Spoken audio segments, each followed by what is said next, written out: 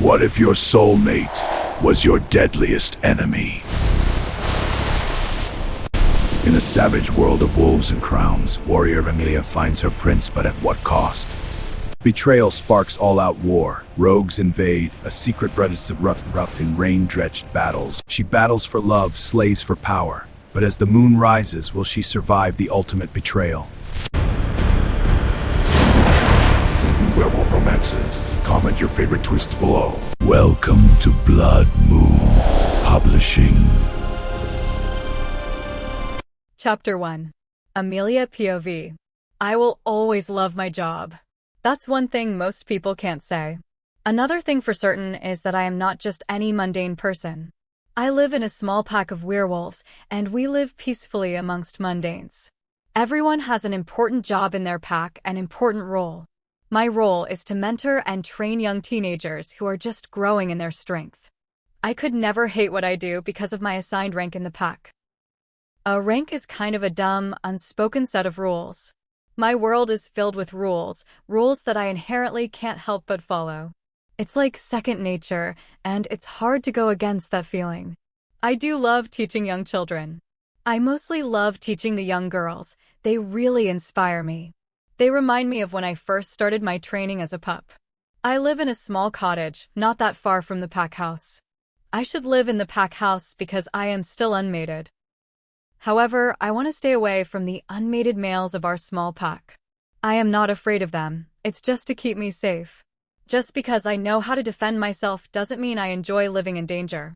A young pup gets their wolf at age 14 and their mate at age 16. I am 20 years old and still unmated. It shouldn't matter as much as it does. However, I am seen as an outcast in my own pack. People find me weird because I don't follow the social norms of our world. I really never have. Being unmated makes it worse. The judgmental stares, snide comments, and rude gossip make it hard to stay sane. That's why I live on my own and away from the chaos. I had to fight for my warrior rank because I am a woman. The Moonlight Pack is made up of 5,000 wolves. We are a smaller pack. They are usually a lot bigger. The bigger they are, the stronger they are. There are a lot of us all around the world. Each one has an alpha and a luna to keep things running smoothly. My alpha's name is Ryan. He is as good as an average alpha can be. I respect him enough. We have both human forms and our wolf forms. Usually, turning is a difficult process, but as you go along, it becomes bearable. The color of your fur is something every wolf looks forward to discovering. However, I've always had trouble submitting to him. My wolf never wants to, but she does because she knows it'll be trouble. A rogue wolf is one that has no pack or family to which it belongs.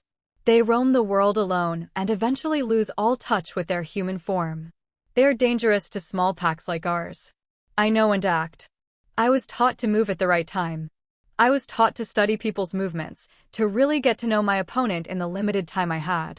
I study their stance and breath, even listening to their heartbeat. I know exactly when to spot a rogue.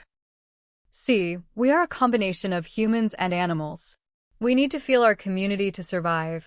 Our goddess blessed us with mates. Blessed is just one way to describe it if you ask me. One person is your chosen soulmate. It sounds like a fairy tale, but it has its pros and cons. Just like the mundane, we need leaders to keep us in check. There is a royal family in the werewolf community. The Alpha King reigns over all the packs and alphas in the werewolf community. The current Alpha King and Queen names are Victoria and Michael. I never really cared for the royal family. Everyone seems to fawn over that family and their heir. I look around and see the young pups practicing hard. Each one of them looked tired and exhausted. All right, that's enough for today. Go home and relax. You have the rest of the week off. I speak calmly. The advanced hearing we have makes yelling the most annoying thing to do. Being around mundanes with constant yelling can be very triggering. They all dropped to the ground in exhaustion. I knew they were tired, but I had no idea that they were this tired. I walked up to my favorite trainee. I know I'm not supposed to have favorites, but I do. The boy had dark skin and warm brown eyes. His hair was perfectly kept in waves. He was short, but not too short. My favorite trainee is Alex. Most of my trainees are ages 14 to 16. I've been training him for just 1 year. Alex was raised by his dad. His mom was lost to a rogue when he was 3. His dad remained strong for the sake of his pup. He was very small when I first started training him. The physical training built up his appetite. He now looked a little bulkier than when I first laid my eyes on him. No matter how many times Alex fell, he always got back up. I took notice of his resilience. These kids have inspired me so much. He's funny and always makes me smile. I am very proud of how much he has grown over the past year. Alex, aren't you sad you won't see me for the rest of the week? I said in a playful tone. My trainees know that they aren't here just to train, but to learn about themselves. This is a safe environment, even though a lot of training happens. This is still a happy and welcoming place. Alex opened his eyes. He was lying on the ground still, like some of the other trainees. He looked up at me. Not really, I'm actually happy, Alex said with a smile on his face and a glint in his brown eyes. I began dramatically gasping and grabbing my chest as if I were hurt. You hurt my heart, Alex. Should I look for a new favorite student? I said in a hushed tone. Some of the other students began grabbing their bags and exiting our training room. I grabbed onto Alex's hand and started to help him up. Take a break for the rest of the week. You worked hard today. I still expect your best next week, though. Oh, I'll bring my best, Ms. Amelia, and I think I'll be ready to face you soon. I almost hunched over in laughter at the statement. Are we getting confident now? Maybe I should challenge you, so I can see you fall right on your butt. Alex laughed and walked to get his bag. Bye, Ms. Amelia. I'll see you next week. My mom and dad are the stereotypical mates. They found each other at 16 and automatically fell in love. I don't understand how you could love someone that quick. My mother is very sweet. She's a teacher and works with children a lot. My father was more strict and the disciplinary figure in the household. There is not much dialogue between us, but he's always there for me. He's harder on my younger brother Evan. My brother Evan is also 15, and I don't train him. Goddess knows I would be tough on him.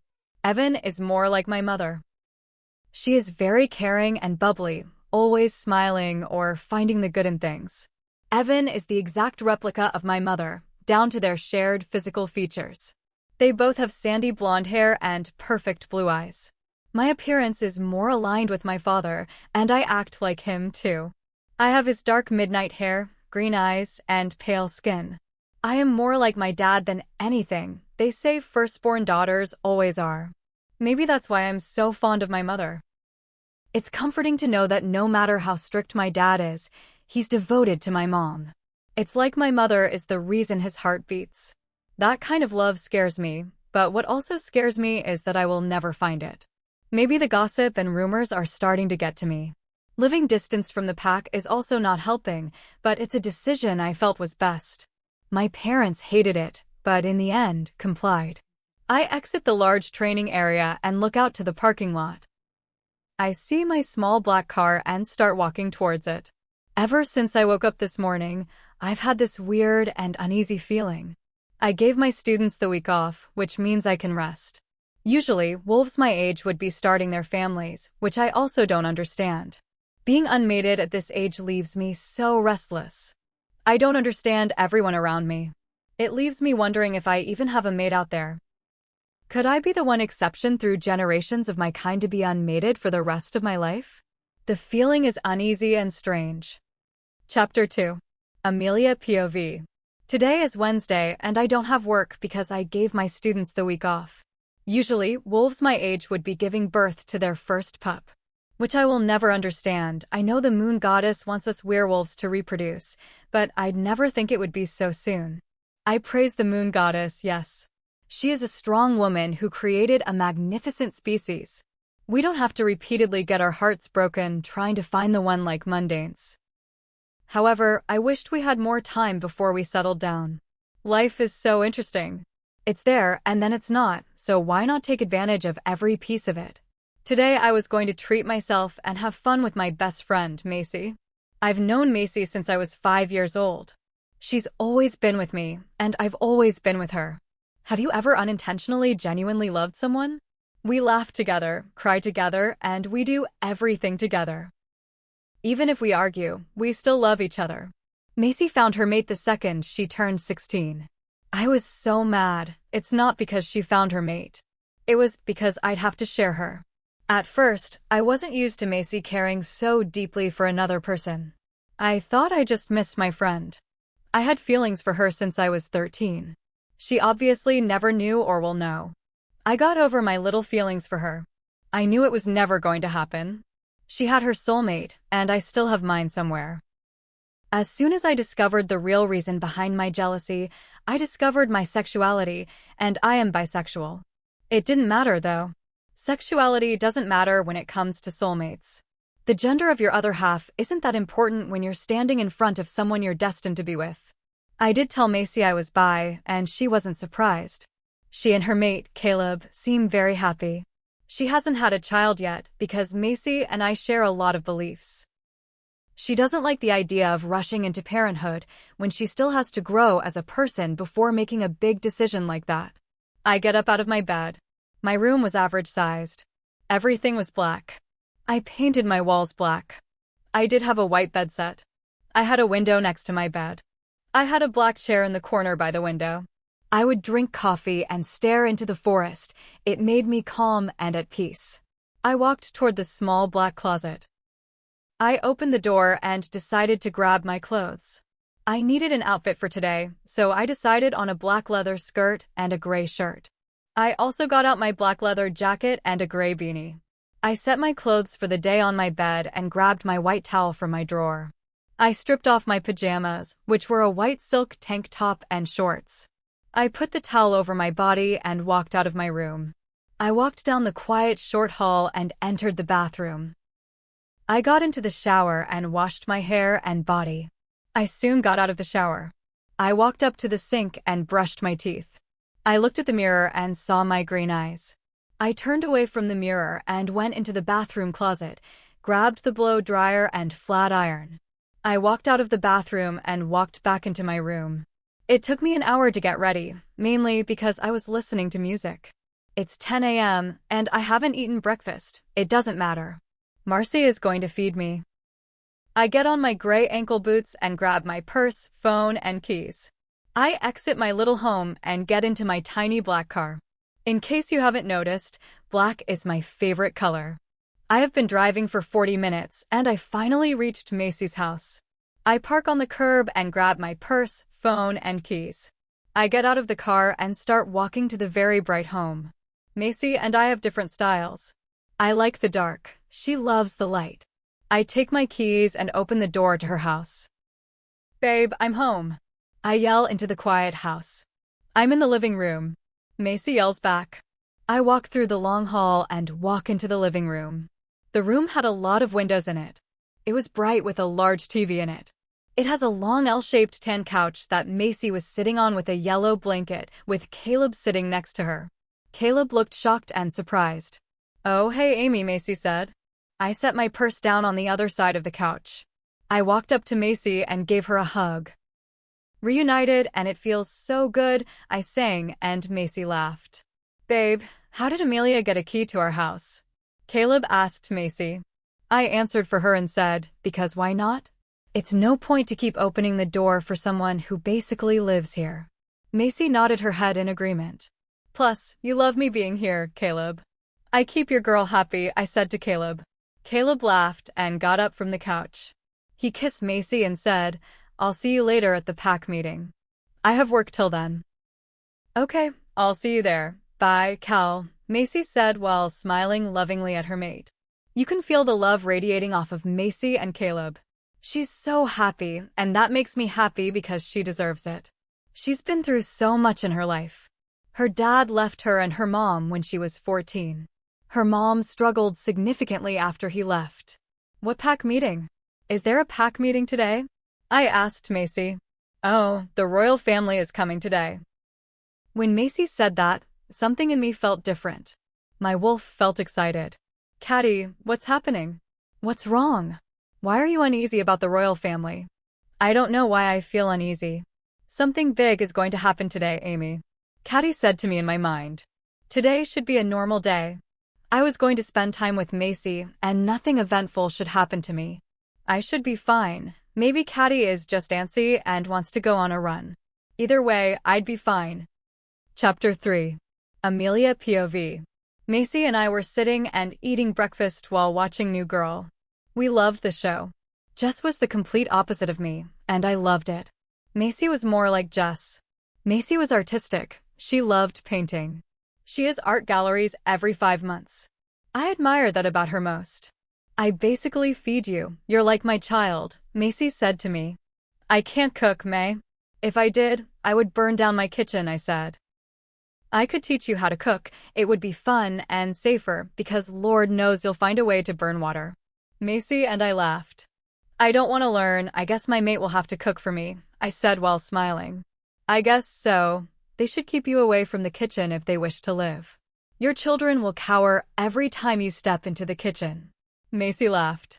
May, are you trying to hurt my feelings today? I said while laughing. Macy picked up the remote and paused the TV. She turned to me, and her expression changed to worry. She seemed afraid. Her brown eyes are a little teary. Macy was beautiful. She had dark brown hair and pretty brown eyes. She had a round face, and she always looked happy. She doesn't cry often unless it's serious. May, what's wrong? What happened? I asked Macy while wiping the tears starting to fall from her soft cheek. I have to tell you something. You have to promise not to get mad. I know you were mad when you had to share me with Caleb, because I was like your sister our whole lives, but I stopped her rambling. May, whatever you have to tell me, just tell me. I won't get mad, I promise, I said to Macy, and then gave her a reassured smile. Amy, I'm pregnant, Macy said. I furrowed my eyebrows. I searched her face, and she was telling the truth. I was trying to register this information. Macy is pregnant with a baby. She's going to be a mom at 20 years old. I wasn't mad like she thought I was. I was just confused and a little sad. I looked at her again, and she looked so happy. She was going to be a mom, and she was happy. I was confused because Macy never wanted to have kids young. Maybe she changed her mind. There's nothing wrong with it. I just have to share her with another person. It isn't just May and Amy anymore. Macy is about to have a family. We can't just go out at night and eat licorice and run around in the dark until 3 a.m. I was sad and happy. I was going to be an aunt, and I was going to be the coolest aunt ever. A tear slipped by and fell. I came out of my thinking and smiled and hugged Macy. I'm so happy for you, Ma. We're having a baby, I said. Macy laughed and hugged me so tight. We cried together, but I think we cried for different reasons. We stopped crying eventually and wiped our faces. We looked at the time, and it was 1:30. Oh, we have to go to this pack meeting, Macy said. I'm going to go with my parents, May. I'll see you later. All right, see you tonight, Amy, and bring my barbecue chips, Macy said. Wow, you're so demanding, May. Have I already become your maid? I said, getting up from the couch. I walked to the side where I dropped my purse, keys, and phone. I dropped my phone in my purse. Yes, it'll last for about 9 months, and then you're free to go. Macy laughed. I walked out of the living room. I walked through the hallways and reached the front door. I opened it and walked out, then locked it. I walked up to my car and got into it. I texted my mom and said I'll meet her at the front of the pack house. I drove for at least 10 minutes until I reached the pack house. People started gathering in front of the building. I saw my mom, Dad, and Evan standing right where they said they'd be. I parked the car and got out. I walked to them and hugged Mom first. Hey, Mom, I missed you. She hugged me back and kissed my head. I hugged Dad. Amy, you should come home more often. Your mom and I sometimes miss you. I kissed my dad's cheek. I missed you too, Dad. I moved to Evan and pushed him. What have you been up to, idiot? You should have seen that coming, I said to Evan while smiling.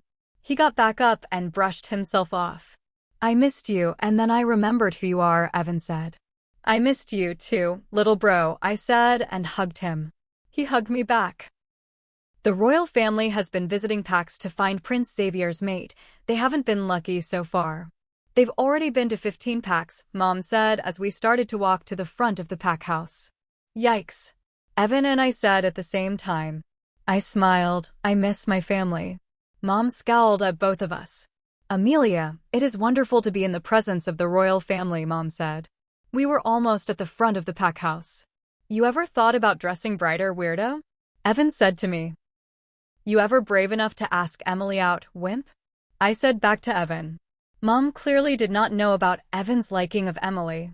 She glared at Evan and said, we'll talk about this later.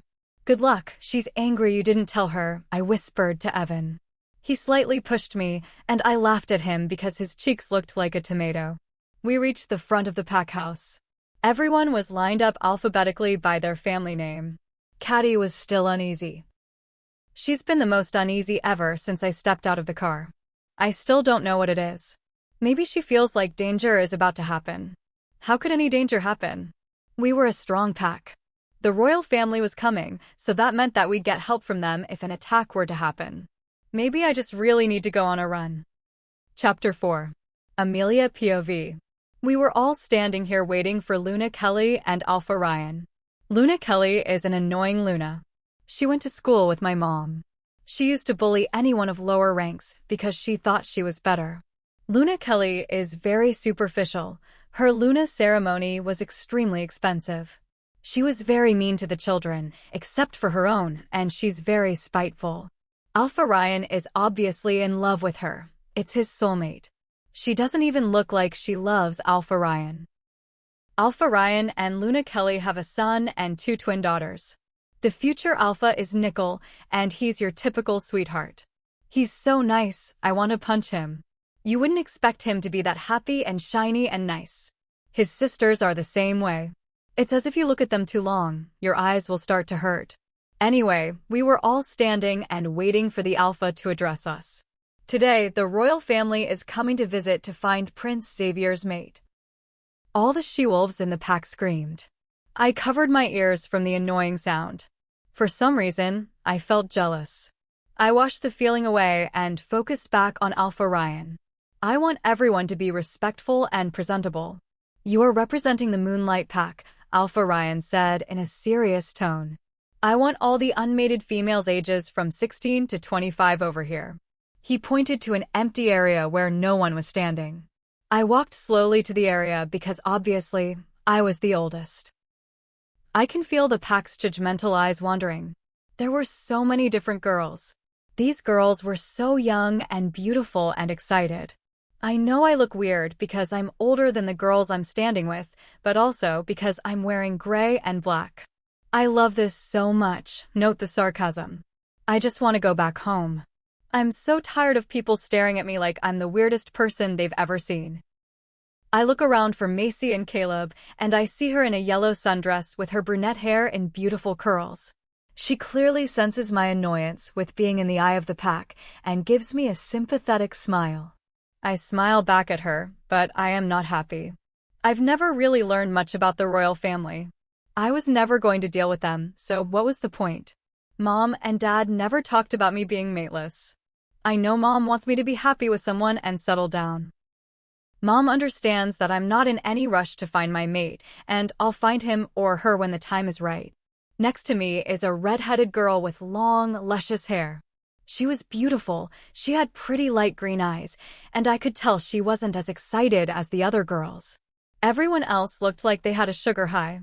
Honestly, it was making me sick how excited people were. Everyone, the royal family is going to be staying for 3 days. You are to treat them with respect, Alpha Ryan said. They will be staying in the upper level of the pack house. That shouldn't be a problem because no one sleeps up there, Luna Kelly said. If you do something to embarrass our pack, then you will be punished, Alpha Ryan said.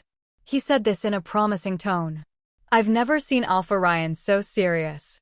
This must mean the royal family is on business. I could tell Luna Kelly was excited. She was excited for her daughters. They just turned 16, and she was eager to see if one of them was the mate of Prince Xavier. This angered me, and I don't understand why she'd want one of her daughters to be future queen of the werewolves. We all stopped and looked toward the 8 black cars coming towards the pack house. They were black SUVs, very typical. I rolled my eyes. This is going to be a long 3 days, I could tell. Soon, the loud cars came to a stop. In the first car, there was a pristine man who stepped out and closed the door. He was wearing an all-white suit with black sunglasses. I hate it here. Why is this so cliché? I was trying to hide my annoyance so I could try to be respectful. I reached up and tugged my beanie down some more. It's really cold today, maybe I just have shivers. Caddy is really annoying me now with the pacing in my head. I can't think straight. She feels excited and nervous at the same time. Right after this, I'm going for a run. 4 more men got out of the first SUV and walked to the 4th SUV and outwalked Queen Victoria and King Michael. Soon after, Prince Xavier walked out of the SUV. I kept my head down. The air was starting to suffocate me. I couldn't breathe. The intoxicating smell was so strong. It was like it wanted me to die from just smelling it. It smelled like pine, and it smelled so good. Alpha Ryan and Luna Kelly moved closer as the royal family came close to the pack. I lifted my head, and I saw Alpha Ryan and Luna Kelly bowing to the king and queen. Not a second later, Prince Xavier was going down the line of young, unmated females. I could feel my heart thumping out of my chest. I felt tingles all around me. I quickly put my head down. The truth was going to come out, and I wasn't ready for it. I knew what was going to happen.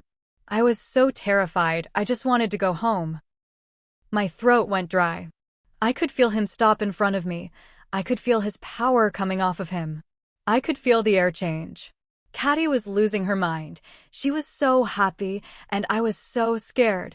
Once I looked up, I knew everything was going to change. I wasn't ready, my God, why does this have to happen to me? I felt his warm fingertips on the bottom of my chin. It sent shivers down my spine. I wanted more of his touch. It's like my body needed it. I wanted to throw my arms around him. He lifted my chin up slowly, and everything paused.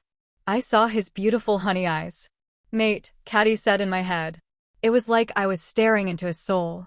We were so close I could hear him breathing. His steady breathing was the best music I could hear. He nearly stopped my breath. It felt like I was floating. His honey eyes were staring into mine. He took his hand off my chin and softly grabbed my hand.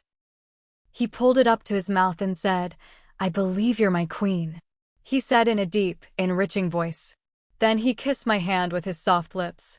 Oh my God. Chapter 5. Amelia POV. We stood there for at least 2 more minutes just looking at each other. Queen Victoria cleared her throat. I finally got to thoroughly look at the queen and the king. They both had dark hair and brown eyes, just like Prince Xavier. Xavier was still holding my chin, and I didn't want him to let go, but he did. He stepped away and stood next to his mother. I have found my mate. The search is over, Prince Xavier said. Everyone could hear because we had super hearing and could hear you if you just talked. I was still in shock. I didn't even want to see the expression on my parents' faces or Macy's. I just wanted to go home and brush this whole day off. I was afraid that if I were to look at Prince Xavier again, I wouldn't be able to keep my eyes away. I could tell everyone in the pack was shocked. It was getting really awkward with the long silence. Okay, then I will escort you to where you'll be staying, Your Majesties, Alpha Ryan said. Prince Xavier stepped forward again and said, Actually, I'm going with my mate. I'll have Oliver bring my bags to my room. Prince Xavier said in a deep voice. Oh God, I wasn't ready to hold a conversation with my mate. I can't even fathom that he's my mate yet. It's still registering. Alpha Ryan turned to the pack. Everyone is dismissed and can go home. Everyone started walking away. I stayed where I was. I had no idea where to go. Queen Victoria stepped in front of me. She smells like flowers. She wasn't smiling. She looked at me up and down as if she was analyzing me. She finally smiled, and she was so beautiful. I can see why she's adored by everyone. Also, I can see why she's so intimidating. I can feel so much power from her. I can't wait to be alone, so I won't have to feel the weight of the air anymore. I bowed my head in front of her, and she looked pleased. She turned towards the king, and he stayed silent. He hadn't uttered a word at all. Queen Victoria went back to his side and looked at him. I could tell they were mind-linking each other. The queen and king both nodded their heads and followed Alpha Ryan and Luna Kelly. I turned to watch them walk away. I look around, and I don't see my family. They must have left to give me some space. I know Macy is probably freaking out. How can she freak out when I'm about to freak out? I'm currently turned away from Prince Xavier. His scent is still in the air and it's heavy. My throat is really dry and I need water. I can feel Prince Xavier directly behind me. I feel his body heat against my skin, and I shiver involuntarily. I know we're alone, and that scares me so much. I feel his breath on my neck. He grabs my waist and rests his face near my neck. My body feels like it's on fire. I take in a deep breath. His hand that's on my waist slowly turns me around to face him. Now I can see his face up close. His jaw is so sharp. I've never seen someone so beautiful. "What's your name?" he said, and his voice is so deep that every time he talks, my spine shivers. I have to respond with this huge lump in my throat. "Amelia. Amelia Darwin," I say confidently, and I step away from his embrace. I finally look at what Prince Xavier is wearing. He's wearing an all-black suit, and his hair is in his face. "In 3 days, you will come back with me to the palace," he said. He was serious. There was no humor in his face. I can't even deal with this right now. My life is about to change. I don't like change. It takes me a while to get used to it. I just can't handle all of this. I want to protest because I'm not ready for all of this yet. I know I'm going to have to say goodbye to Mom and Dad. I'm not ready to leave the pack and my students. I have to leave because a man is a prince. Caddy growled in my head. She obviously is already attached. She growled at that too. I've been quiet for too long, and I know he's waiting for my response. "Okay, I'll be ready to leave by then."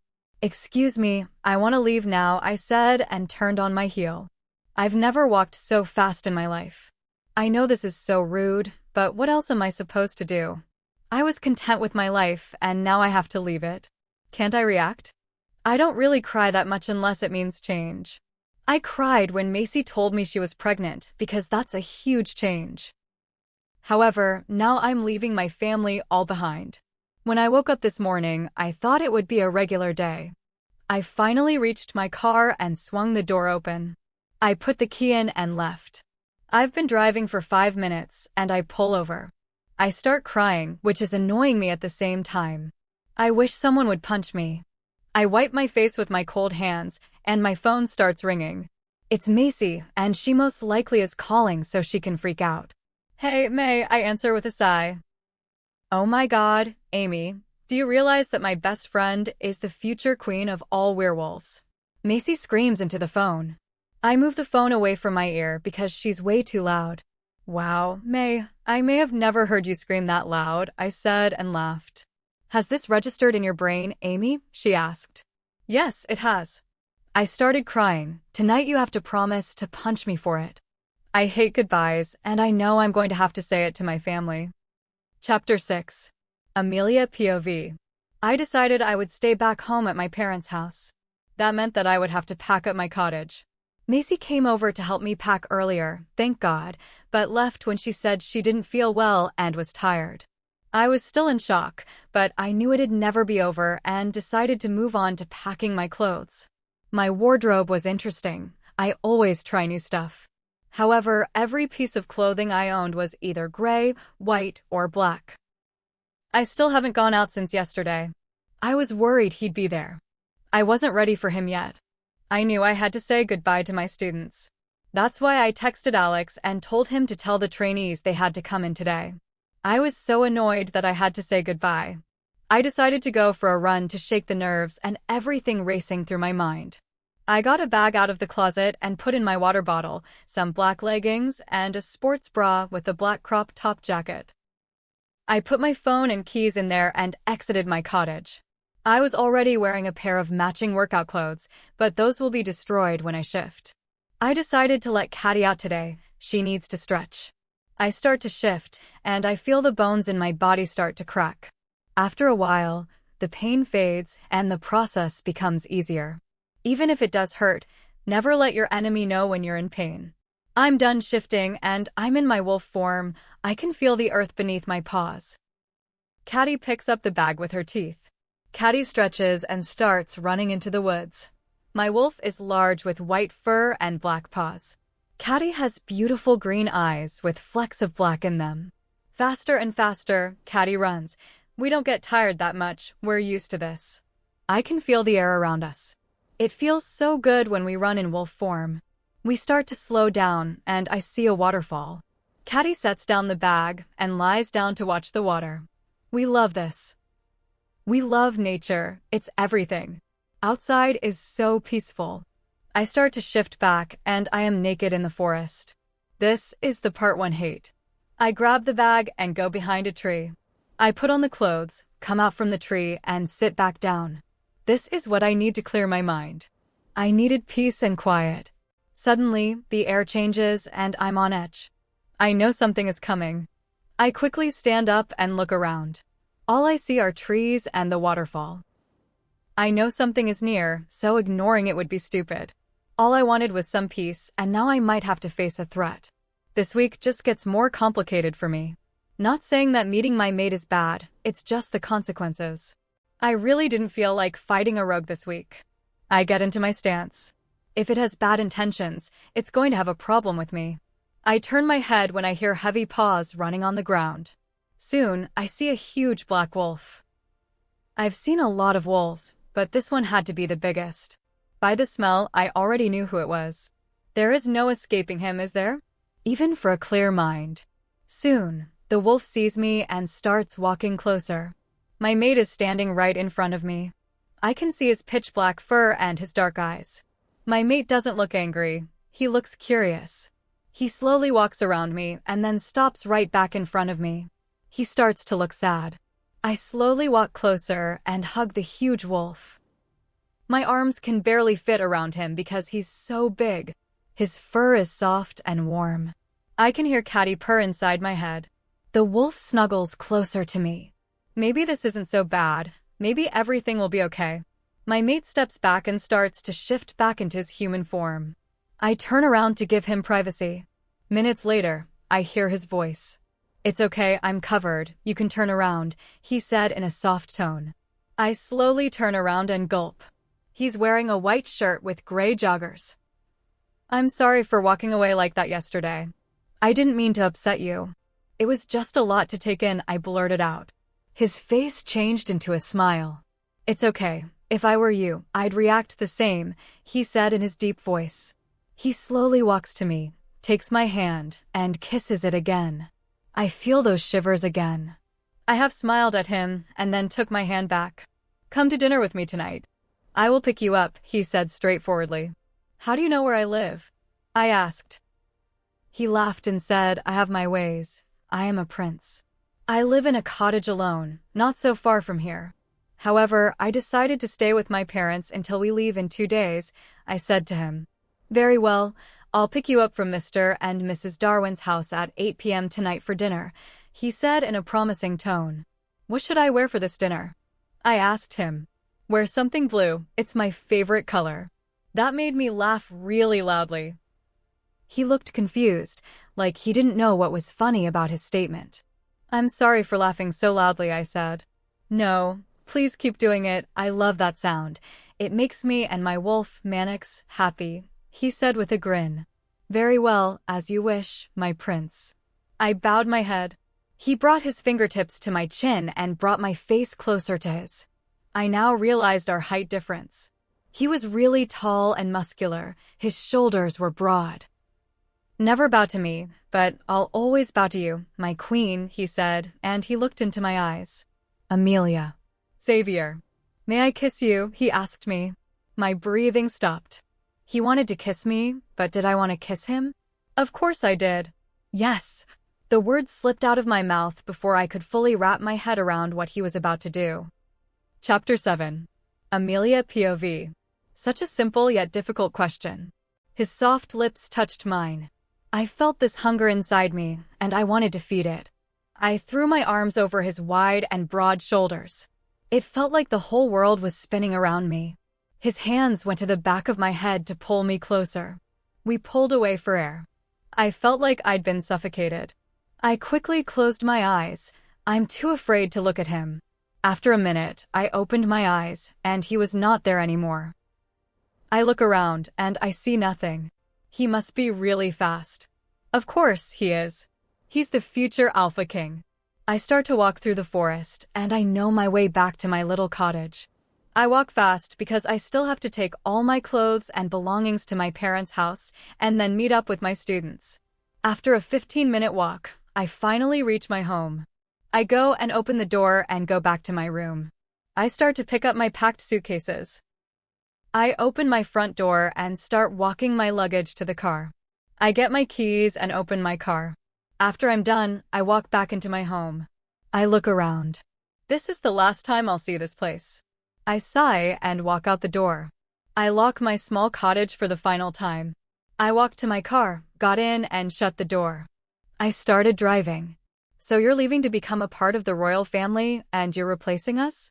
Evan said in an angry tone. I've never seen him this angry. I know he loves me, even though when I lived in the house, we used to fight and argue all the time. I guess the dork really does care. No, I'm not replacing you, Evan. I have to go. I found my mate, and he happens to be the prince, so now I have to leave. I put my head down and started to rub my temples. This was giving me a headache. I need some medicine. Today was going to be tough because I had to say goodbye to my trainees. Honestly, it was frustrating.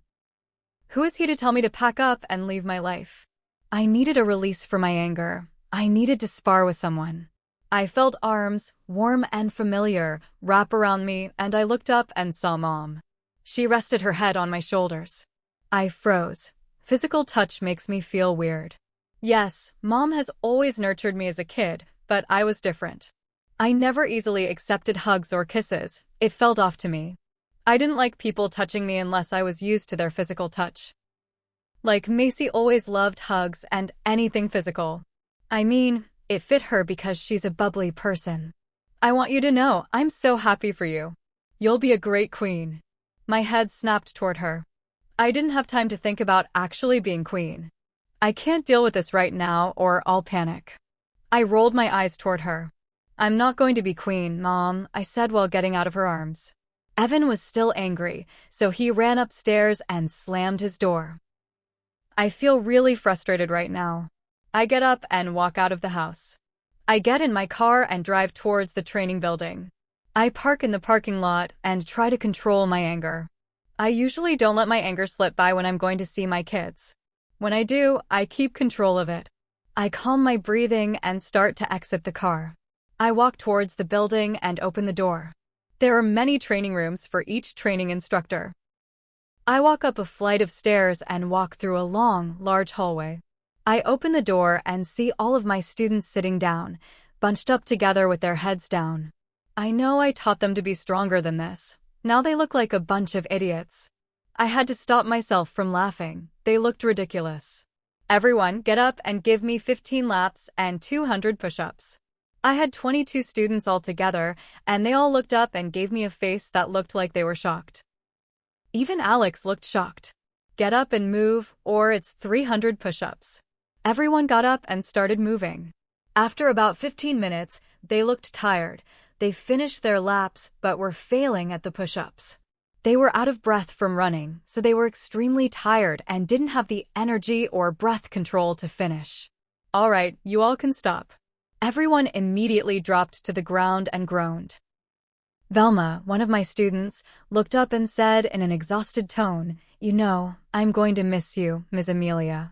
I had no time to deal with a bunch of sad teenagers, because it would make me angrier that I have to leave them. If any of you cry, you're going to have a worse workout tomorrow. Yes, you have training tomorrow. Everyone groaned again. I'll miss you all too. Don't mess with your new training instructor. I'm always going to be your instructor, no matter how old you all become, I said while grinning. Okay, you all can go. I'll see you tomorrow. Everyone started exiting the training area, and Alex stayed behind, sitting on the ground. I bent down to him, and he lifted his head. Are you really going to leave? You were the only one who believed in me when I didn't even believe in myself. Now you're just going to leave me all alone. My heart clenched. Alex was like a second brother to me. I grabbed his arm. Alex, you don't need me. You never needed me. I just happened to be there to encourage you. You have always been fighting the battle. You just need the right strategies, I said to Alex. He smiled, and he looked adorable with his boyish grin. That doesn't change the fact that you moped after I specifically said no moping. So I guess you'll have to work extra hard tomorrow, I said in a strict yet amused tone. Wow, you're going to make a great queen. You sure got the bossy part down, Alex said. And for the first time, someone mentioning me being queen didn't make me sad or angry. I laughed really loudly. I was really going to miss this place. I put my arm around Alex's shoulder, and we walked out of the training area. Chapter 8. Amelia POV. It was 6:30, and I was in my old room at my parents' house. This room brings back so much nostalgia. I smiled while looking at the medium-sized space. The walls were white because Mom never would let me paint them. Everything in this room was light. The window was small, and my desk was underneath it. I always liked the color black as a child, but Mom refused to make it my whole wardrobe or a room. After moving out, I sold my old colorful clothes and gave the rest to Macy. Now all I own is gray, black, and white. I was sitting at the desk, looking in the small mirror, and I decided to wear makeup tonight for our date. I'm going on a date with a man who is the prince of all werewolves, and he is my mate. At this point, it's too exhausting to freak myself out. This is ridiculous.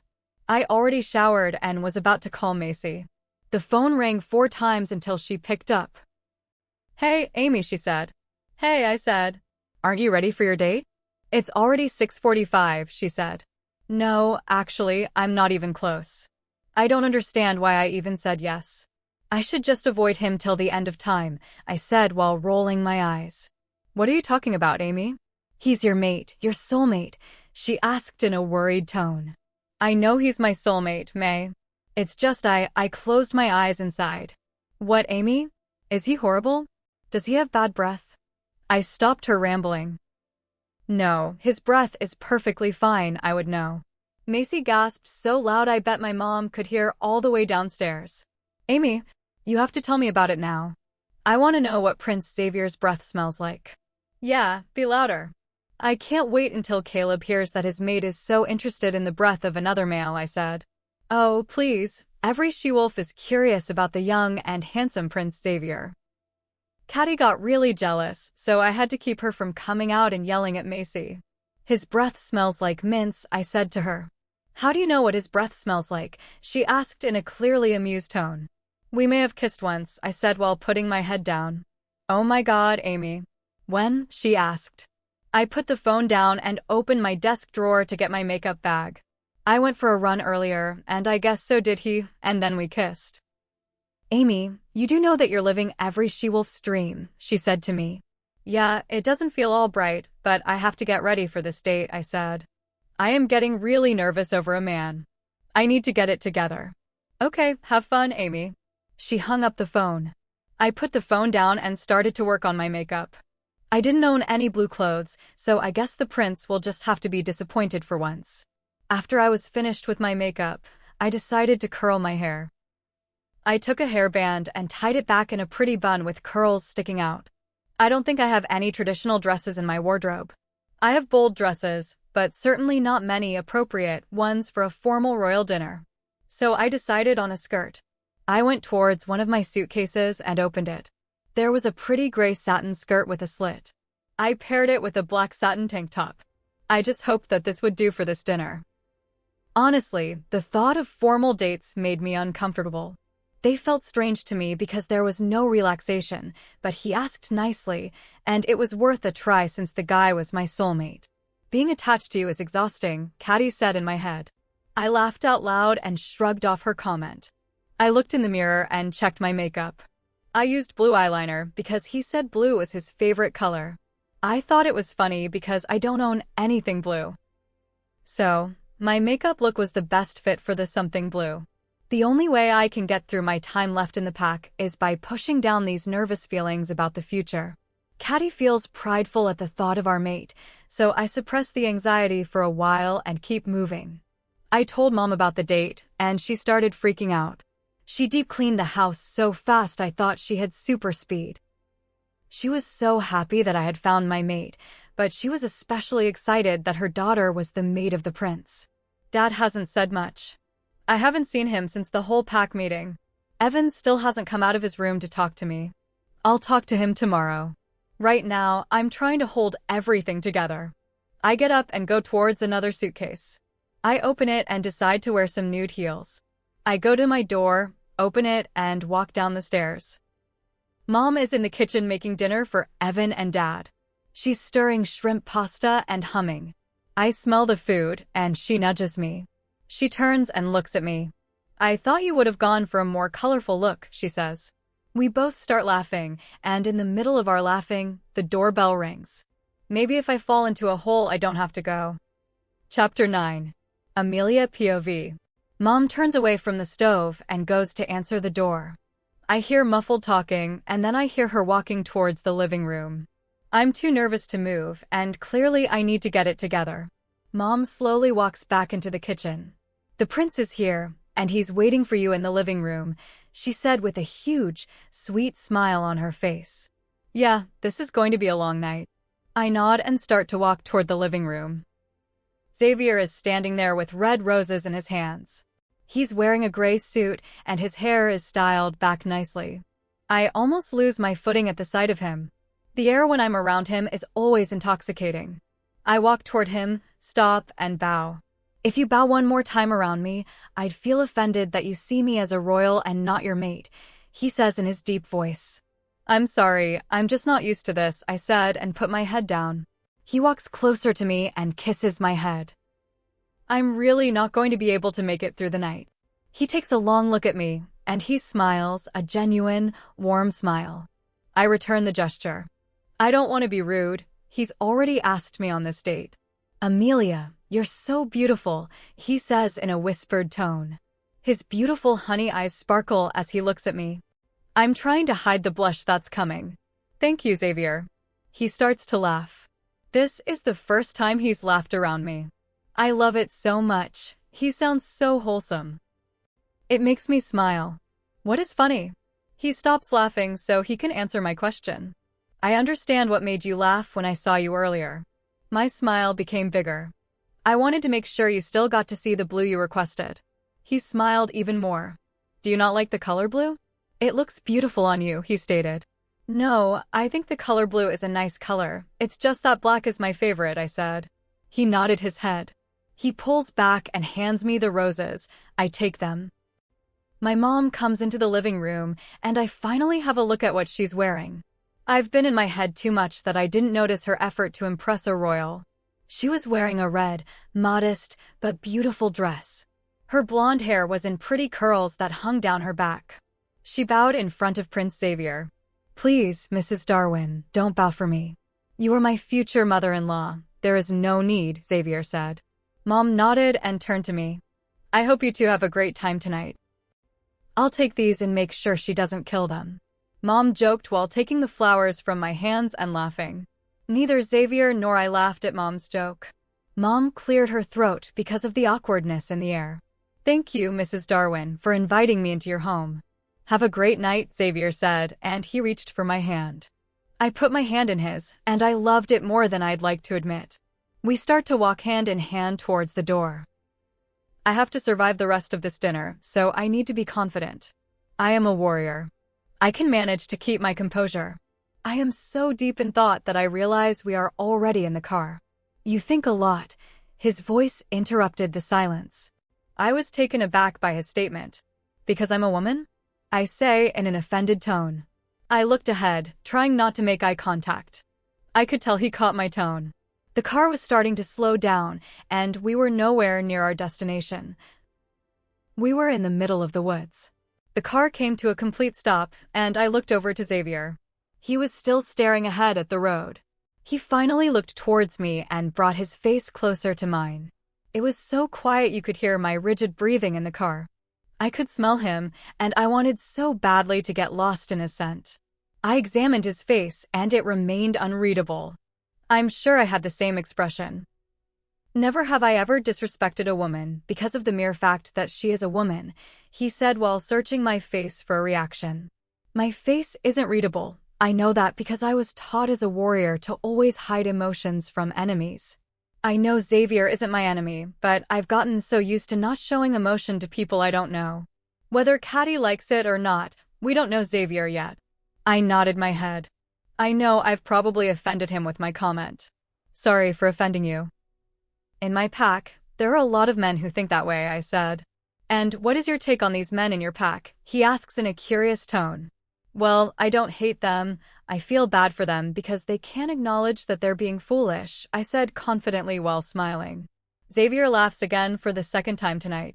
I examined his face more, and he had a dimple when he smiled. He is so handsome, no wonder people fall at his feet. Amelia, his voice interrupted my thinking. Yes, I responded with some confidence. He was looking ahead towards the road again, and he looked indifferent. What is your definition of dominance? He asked. Complete control over something or someone. I might be wrong, but that's my definition, I say, still looking at him while he's faced away from me. Why? I asked in a weary tone. I crave to protect and lead my kingdom. I also crave to lead my mate, he said while turning his head to look at me. Chapter 10. Amelia POV. My mind went blank, and I could feel Caddy wanting to come out, which is only natural. He wants to lead me, that is also natural. He is the future Alpha King. I don't know how that makes me feel. I close my eyes and take a deep, long inhale. The whole car was full of his scent. Caddy finally calms down in my head. The pacing isn't helping. I open my eyes and look at Xavier. He's been watching me this whole time. Does your definition of dominance change? His deep voice asks me. I had to think. If my definition changed, it meant he had some sort of effect on me. It would be crazy if he didn't have an effect on me. I'm his soulmate. I still haven't accepted the royal part of the situation. It's not an easy subject to grasp. My definition of dominance meant wanting complete control over me. That would mean I have a negative connotation of the word. No, I'm biased toward the word. I give it a negative connotation, I say with confidence. I can't blame you if you do. It's often framed in a poor light, he said with an unreadable expression. I nod my head. I don't know how I feel about this conversation, and that makes me uneasy. I decided to pull out my phone to distract myself during the car ride. I know it might come off as rude, but I'd do anything to get out of this awkward situation. Before I knew it, we had arrived. I looked outside the window, and we were in front of a very nice restaurant. The vibe of the place was pleasant. Pretty lights hung all around the exterior. I could see right through the front because the glass was so clean. Xavier shuts off the engine and leaves the car. He comes to my side and opens my door. I nod at him and I finally look back. There are 2 cars worth of guards for him. I mean, he is a royal, so he should be kept safe at all times, even for outings like this. Xavier places his hand on my lower back and guides us towards the door of the restaurant. We walk in and are immediately tended to by a young blonde man. He looks about my age, and he's quite handsome. He smiles at us. Reservation under Harrison, Xavier says. The man looks down at his pad and looks up, smiling again. Yes, right this way, sir. He nods and starts walking toward what I assume is our table. It wasn't a long way. It was a pretty booth with a nice candle in the middle and menus. Xavier and I take our seats, and the waiter stands in front of our booth. I will be your waiter tonight. My name is Gavin, and I'm going to ask you for your drinks first, Gavin said. We'll start off with white wine, Xavier said, speaking for both of us. I didn't care what I drank tonight, so I nodded. Gavin quickly walked away, so now I'm left alone on this date with this man. Amelia, how old are you? Xavier said while looking at me. I leaned back into the booth. I want to be relaxed. I'm 20, what about you? I'm 22, but I'm rethinking the wine because you're only 20, Xavier says with a grin. I let out a laugh, making sure I wasn't too loud. This seemed like a quiet place. Please, I've had my fair share of nights out, I said while shrugging and picking up my menu. Please tell me, I want to know. I looked at Xavier, and he looked intrigued. Macy and I used to have some wild nights after her mom left. Macy is the normal bubbly type that you love, but also want to punch. Well, my best friend Macy and I used to sneak out quite a bit, but you have to promise not to tell my mom, I said. Well, Mrs. Darwin seems like a nice woman. I don't know how she'd react if she found out her daughter was sneaking drinks, Xavier teased. I smiled at him, and he smiled back. She almost caught us one time, I said while hiding my face behind the menu. I felt more relaxed, like I'm just talking to someone I've always known. "Oh, please tell me," he said dramatically. "Well, Macy and I had just come from a party that we definitely weren't supposed to be at. I sneaked away while my dad was asleep. Mom was over at a coworker's house, grading papers. We were both pretty far gone. We got home first, but as soon as we walked in, Mom was pulling into the driveway. We ran upstairs and got into our pajamas, but we left a mess in the living room. So we had to run back downstairs. By that time, Mom saw us. I get loud when I've had too much, and Macy is just a mess, so we were standing there like statues with our eyes wide open. I laughed when I remembered how Macy looked. Xavier laughed when I mimicked our expressions. Gavin had come back with our drinks. "You can order when you're ready," he said. "I'll have a steak, medium rare," Xavier said while putting his menu down. "I'll have the shrimp pasta with garlic bread," I said and smiled at Gavin. I don't know why I'm smiling so much. Tomorrow, I'm going to ask Macy to talk some sense into me. Maybe this mate thing makes you soft. Chapter 11. Amelia POV. "Amelia, how much do you know about my family?" Xavier asked. I try to think about how much knowledge I actually have. I know they live far from my pack, aeroplane far. They live on a different continent, in France, within a tropical forest. That is where the royal palace is, hidden from mundanes. I know the royal family members are Queen Victoria, King Michael, and Xavier. I don't know a lot about the royal family, I said while nodding, trying to recall any other information. So that explains your behavior when my family and I arrived. I gasped and then briefly hid my face behind my hands again. Explain to me what my behavior was, I said, uncovering my eyes to look at him. He chuckled slightly. Well, you seemed very annoyed. Did that anger you? I asked him. He took a long pause to think. It did indeed. However, your temper and mine will most likely clash in the near future. He said it as if it were a simple fact. Of course, it's true. My temper is unpredictable. Gavin came back with our meals and set the plates in front of us. I smiled in delight. It smelled so good. It's been a long time since I ate out. I usually only did it with Mom, Dad, and Evan. Sometimes I'd go with Macy, but that wasn't very often. I picked up my fork and took the first bite. It tasted so good. I'd probably want to order from here all the time. Then I remembered I won't be around for long. I sighed and took another bite. How do you like your food? Xavier asked. It's good. I've never eaten here, and it's not that far from our territory, I said, looking around the homey yet sophisticated restaurant. I stopped myself from taking another bite to watch Xavier cut into a steak. I scrunched my nose, and he looked up at me. You don't like steak? I shook my head no, and he laughed. Xavier, can I ask you a question? After he took a bite, he nodded. I am a warrior-ranked wolf in my pack. He cut me off. That's debatable, he said, sitting back. What do you mean? I asked, confused. He took a sip of his wine. Well, you're my soulmate. You were born a queen. Your rank was always queen. My throat went dry at the mention of being queen. It still hasn't registered for me. However, whenever it's mentioned, Caddy gets a power boost. Xavier noticed my discomfort and smirked. His state confused me. What does he really want? I'll never know what he truly wishes. He wants to lead, and Caddy wants to follow. That doesn't mean Caddy, or I won't put up a fight. After a moment of comfortable silence, I called our waiter over. Can I have my same order in a to-go box? I said sweetly. Gavin looked confused. You want me to put your food in a box? He reached for my half-eaten plate. I stopped him. No, I want a second serving of my order, but in a to-go box, I said. He laughed nervously and rubbed the back of his head. Oh, I'm so sorry. He trailed off, wanting to know my name. Amelia, I said, still smiling. Well, I will get it to you right away, Amelia. Gavin walked away to fulfill my request, and I turned back to my meal. That was unnecessary, Amelia, Xavier said, cutting another piece of steak. I finished chewing. What do you mean? How do I say this? You were very forward with our waiter, he said with a scowl. I chuckled because I certainly wasn't flirting. I was just being nice, I said, using air quotes. I used to work as a server, and sometimes people were mean, I added, taking another bite. You worked as a waitress? Xavier asked with an eyebrow raised. Yes, I did.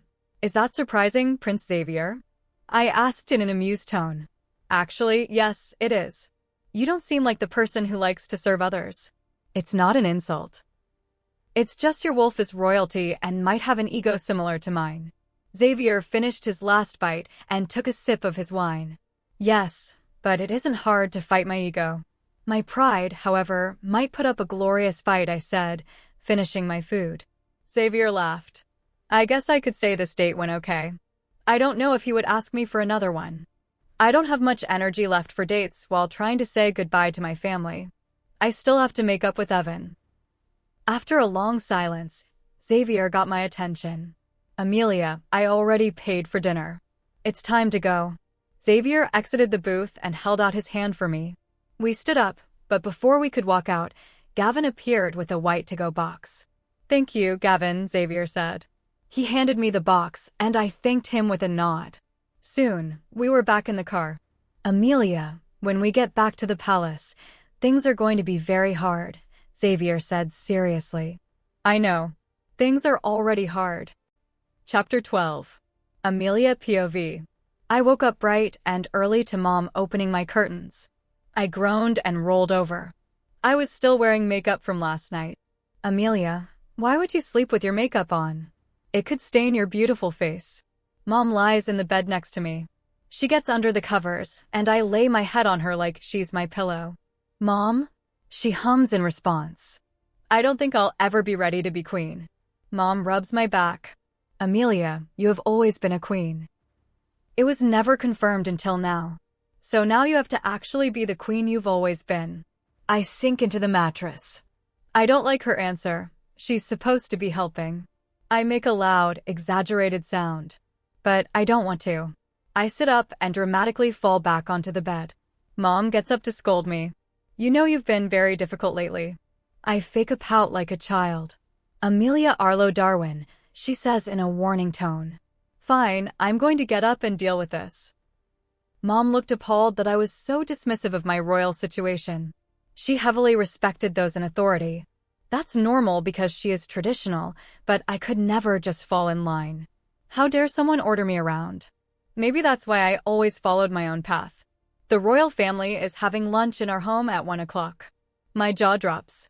Why are they coming to my safe space? I am going to have to suffocate from the power radiating off them. I didn't even realize I had to officially meet the king and queen. I roll my eyes at my own stupidity. I have to talk to Evan before they come into our home. He's still so upset that he wouldn't talk to me last night. Mom, that wasn't necessary, I say worriedly.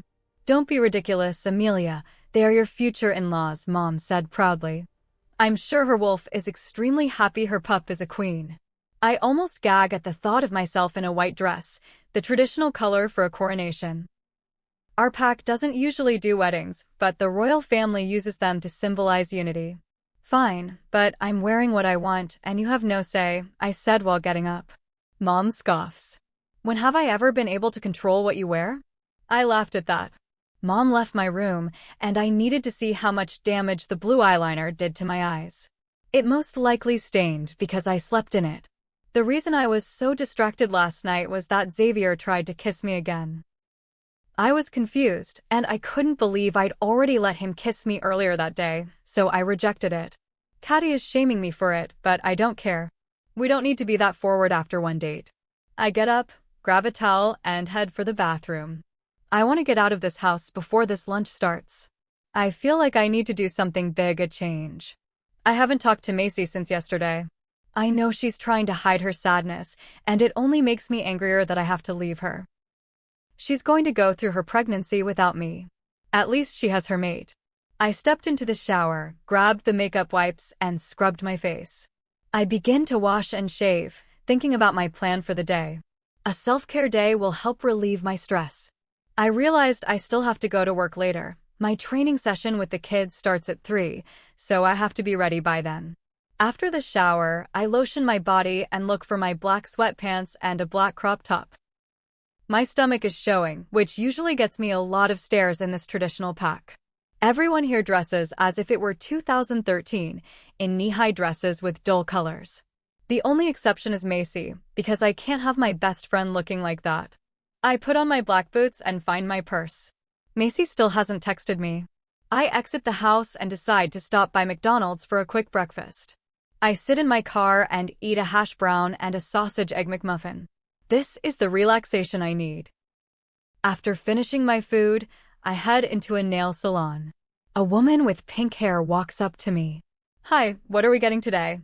"Full set with gel polish," I said. She led me to a station. I picked black with a silver dot in the middle of each nail. I went for an almond shape, not too long, but not too short. I liked the result. It made me smile. Next, I went to the hair salon to see my stylist, Avery. When she saw me, she rolled her eyes. I laughed. "I thought you would miss me." "That's exactly why I don't miss you." "I hope you didn't mess up your hair," she teased, hugging me. We went to her station. "So, what are we doing?" "I want bangs," I said proudly. She smiled. "But I also want silver at the bottom," I added. "You must think I'm a superhero," she said, shocked. "Please, Avery," I said with my best puppy dog eyes. "Fine, but only because I love you." She got to work, and 2 hours later, I was definitely happy with the result. Chapter 14. Amelia POV. Xavier stepped back and wiped his mouth. I still couldn't think properly. "I am staying with you for the rest of the day," Xavier said, smirking because he could see his effect on me. I tried to control myself. "No, you can't just." I was interrupted by Xavier moving close to me again. I could yet again smell his minty breath. I sucked in a breath and closed my eyes. Every time I'm around this man, I feel like I can't breathe. I slowly open my eyes again. His jaw clenches, and the intensity of his gaze is overwhelming. "Amelia, I don't like repeating myself. I would like to spend time with you." I wish he would shut up. His voice affects me more than I'd like to admit. This annoys me, and my annoyance clearly doesn't please him. "Fine, but let me freshen up and talk to my brother," I said with certainty. Xavier nods and steps back. He takes my hand and places a delicate kiss on it. We started walking out of the forest toward my house. Xavier places his arm around my waist as we walk. Soon we reached the house and I opened the door. Xavier stood by the entrance and nodded. I made my way up the stairs and decided to change because it was hotter than I thought. I opened the door to my room and pulled an outfit from one of my suitcases. I settled on a gray tank top and some black shorts. I grabbed my water bottle and put my hair in a ponytail. I loved how my bangs made the look way better. Now I have to get emotional and talk to Evan. I walk out of my room and head to his. I banged on the door loudly. "Open the door, or I'm kicking it in," I say. Evan opens the door and rolls his eyes. "What is your problem?" "I'm the one who should be asking you that," I said while walking into his messy room. "My problem is you," he said harshly. I sat down on the corner of his bed. "I'm seconds away from losing my temper with you," I said. He sat at his desk chair and paused his game. "I'm sorry. I'm just mad that you're leaving," he says, exhaling. "That's fine because I'm upset too, Evan. I didn't count on leaving at all. I've been so frustrated that I wanted to lash out at everything. I am battling myself every day. However, I have to admit there's a part of me that wants to go with my mate. I hate to leave my family, but I have a huge responsibility now." I saw that he started crying. "I'll visit all the time, plus you'll get to brag that your sister is a future queen," I said, posing, and we both started laughing. "Okay, I have to go, but make sure you clean this room," I said, getting up. "Get out," Evan said, turning his chair back around and resuming his game. I quickly exited. This is going to be a long day, especially with Xavier nearby. I headed back to my room to grab my purse, keys, and phone. I walked down the stairs and didn't see Xavier where I left him. I headed toward the living room and saw him looking at a picture of me in the 6th grade, smiling at a dance competition. "I'm ready," I said. Xavier turned around. He looked me up and down. "Your beauty is striking," he said. I sucked in a breath and released it slowly. "Thank you." He walked toward me. "Where shall we go, Leah?" He said it in his husky voice. I jerked my head back and made a face. He clearly saw my reaction and laughed slightly. This made me smile, but I quickly stopped. I wanted to give you a nickname, just between us. His face became serious, and he leaned in close. May I kiss you? I slowly nod, and then I feel his lips press against mine. I kiss him back in a slow, sensual way. Caddy is always in a great mood whenever I'm around Xavier. He pulls away and grabs my waist. So, where are we going first? We are going to meet my best friend, Macy, and then I have to get to work and tell my students this is the last time we'll see each other for a while, I said, moving out of Xavier's hold. I opened the door and saw the black SUVs waiting. We reached the car, and I gave him Macy's address. I pulled out my phone and texted her that I was on my way. She told me she was stress cleaning because Xavier was coming. I laughed and put my phone away. The car ride was silent. Macy, this is Xavier. Xavier, this is Macy, my best friend, I said once we arrived. Macy began to bow. You don't need to do that. You're close to Amelia, so there's no need, Xavier says. Macy nods and turns to me with a smile. I go to hug her, but I know I have to tell her the news. I rub her stomach, and she laughs. You have to bring my best friend back to visit often. Xavier nods. I'm sure Amelia will demand it anyway, he snickers. I roll my eyes and laugh slightly. Hey May, can we talk? I say seriously. Her face changes. Yeah, sure. I'm leaving tomorrow morning, I say to her slowly. I can see tears start to form in her eyes. What? She says weakly. Everything is fine. We're going to be fine. Just breathe with me, May. We start breathing together as we walk toward the living room. I turn back to Xavier, and he waves me off, letting me know it's fine. We reach the living room, and she falls face forward on the couch and screams into a pillow. Hey, you can't do this to me, you promised. She sits up, yelling through her tears. No, May, you can't do this to me. I didn't act like this when you found your mate. I yelled back, starting to cry.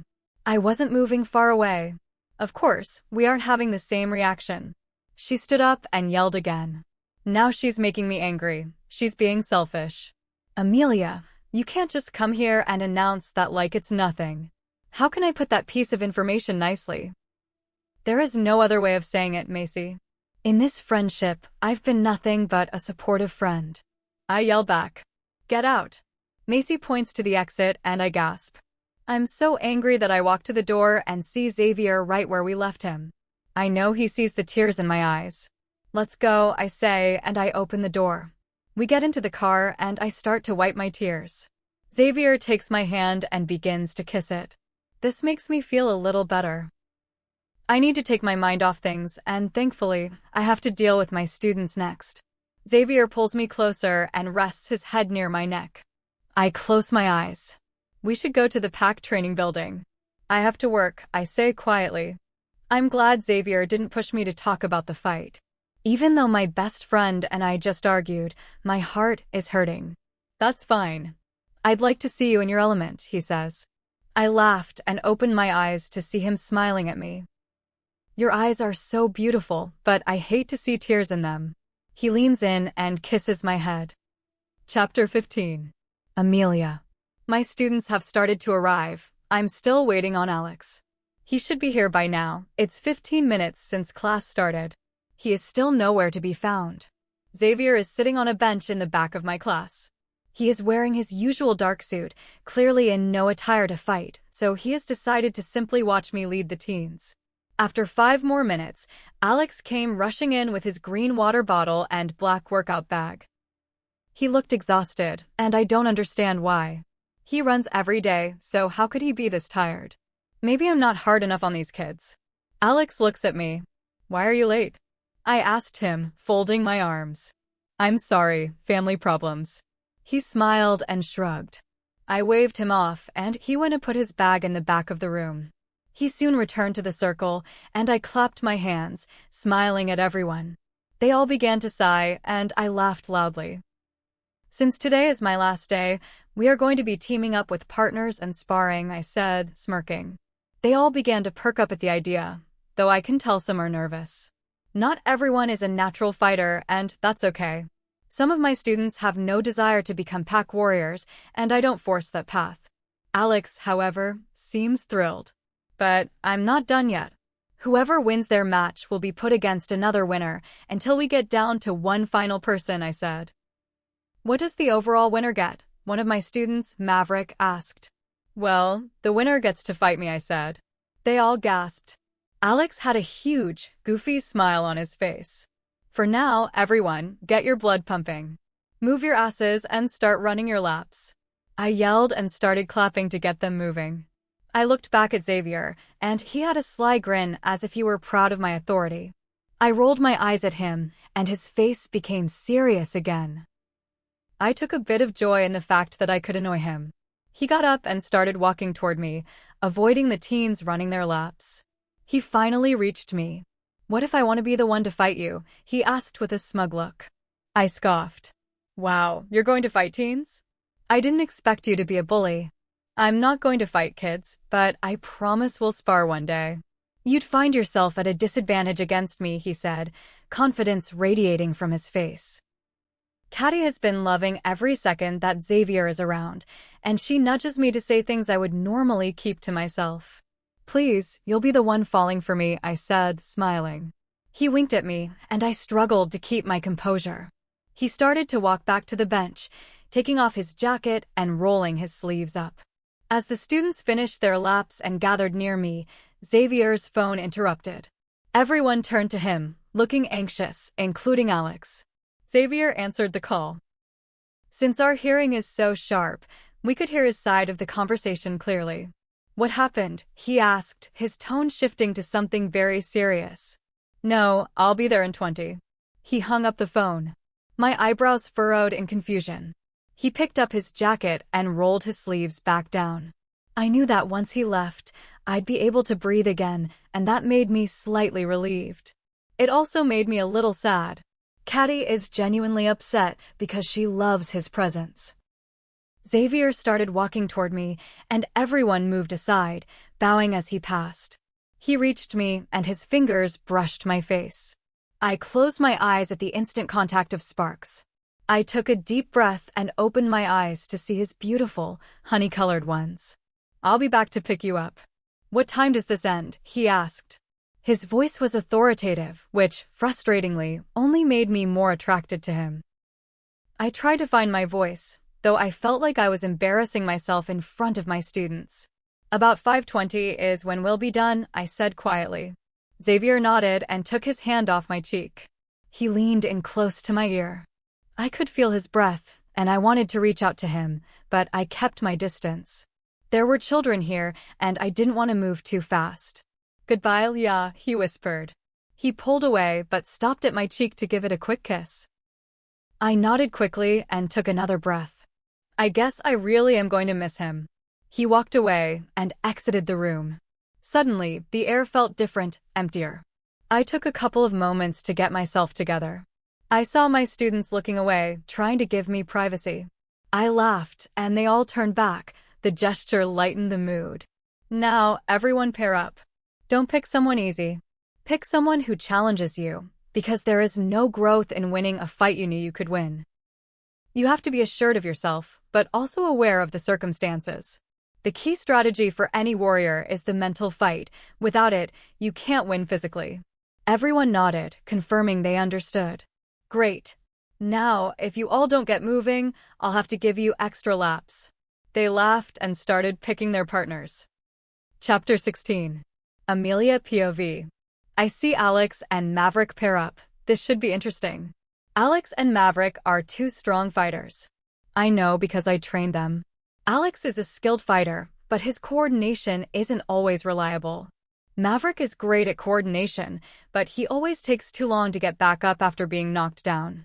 They began to fight, and Alex went for a punch that Maverick ducked. They circled each other before Maverick kicked Alex's legs, sending him down. Maverick took the opportunity to pin him. Maverick went for a punch, but Alex moved his head just in time.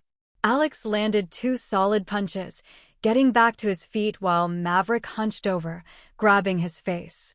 Alex landed two more kicks and Maverick didn't get up. He had given up.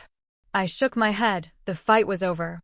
Get up, boy, and go put a warm rag on your face. Two of the teens helped him toward the door. I can tell the rest of the class is feeling the tension after watching that. We are down to the last two kids, and they look like a mess, Alex and Noelle. They are clearly exhausted. I feel bad for them, so I decided the winner doesn't have to fight me after all. They'll get a different reward instead. They begin fighting, and Noelle is a killer. She moves quickly and lands a kick that sends Alex hurling to the ground. He's tired, and I can tell Noelle is too, but Alex is determined. He must have really wanted a chance to fight me, same as Noelle. Alex stands back up and punches Noelle in the jaw, and she falls. He gets on top of her, his expression angry, as if this is personal. I furrow my brows in confusion and watch closely. I'll intervene if it gets out of hand. Noelle looks just as angry. Give up, Noelle, and end this, he yells.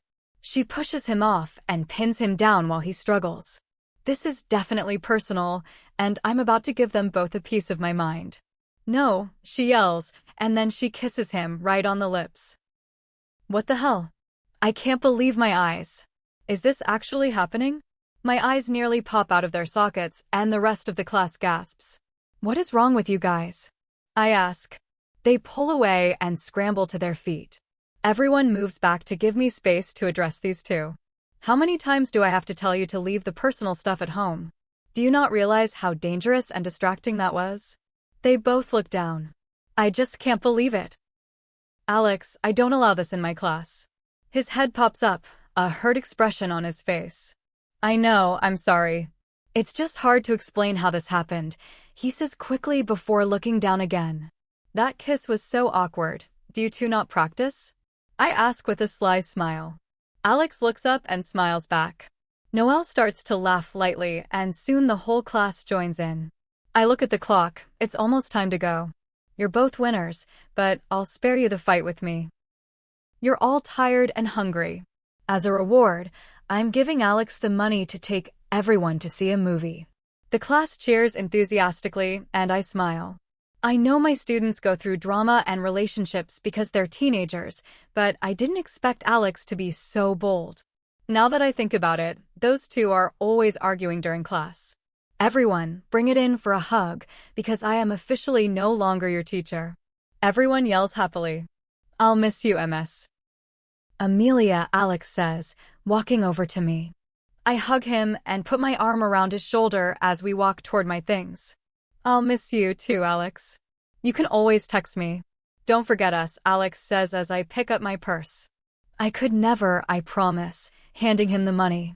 The students grab their things and walk out hand in hand, laughing and shouting. I smile as the last few exit. I walk around the room one final time. When I get to the door, I turn off the light and lock it. This is a good goodbye. I love my students so much. The only thing that's hurting is my heart, and it has nothing to do with the class. It hurts because of Macy and how we left things. She means so much to me, yet she couldn't support me when I needed it most.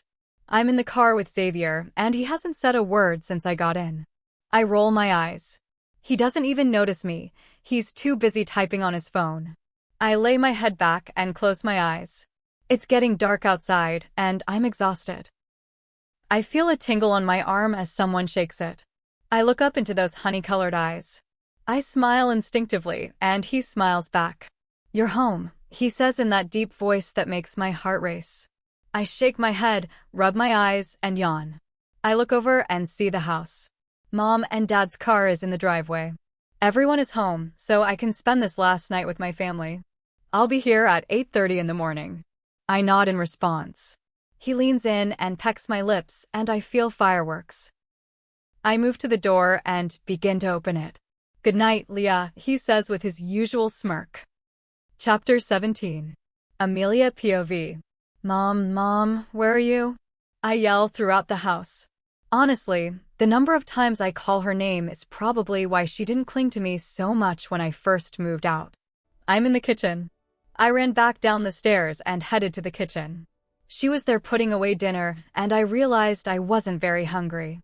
She was wearing long pajama pants and a matching long-sleeved shirt, her blonde hair pulled up into a ponytail. Mom, we should watch a movie as a family. Because I leave tomorrow and I want one last happy memory. She smiles, and I can see her eyes water a little. My expression sours at the sight. Mommy, it's okay. I will call every chance I get, I say, walking toward her to wrap my arms around her. I know, but I don't see why we can't just move with you. I sighed. That was a terrible idea. I can't have you do that.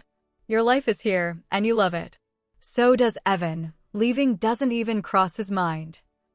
Trust me, he's not leaving this house until he's 30. I say the last part seriously, which finally makes her laugh. I know, but I'll miss you. Your dad has been an absolute wreck ever since the pack meeting, she says worriedly. Dad is a wreck because I'm leaving? I say it in a way that makes it sound like I doubt his affection. I know Mom takes offense because her body tenses.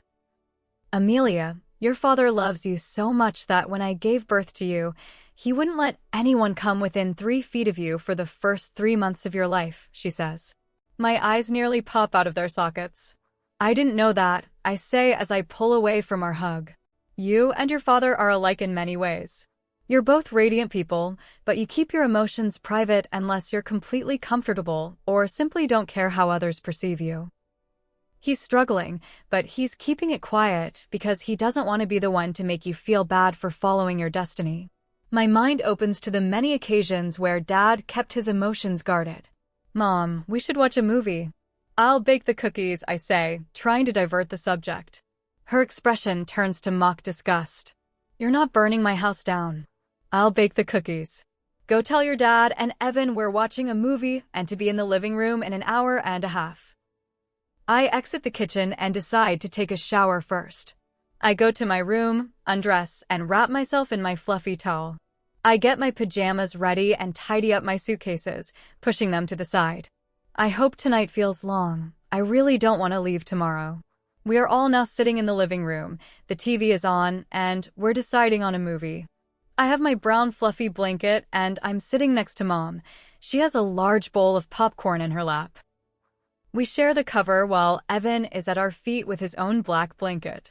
Dad is in his chair with his own popcorn. Evan wants a horror movie, but Mom doesn't, so they've been arguing for 30 minutes. Dad and I just watch them. It's no use getting in the middle. Finally, Dad intervenes. I'll pick the movie. It will be a mixture of scary and funny. But Evan starts, but Dad gives him a look that shuts him down. I giggle at the exchange, and Evan nudges me. I sweat his forehead in return. Dad chooses Happy Death Day star. I'm excited because the trailer looked good. It's okay, Mom. It's not that scary, I say. Vincent, you know I don't like scary movies. It is your fault if I can't sleep tonight. Mom turns to Dad, and he smiles at her. I'll be there to protect you. I always have been, darling. I smile at the love my parents share. They're so in love, and it's beautiful to see. Evan, go turn off the lights, Dad says. Evan sighs, gets up, and flips the switch. Dad presses play. I head to the kitchen for a moment to take the cookies out of the oven. I turn off the stove and return to my seat next to Mom. I am so glad we get to make this last memory, but my heart still aches for Macy. She still hasn't texted me. I put my head down for a second, then lift it back up to try and enjoy this final family moment before I head off to the palace. Chapter 18. Amelia POV. I wake up to my alarm going off, roll over, and check the time. I snooze the alarm and finally force myself up. Today is going to be a long day. I check my phone again, still no text from Macy. I am angry that she hasn't called or reached out to make amends before I leave. She has some nerve. That's what hurts the most. She is a sister to me, and she's leaving things like this. I am wearing my silk black pajamas. My warrior ranking pays well, and I spend most of my money on clothes. I have about an hour and a half to get ready. I know everyone is already up. They wouldn't sleep through my departure, even if I can be annoying. I grab my phone and check the time. This is the last breakfast we're eating together. I go to the dresser to finish organizing. I'm leaving some clothes here, but I still have so many to take. I'll never stop buying them. Macy used to make some of my clothes since she's an artist. I once told her to open a boutique, but she said she didn't want to run a business. She told me that clothes weren't her passion. Painting a canvas was what she lived for. I smile at the memory, but the heartache follows quickly. I grab some fuzzy socks and head downstairs. Dad is sitting at the large brown table. The nostalgia of sitting here as a family is making the day harder, but I'm trying to stay positive. Mom is wearing a bright yellow dress with blue polka dots, her hair tied back in a low bun.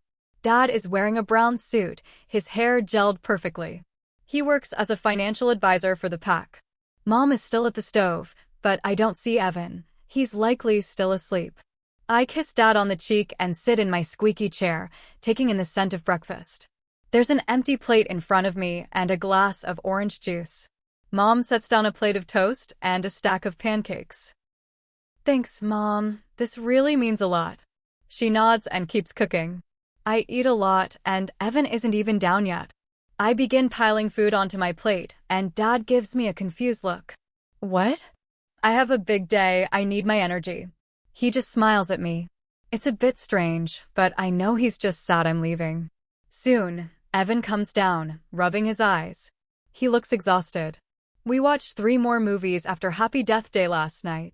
We just wanted to spend as much time together as possible. I'm hoping the prince will let me sleep on the way to the palace. I know the kingdom has heard the news about the prince finding his mate, but I've been avoiding the headlines. I don't want to be in the news yet, though I know it's inevitable. The royal family is very private, so I'm hoping for some peace. Evan sits down and starts eating. When will you visit us? He asks. I don't know, everything is uncertain. But I will call and text every day, I say. I want you to take pictures of the palace, Mom adds. Mom, don't you think that's a bit much? I laugh, but she scolds me. I've always wanted to know what the inside looks like. Well, I'll get to see it for the wedding ceremony, she says proudly. Her wolf must feel like $1,000,000. She is the mother of the future queen. I focus on my plate to avoid the topic of a wedding. I finish eating, rinse my plate, and head back upstairs. I'm going to get dressed. I kiss Mom and Evan, who grunts in mock disgust, and finally Dad. I love you, Dad. I love you too, Arlo. He kisses my cheek. I reach my room and check the weather. It looks chilly and gray. I let one tear fall, the only one I'll allow today. I wipe it away and tidy up my 6 white suitcases. I start moving them to the front door.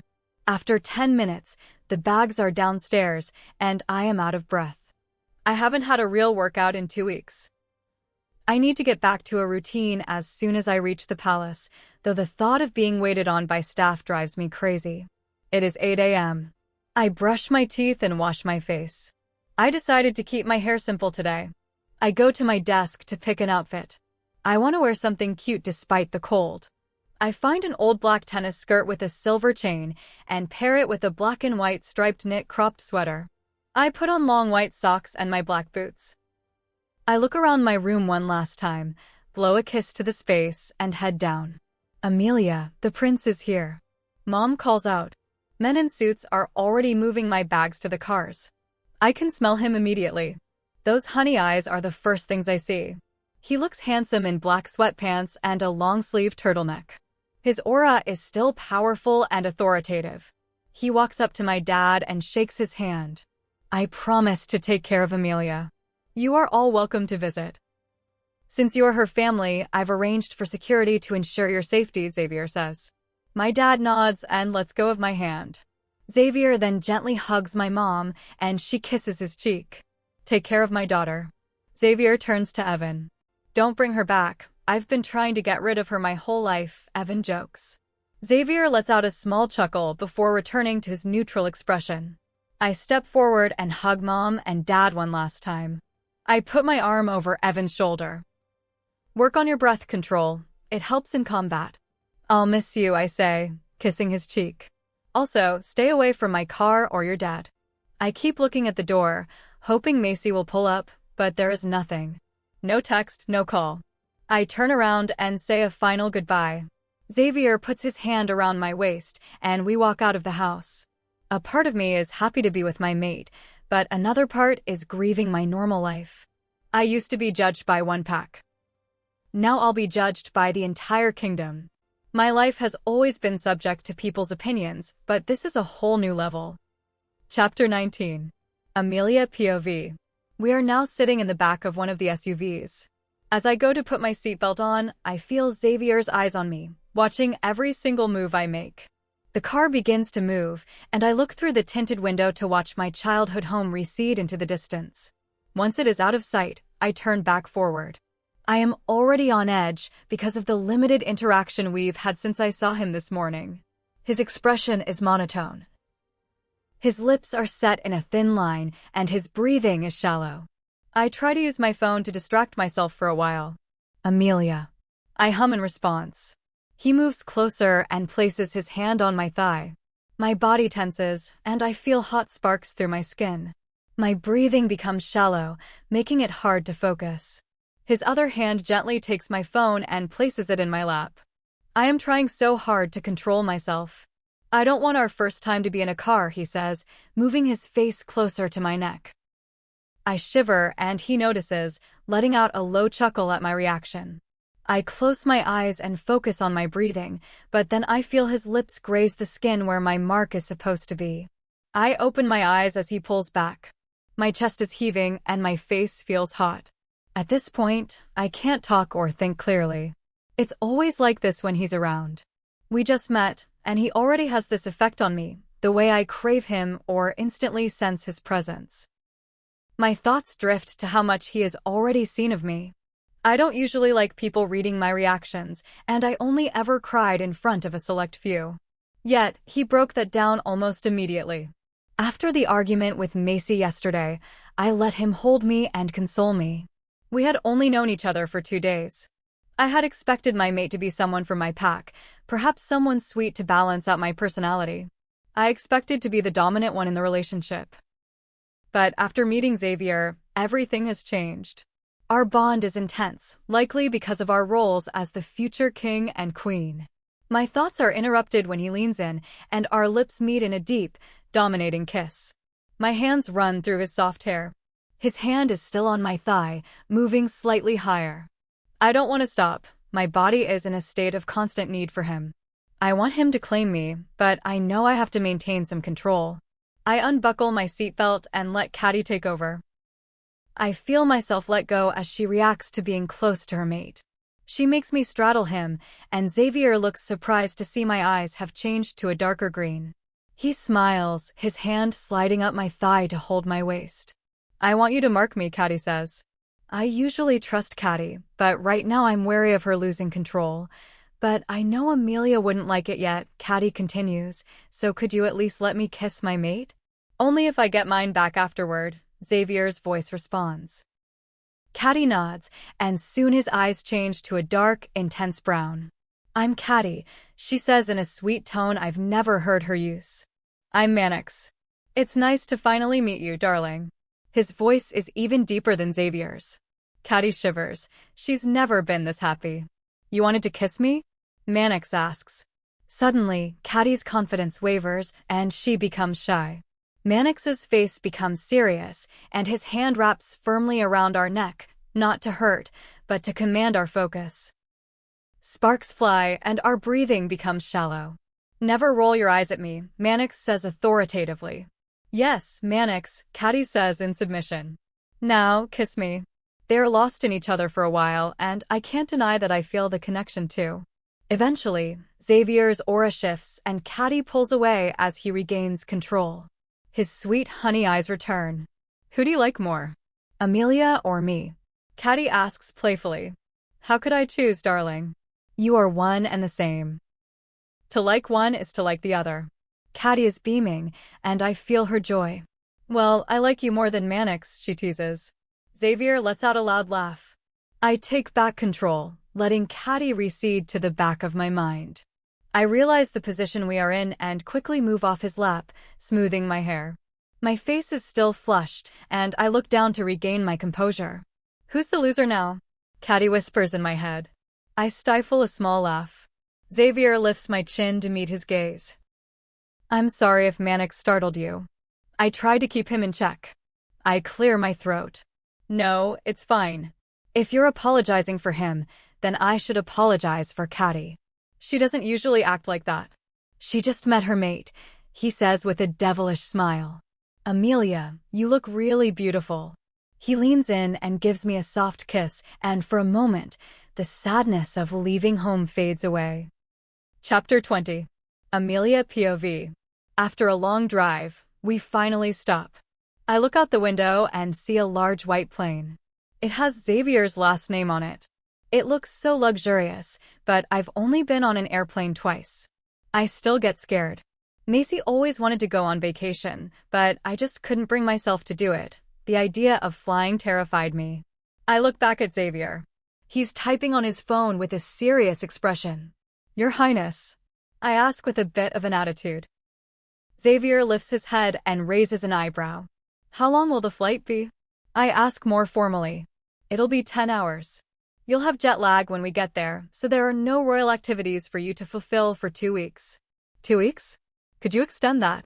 I am to be crowned king in 6 months and you as queen. We have to start our royal activities early. His statement annoys me. He's already putting a timeline on our relationship.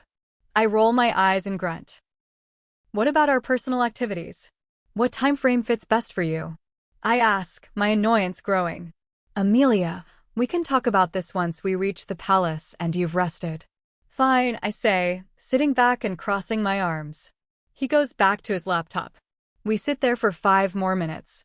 Okay, we can board the plane. They're ready for us. He gets out and opens my door. We walk to the plane steps. They're steep, and I almost trip. My fear of planes is making me look like I can't even walk upstairs. Xavier's hand presses against my back for support. A woman with curly hair greets me as soon as I enter the plane. Hi, I am Gianna. Make sure your phone is on airplane mode. Sit wherever you like, and I'm here if you need anything. I nod and smile at her, my nerves getting the best of me. I find a seat next to the window to be alone. It would be nice to have some space while we're crammed together on this plane. I buckle my seatbelt and set my phone to airplane mode. Xavier finds me, kisses the top of my head, and then goes to sit in a different seat to work. We are going to take off, so make sure your seatbelts are nice and tight, Gianna says over the speaker. I pull my seatbelt as hard as I can. I hear Xavier chuckle and I roll my eyes, focusing on my breathing. We've been in the air for 5 hours, and I am starving. I call Gianna over and look at the menu. I want the lemon fish with a salad on the side, please. And a cold lemonade. I'll have the same, just without the salad, and a whiskey, Xavier says, startling me. I hadn't noticed him move. He sits in the seat across from me with a table between us. How is the flight so far? He asks with a grin. Terrible. I never want to do this again, I say firmly. How will you visit your family? He asks, laughing a little. I won't. They'll visit me. This is horrible. I'll help you get over your fear. I have a trick, he says. Okay, what is it? If I tell you, then you have to tell me how you and Macy met. I hesitate. It hurts to talk about Macy because of how things ended. I want to call her, but I'm sure she won't answer. Fine, but you'll have to tell me about your family, I bargain. He agrees with a nod. I take a breath and think back to 15 years ago. It was career day. My mom couldn't come because it was a work day for her. A girl named Nicole was mocking me in front of the whole class. She told everyone my mom didn't know how to do her job, and that's why I was ugly. Everyone laughed, and the anger boiled in my chest until I saw red. I hit her with all my strength. She pushed me down and punched me in the nose. She kept hitting me until someone pulled her off. I was humiliated and in pain, sitting there with a bloody nose. Everyone ran away except for one little girl with pretty blonde hair. I like your hair, it's pretty, she said to me. You shouldn't cry. Aaliyah has ringworm. We both laughed. She reached out her hand and helped me up, walking me to the nurse's office.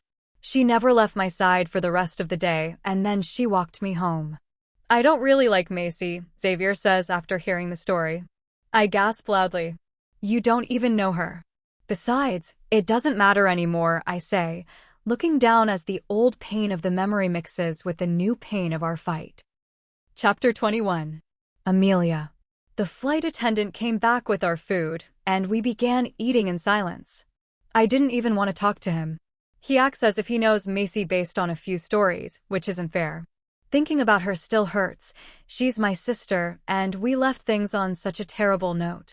Your phone and social media will be monitored, Xavier said suddenly. I stopped eating immediately and dropped my fork loudly onto the glass plate. What do you mean? Why?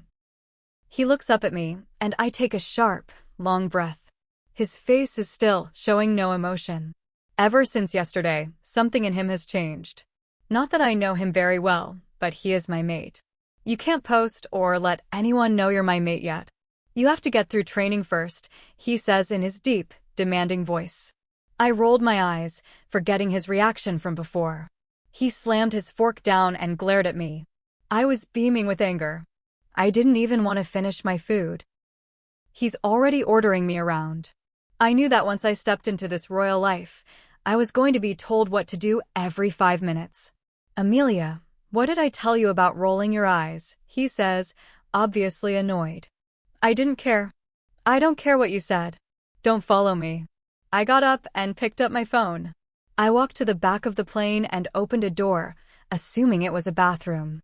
Instead, it was a small room with a bed in the corner and a window. I was happy to be alone. I closed the door and locked it. I am still exhausted and angry, and I didn't want to argue with Xavier while on this plane. It's better to do it on the ground. I snuggled into the bed, put the fluffy cover over my head, and drifted off to sleep. I hear knocking on the door, and I'm dazed. I slept too much, but somehow I'm still tired. My eyes feel heavy, and I want to lie back down, but another set of knocking occurs, only louder. I open my eyes and feel dizzy. I shake my head and stumble to the door. It was the flight attendant. Ma'am, we are about to land in 5 minutes, she says, smiling. Okay, can you show me where the bathroom is? I ask. Yes, follow me. I walked out and closed the door behind me. We walked a little further until we reached a small beige door. This is the bathroom. Please reach your seat before we land. Okay, thank you, I say. I splash water on my face and wipe it dry. I left the bathroom and walked back to the sitting area. I saw Xavier sitting and typing on his phone. I was still angry about our conversation, so I picked the seat furthest from him. He took note of this, raising his head to watch me. I sat down and fastened my seatbelt securely. I pulled out my phone and began scrolling through social media, knowing it would be monitored soon. We are going to be landing soon, the flight attendant announced. I couldn't wait to get off this flying death bird. I can feel Xavier's eyes burning holes into the side of my head, but I continue to ignore him. He has no right to make demands about my personal property or how I behave. He doesn't even know me yet. One thing that has always angered me is people bossing me around. I've always had a rebellious streak against anyone who tries to control me. This has always angered my wolf, too. I know that Xavier is going to make me want to rebel. We hit some turbulence, and I close my eyes, squeezing the armrests so hard that I leave marks on my hands. After 5 minutes, we finally touched down. I let out a shaky breath and slowly unbuckled my seatbelt. I stood up, still ignoring Xavier, no matter how shaken I felt. The flight attendant opened the cabin door, and I quickly walked down the plane stairs. It's dark out. I see a black SUV and a man waiting next to it. I assume it's ours, so I walk toward it. The man bows to me, and I raise an eyebrow. He opens the door, and I get in. The car smells like Xavier. I sit in silence until the door opens and Xavier joins me. I reach for my seatbelt, but he grabs my hands before I can buckle it. I don't want to look into his eyes, so I keep my head down. I feel his hand on my chin, lifting it. I am met with his honey-colored eyes, and I know I want to fall weak, but I can't. He made me angry with his demands. Mates are supposed to be equal. Amelia, he says in a deep, groggy voice. I look at him, and he's wearing a worried expression. I raise my eyebrows, surprised to see this side of him. Forgive me. I know this is hard for you, and I didn't mean to be so demanding, he says with a sincere tone. I forgive you, but let go of me, I say firmly, annoyance still in my voice. He ignores my request and leans closer. I try to hide my reaction as best as I can. He presses his lips hard against mine for a moment, then quickly pulls away and sits back. I roll my eyes with annoyance, and he doesn't seem to notice or doesn't care. I just want to be in a better mood before we face the king and queen. Chapter 22. Amelia. The car had stopped, and I assumed we had reached the palace. I didn't feel nervous at all, and I didn't understand why. Xavier turned his head toward me. "Your luggage is in your room. I'll have staff sent to help you unpack," he said. "No, that's fine. I want to unpack my luggage myself." "Okay, but I'll still send them to introduce themselves," he said, and I nodded in agreement. He got out of the car and came to my side to open the door for me. I put my hand in his and stepped out. An attendant closed the door, and Xavier put his hand on my lower back. I could see the castle, and it amazed me. It was huge and breathtaking. The entire castle was black, and it was so large it looked like it had 100 rooms. It most likely did. We continued walking up detailed stairs with red carpeting to reach the entrance. The front of the castle had massive doors, and 2 guards on each side opened them as we approached. I was stunned, and I could tell Xavier was amused by my reaction because of his laugh. I looked around the interior. There were massive stairs that led to different sides of the castle. A long hallway stretched between the stairs. This place was so big. I didn't know how this was going to be my home. In my mind, home was still back at my pack. A blonde woman in a red dress walked up to us, holding a laptop. She smiled when she saw Xavier and reached out to shake his hand. Xavier returned the gesture. "Welcome back. Everything is ready for you and your guest," she said, her eyes fixed on him. I could see the admiration in her gaze.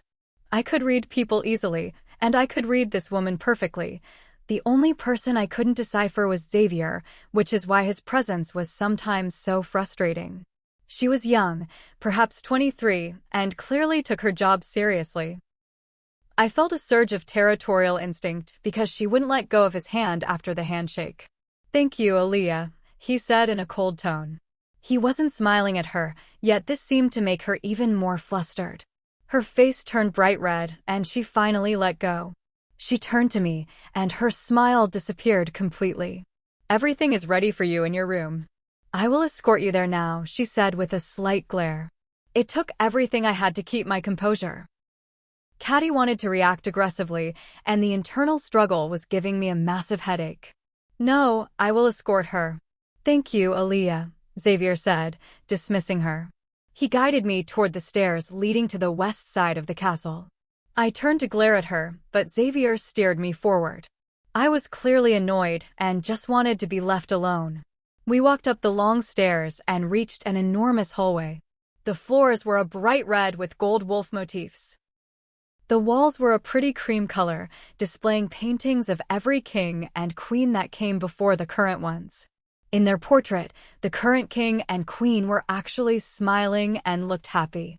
Ever since I've met them in person, all they do is frown. It was intimidating to think that one day I would be part of this gallery. We turned a corner and met another flight of stairs. I made sure to move away from Xavier, still feeling a bit of resentment.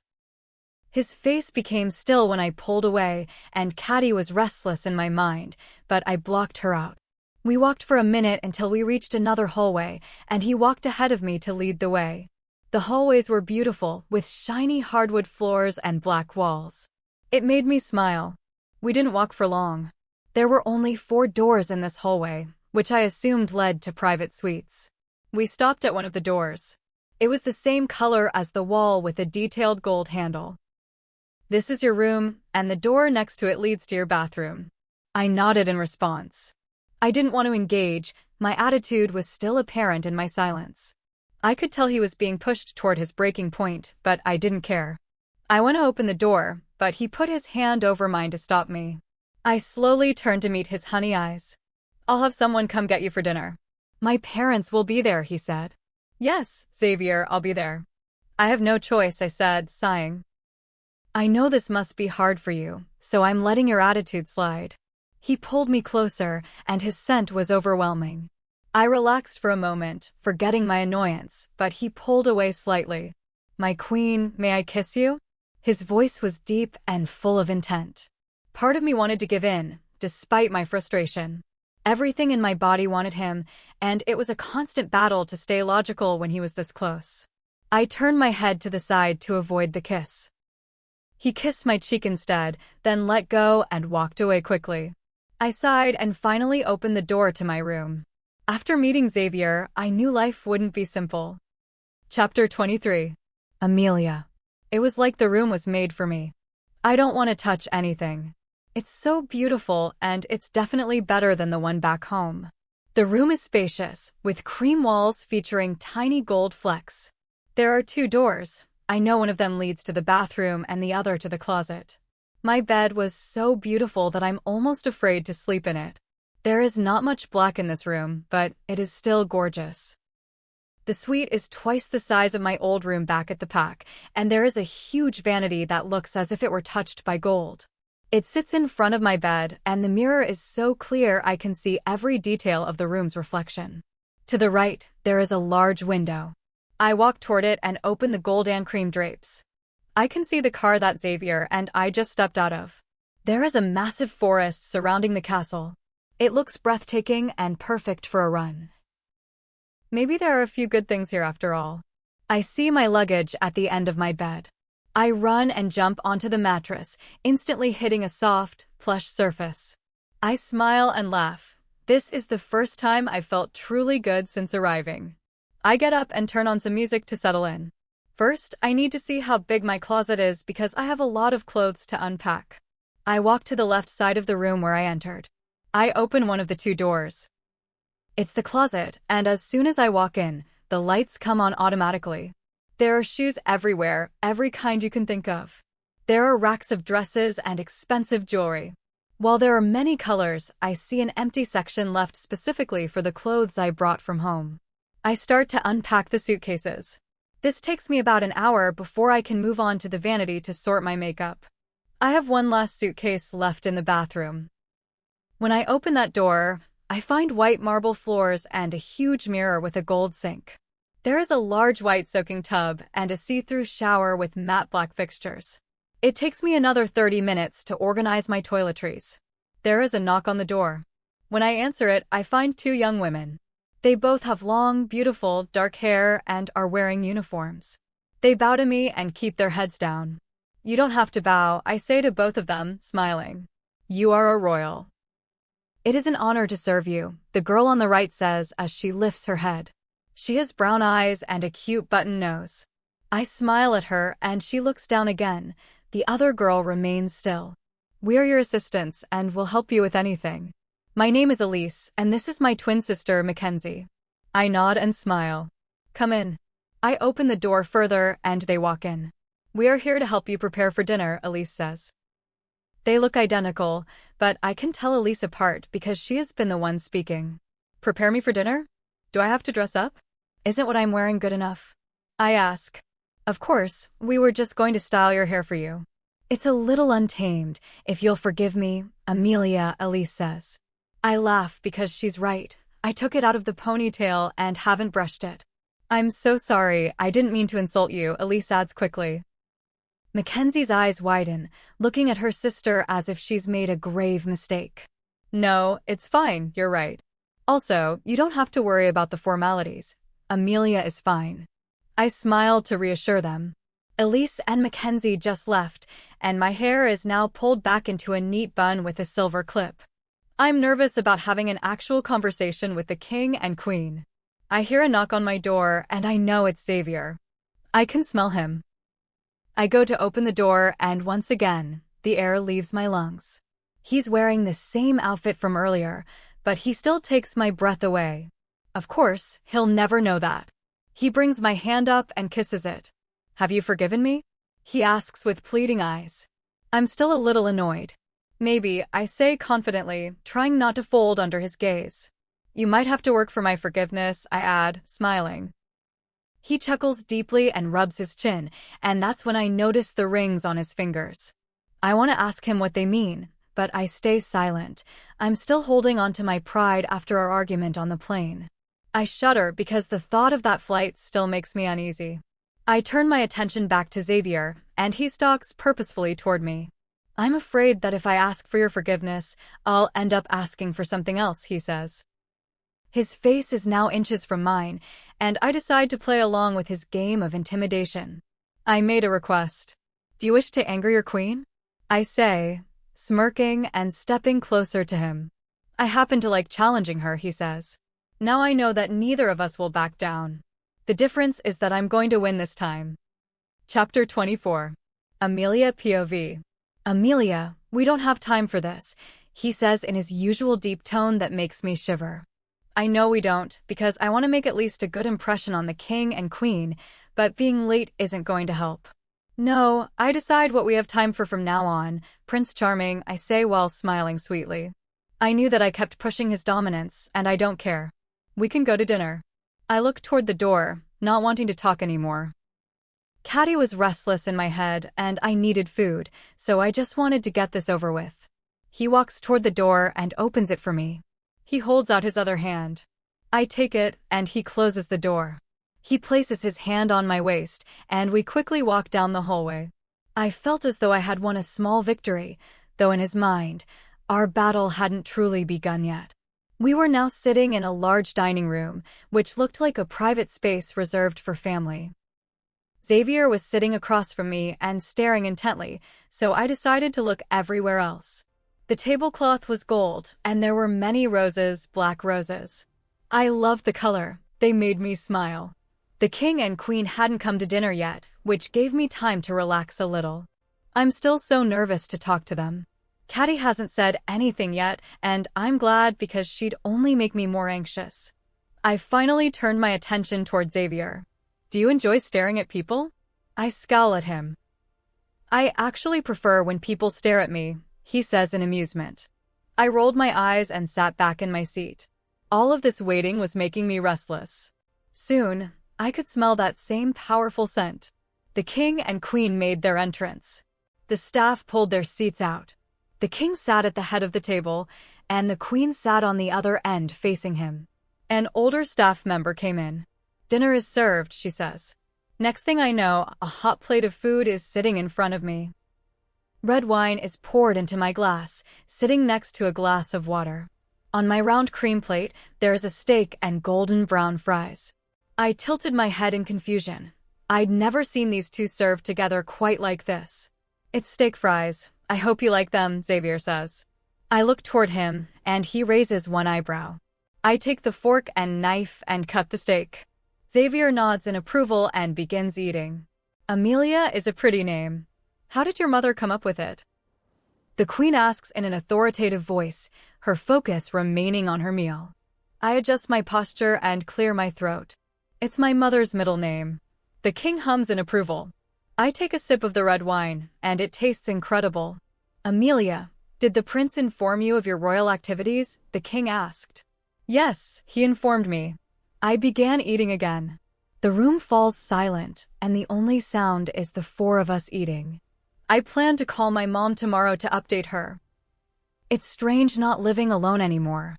I mean, sometimes I stayed at my parents' house, but I'm going to miss my own space. Now I have to deal with all these new royal responsibilities and the reality of this mate bond. It didn't take long for us to finish, and the plates were cleared.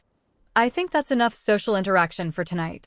We'll have dessert in our rooms, the queen said to the head of staff. The king and queen both stood up, and everyone bowed, including me, as they swiftly exited. I kept my head down, feeling the release of the heavy power that had been suffocating the room. I exhaled deeply, and then looked up to see Xavier staring at me once again. I rolled my eyes and snapped my fingers. Prince Charming, you clearly have a problem. Were you ever taught that staring was rude? I said in an annoyed tone. He sat back confidently and rubbed his chin. No, I was taught it was the other way around since I am a prince. I scoffed, even as his arrogance affected me more than I wanted to admit. Everything he does and says seems to spark a reaction in me. His scent was intoxicating, and his voice always sent shivers down my spine. It felt like he was constantly commanding my body's attention. I didn't like the control he seemed to have, and I hated that he knew it. It's not that I don't want him. It's just that I'm still figuring out how to accept this bond. It hasn't fully registered that I found my mate, especially since he's such a handful. I don't have Macy with me, and we're not even talking. I'm so frustrated with her that I don't want to reach out anyway. She let me leave without saying goodbye.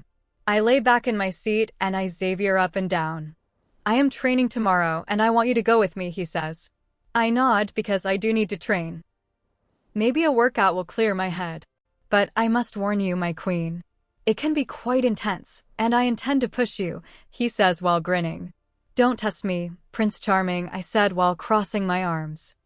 Chapter 25. Amelia POV.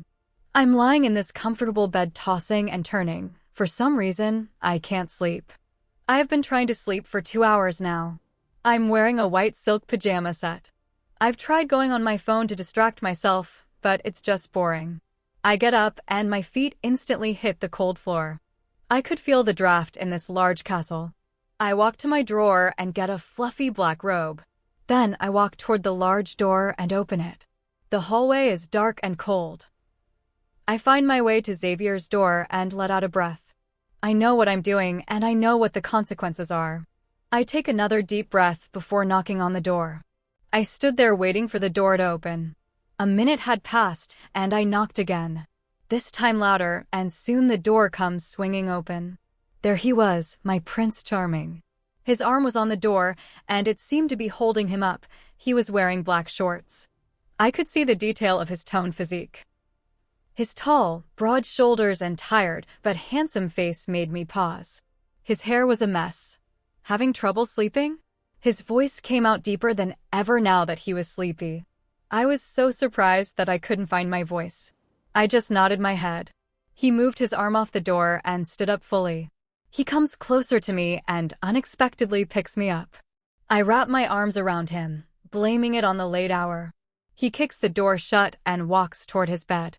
Everything in this room smells like him.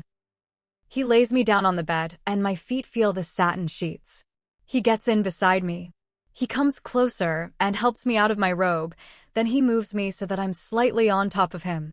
I lay my head on his shoulder and he moves my leg over him. Will you be able to sleep now, Leah? I nod in response and he chuckles deeply. I close my eyes and say, I'm still going to win our match tomorrow. He chuckles again and I slightly smile. I feel more comfortable now and I don't mind admitting it. Go to sleep, Amelia, he says, and that's the last thing I hear before I drift off.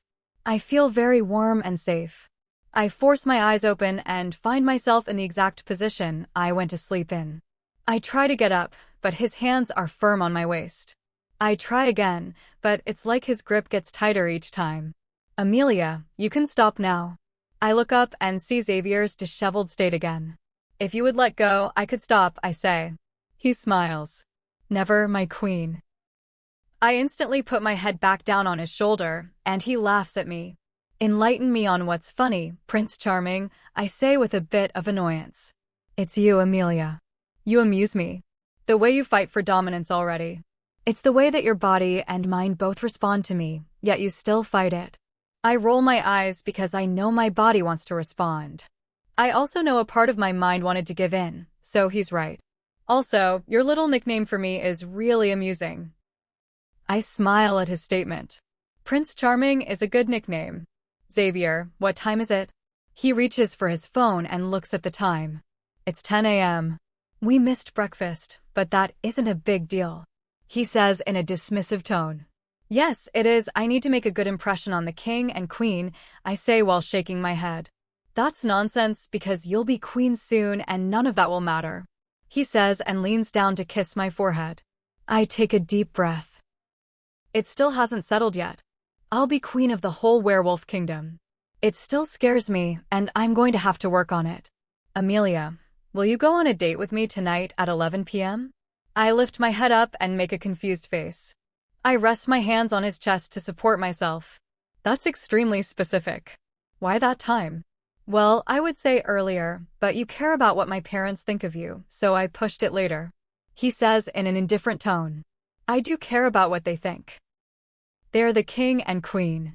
Yes, I'll go on a date with you. Especially since I'll be able to brag about our training session. I say with a smirk. Xavier fake gasps dramatically. Our future queen being so competitive. What a shame. I lay my head back down and laugh. What a shame indeed, I say. I have told the staff to send breakfast to my room. I have to make sure my queen is fed. What kind of king would I be if I didn't? I laugh again. The most cruel ever, Prince Charming. I just got out of the shower and decided to dress for training. I brushed my wet hair and put it in a ponytail. I put on a white workout set that my mom got for me. She complains about my wardrobe, but still contributes to it. It reminds me that I need to call her. I want to call her before I go train with Xavier. I pick up my phone and dial. She answers immediately. Oh my God, Amy, I thought you were gone for good. I roll my eyes and chuckle. Don't be so melodramatic, mother, I say. You were supposed to call me sooner, Amy, she says in a sad tone. I know, it's just been so overwhelming. Yeah, I know. It's just weird because you weren't that far from me. Now you're an ocean away. I know, I'll visit really soon, Mom, I say. There's a knock on my door. It's okay, Amy, you can go, she says. Okay, I love you. Tell Dad and Evan I love them too. I love you too. I hang up the phone. I grab a cropped jacket and put it on. I leave my phone on the dresser because there's no need for it. I open the door, and there is my Prince Charming. He's wearing gray shorts and a white tank top. How come you didn't tell Miss Darwin I said hi? He says while crossing his arms. Well, you technically didn't say hi, I say. Yeah, well, next time, tell her I'm sorry for taking her daughter away. He says while pulling me closer. I put my hands around his neck. I'm sure she's not annoyed at you. Wanna know why? I say, tilting my head. He brings my face closer to his. Tell me, Leah, he says in a deep voice. Well, she's like everyone else, completely taken by your charms, I say truthfully. The whole kingdom fell for him, the way the buzz went around when he was looking for his mate. The way the pack acted as if this was a lifetime opportunity, and I have to admit I'm falling for his charms right now. He smiles and leans in to kiss me. I kiss him back, and the moment is sweet and tender. I pull away before this could go further. Are you trying to butter me up before we train? Is it your plan to charm me? I say. Yes, actually it is, he says and grabs my hand. Dinner was quiet. We just sat in silence. The queen looked annoyed, and I didn't want to say anything. Xavier and I finished our training, and we decided to call it a tie. Now I'm sitting in my room trying to get dressed for this date. He never told me where we are going, so I'm going to have to guess what to wear. I grab a black and white dress and pair it with black boots. I decided to go no makeup today and just wear some lip gloss. Since my hair is a mess, I redo my ponytail, making it low and neat. Once I'm done, I go on my phone to text Evan. I've told him to check up on my students for me. I hear a knock at my door, and I know it's Xavier. I open the door, and he reaches down to kiss my cheek. Leah, I have a feeling that your wardrobe only consists of 2 colors, he says. Well, that feeling is right. He's wearing jeans and a black turtleneck. It's funny seeing him wear jeans, but he still looks incredible. Where are we going? I ask. You'll know when we get there, he says and grabs my hand. We walk out through a side door at the back of the castle. Sitting there is a motorcycle, and my eyes widen. I stop completely and look at him. Prince Charming, don't tell me you can drive a motorcycle, I say in an amused tone. I can, and this is mine. We're going to be taking it to reach our destination. But don't worry, Leah, we'll be fine. Okay, but I want to come home in one piece, Xavier. He laughs loudly. He hands me a black helmet, and I put it on. You look adorable, he says as he gets on the bike. I roll my eyes. Watch it, I say in a snippy voice. I plan to, he says with a smirk. I get on the motorcycle and wrap my arms around his torso. He turns around to look at me. Oh, and Leah. Yes, I'm glad you're here. Chapter 26. Amelia. I feel really sick. This motorcycle is extremely fast, and I never planned on ever getting on one. Then again, I never planned on getting on a plane, but Xavier must insist on killing me. He seems to be enjoying this. I'm not so much. When are we going to stop, Xavier? I yell at the top of my lungs while my arms tighten around his torso. I can feel him laughing at me, and now more than ever, all I wish is to punch him. He doesn't answer, and I put my head down to avoid the view of us moving. I had been on this death trap for an hour and a half. That's extremely long, and I haven't opened my eyes either.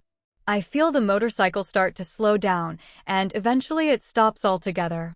With my head still down, Xavier takes off his helmet, and my arms are still tightly wrapped around him. "Leah, you can let go now. We're here," he says, and I can hear the amusement in his tone. Oh, how it makes my blood boil. He takes his hand and gently pries my arms from around him, and I finally snap back. I hurriedly get off the bike and take off the helmet. "This would be the second time you've tried to kill me," I say while scolding him. Xavier cockily gets off his bike and comes close to me. He grabs my hand and pulls me closer. He laces our fingers and places his other hand on my back. "I'm sorry, Leah. Will you forgive me?" he says with the most sparkle in his honey brown eyes. I look away because they are consuming me. "Fine," I say reluctantly and turn my head back toward him. He leans down to kiss me, and in the last second, I turn my head. I smile, and he kisses my cheek. "Stop trying to steal kisses, Prince Charming." I move away from him and finally see where we are. We're in the middle of the woods, so he didn't want to kill me. Like hell will I let him. I sweep my foot under his, and he falls straight on his back. I then place my foot over his large chest to stop him from getting up. His cute, warm eyes are closed. A smile creeps onto his face, and now I want to kick it. I'm never this violent, but he makes me feel things, and they feel electric. His presence is like a drug, and I don't care if I'm an addict. My mind tries to reject it, but my body and heart are addicted. I'm done fighting it. I'm done resisting because it's tearing me apart. I've been pushing Kat back the past few days. Honestly, it's for the best. She can get a little wild. Usually, I have her under control, but she's been excessive with Xavier around. I smile at him involuntarily and take my foot off of him. "Leah, I'd love to be at your will, but tonight I'm in charge." He opens his eyes, and the wind takes my breath away. Well, the wind is my excuse, but it's really those eyes and that charming grin. It finally registers what he had said, and my mind goes blank. He trips me, and I fall on top of him, my hands holding myself up by his collarbone. "What now, Prince Charming? We're just going to lay on the ground," I say while scolding him. "That wasn't my plan, but I'm okay with this for now," he says in his deep, raspy voice. I roll my eyes at him and try to get off of him to examine where we are. He quickly pulls me back down and closer to him. "I've been letting you freely roll your eyes, but now every time you continue to do so, I'll make them roll even further. Do you understand me?" I could tell by the tone of his deep voice that he was serious. I've been shaken to my core, and I secretly loved every second of it. "Amelia, do you understand me?" he repeats after a long silence. "Yes, Xavier," I say in a quiet voice. I could feel Kat stirring inside. I scurry to get up because I need to see where we are. I look, and there's a little tiny house. It didn't look abandoned, but it didn't look like anyone lived here. "Xavier, what's this?" I say while he finally gets up off the ground. When I was a kid, I would run into the forest to escape from training. My father had instructed my training to be harsh, and my mother would ignore me. I spent a lot of time in the forest. When I was 8, I discovered an old woman living in this house. Since then, I've spent every day there since she had no children. She was like a mom to me. She baked for me, and I felt wanted. I move closer to him and grab his hand. I want to give him comfort. She died 2 years ago, and she gave me the rights to her house. I had it cleaned out and redecorated in case I needed someplace to get away to. He finishes and looks me in the eyes, then leans down to kiss me. I kiss him back, feeling his tender, warm lips on mine. "I'm sorry, Xavier." "Why is the queen like that?" I ask him. "I don't know, but the day I was born, she looked at me the same way she looks at my father," he says, and then his gaze returns to the little house. "Let's go inside," he says while smirking at me. We walk hand in hand to the burgundy door with a very old knob. When Xavier unlocks the door, I can tell he has spent a lot of time here. It smells exactly like him, and I love every second of it. We walk in, and he moves ahead of me to turn on the light. The walls are painted yellow, and the house has hardwood floors. It is nice and elegant. Of course, he would change it to his liking a little. It is cold and not very furnished. I had some maids bring clothes and food because we're staying the night. I nod my head in response. I like it. It kind of reminds me of my little cottage. He walks me to the only bedroom, and every inch of it smells like him. I am intoxicated by it. The room light is turned off, but I can still feel his presence. His hands grab my waist, and I can feel him more than ever now. His fingertips send shocks through me, and I want more. I am tired of fighting. I have given up. His other hand grabs my neck, and he kisses me deeply. I kiss him back, and I can feel the warmth now. I open my mouth, and he deepens the kiss. My body is in ecstasy. He was right. My body has submitted to him, and so has my mind. He is in charge, and I don't care. I want him to take control. He begins kissing all around my face and then moves to my neck. I close my eyes and sigh softly. Tell me to stop, Leah, he whispers into my ear. I don't want him to stop. I want him. No, I say and shake my head. Soon, he takes one of my legs and urges me to jump.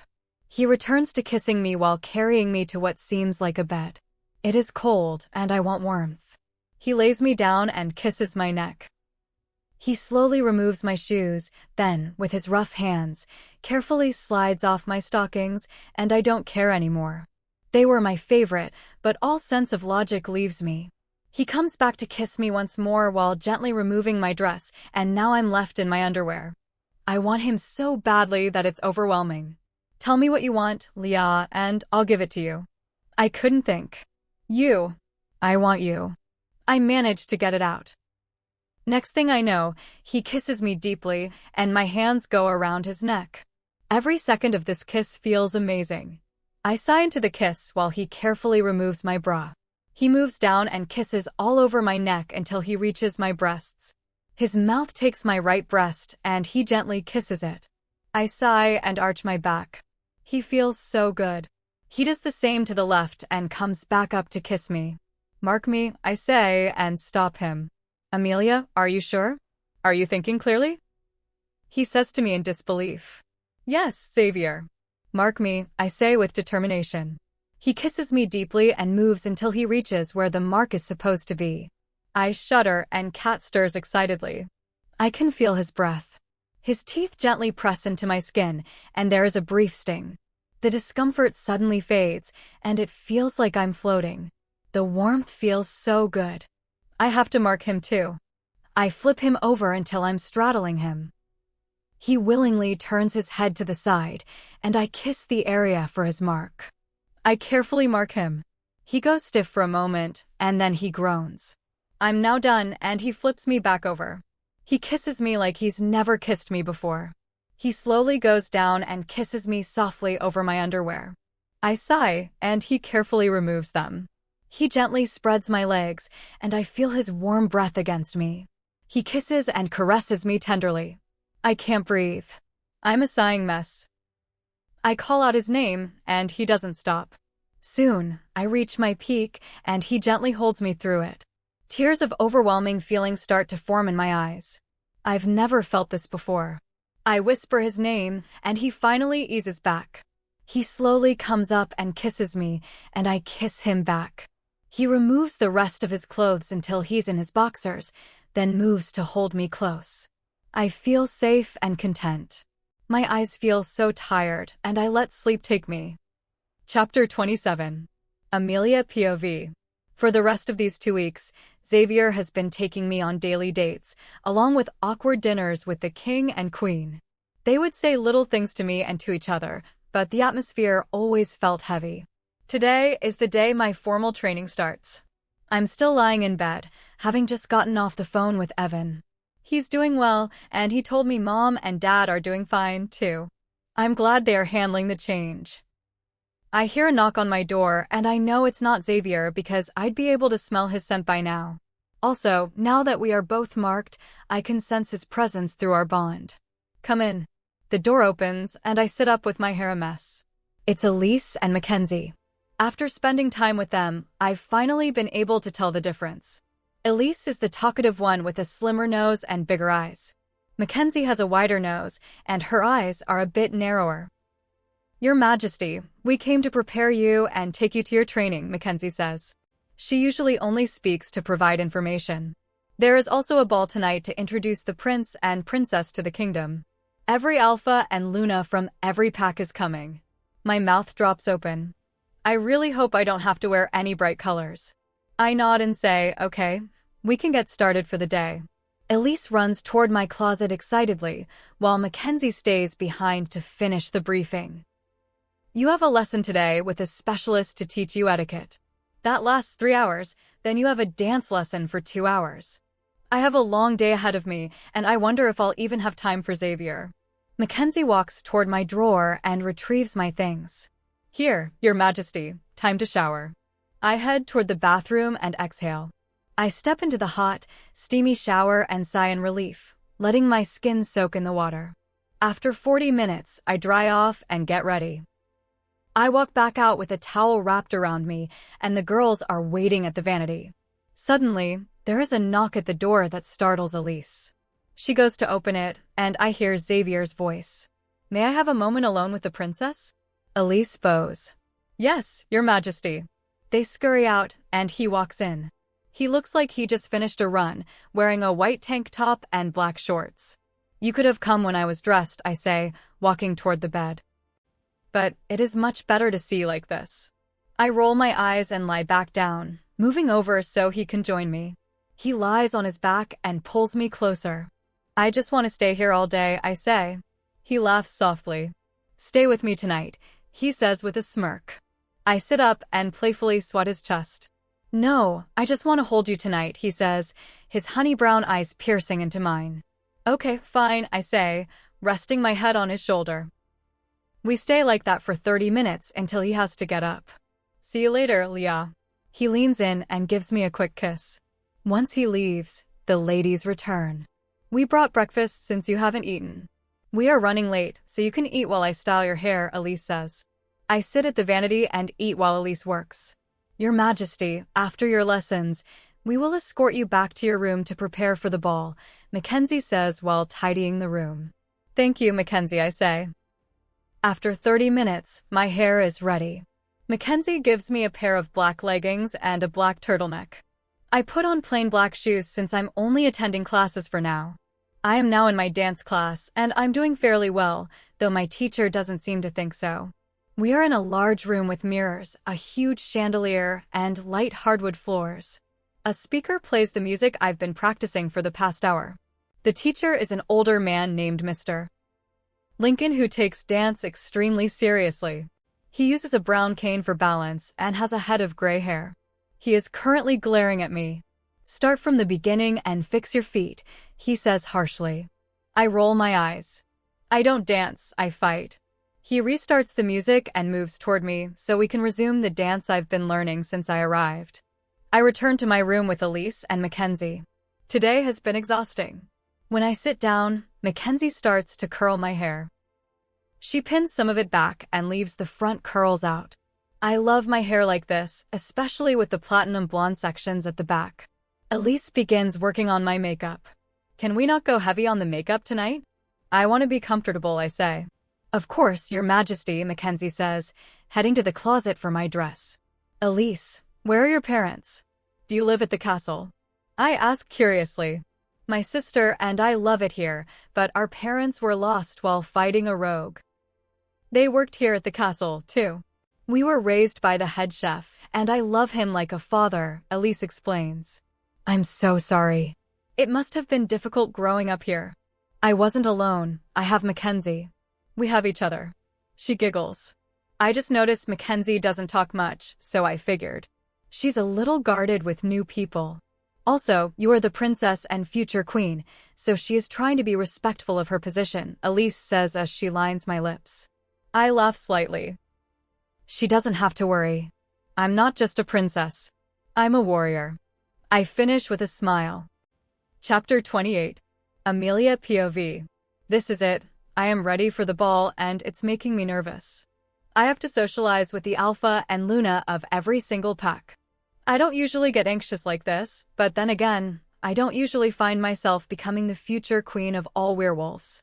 I am wearing a beautiful black lace ball gown. Elise told me we are waiting for Xavier to escort me. We're being introduced together as a couple. I tried to get Elise to put foundation over my mark to hide it, but she wouldn't hear of it. She just laughed at my request. He's here. The prince is here. I can walk out on my own. Thank you, I say, turning to open the door. There stands Prince Charming with a devilish smirk. His hair looks soft, he is wearing a black suit, and he looks incredibly handsome. Ever since he marked me, all I've been thinking about is his touch. Having him stand there is affecting me, and I know he can sense it. He reaches for my hand, bringing it toward his lips for a tender kiss. No words can describe how your beauty puts me in a trance, he says. I feel instant butterflies in my stomach. He smirks, knowing exactly how his words affect me. I smile back. He places his hand on my waist, and we exit the floor together. My feet are aching after dancing for over an hour. I cannot wait to take these shoes off. I have danced with Xavier countless times tonight, and each time, we were watched in silence. I could feel eyes on me every single second. The king and queen have been sitting on their thrones, chatting quietly to themselves. I could feel the queen's gaze on me all night. It was nerve-wracking. I feel Xavier's hand on my back as he leans in to kiss my cheek.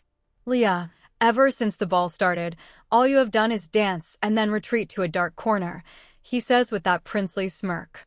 It's where I feel most comfortable. There are too many people here, and I am tired of being stared at, I say, smiling through my teeth because I know people are watching. Well, being the center of attention is part of the role now, Your Highness, he says with a hint of annoyance. I turn quickly to face him, meeting those honey eyes that seem to drown me every time I look into them. Don't take that tone with me, I say. I don't know why I said it, but it felt as though Caddy were influencing my words. He was about to reply when a scream ripped through the room. I immediately knew something was wrong. I hurriedly kicked off my painful heels. I feel Xavier's arms wrap tightly around me as I scan the room for the source of the chaos. I see a large wolf attacking the guests. I can feel Xavier's panic and anger rising. There were several vicious rogues launching an attack in the middle of the ballroom. Go and run as fast as you can to your room. Lock and barricade the door until I come for you, Xavier shouted. I almost punched him right then and there. I ripped away from his grip and glared at him. Like hell I will, I yelled back, running toward the nearest rogue. I let Caddy take over and shifted into my wolf form. The rogue looked vicious, but Caddy was ready.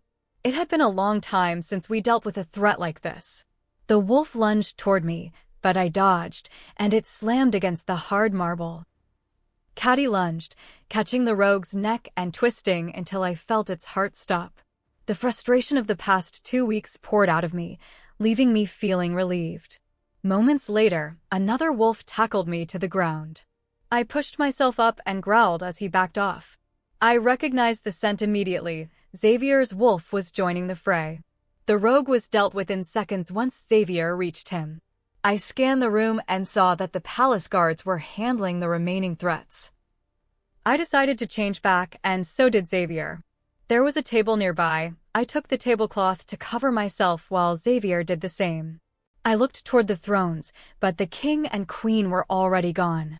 Most of the guests seemed unharmed, though the ballroom was in pieces. Everyone may depart.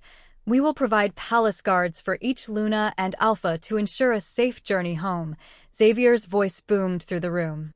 I turned my head away from him. Suddenly, Amelia came running in. She was wearing a tight green dress, but her hair was a mess and she looked distressed. She ran straight toward Xavier and began touching his shoulders. She put her arms around his neck immediately. Are you okay? I was so worried. I had to hide, she sobbed. Xavier turned his attention to her. I felt the anger radiating off me, and I knew Xavier could feel it too. He slightly pushed her back, but she wrapped her arms around him again. I think he doesn't want you touching him, I said in an authoritative voice. Aaliyah jolted and turned toward me. Her eyes found mine, and she glared.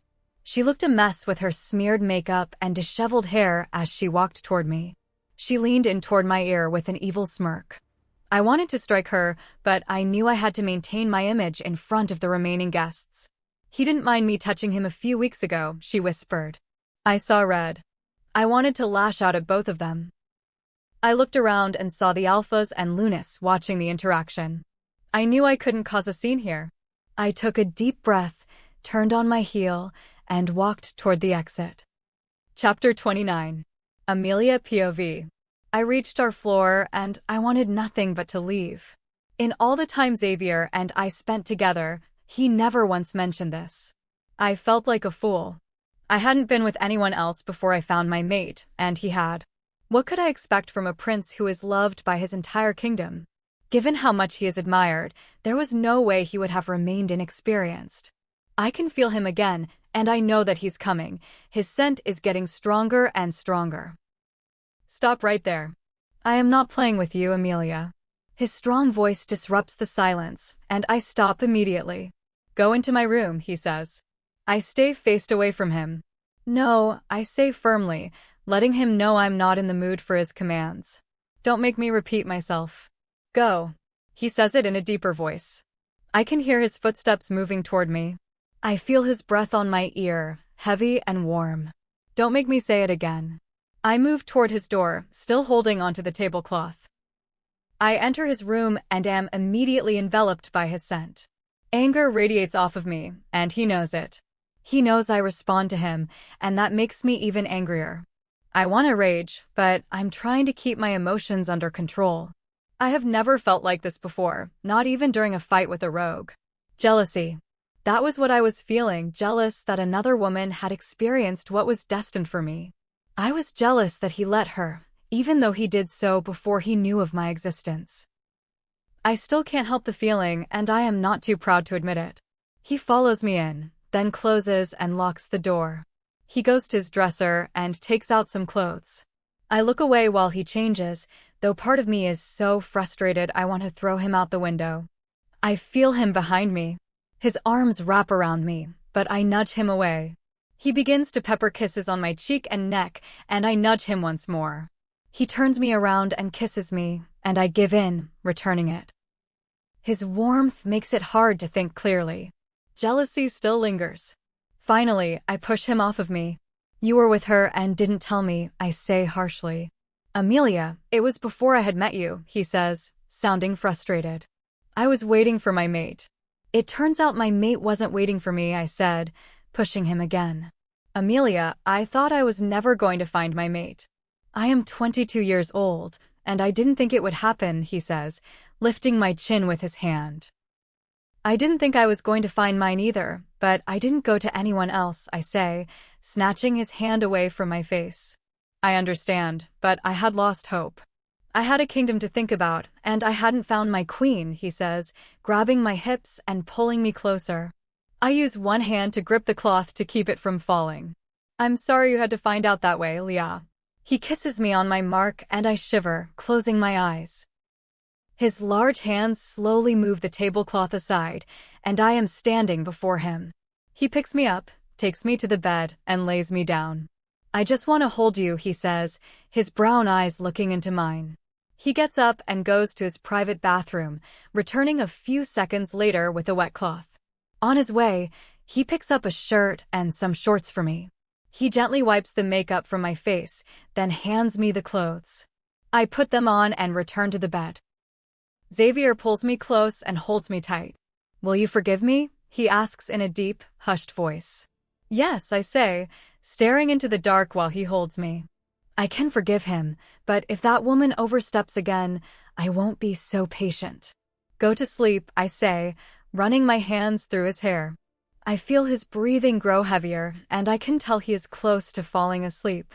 I wish I felt tired, but all I can feel is the end of my old, peaceful life, the one without chaotic balls or disrespectful rivals.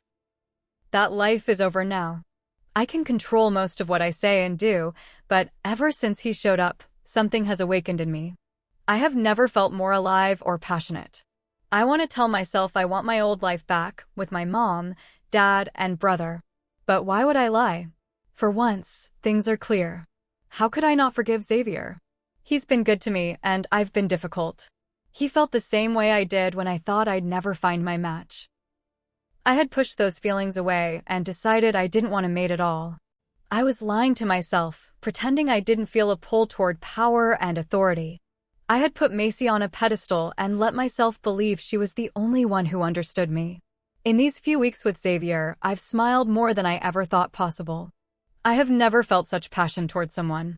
Jealousy remains, but so does the connection. Chapter 30. Amelia POV. 3 months later. There have been multiple attacks against the palace since the night of the ball. The queen has been much moodier and angrier. She barely speaks at dinner, and when she does, it's short and simple. Xavier and I have been spending less time together because he's always with the king, trying to figure out who's behind these threats.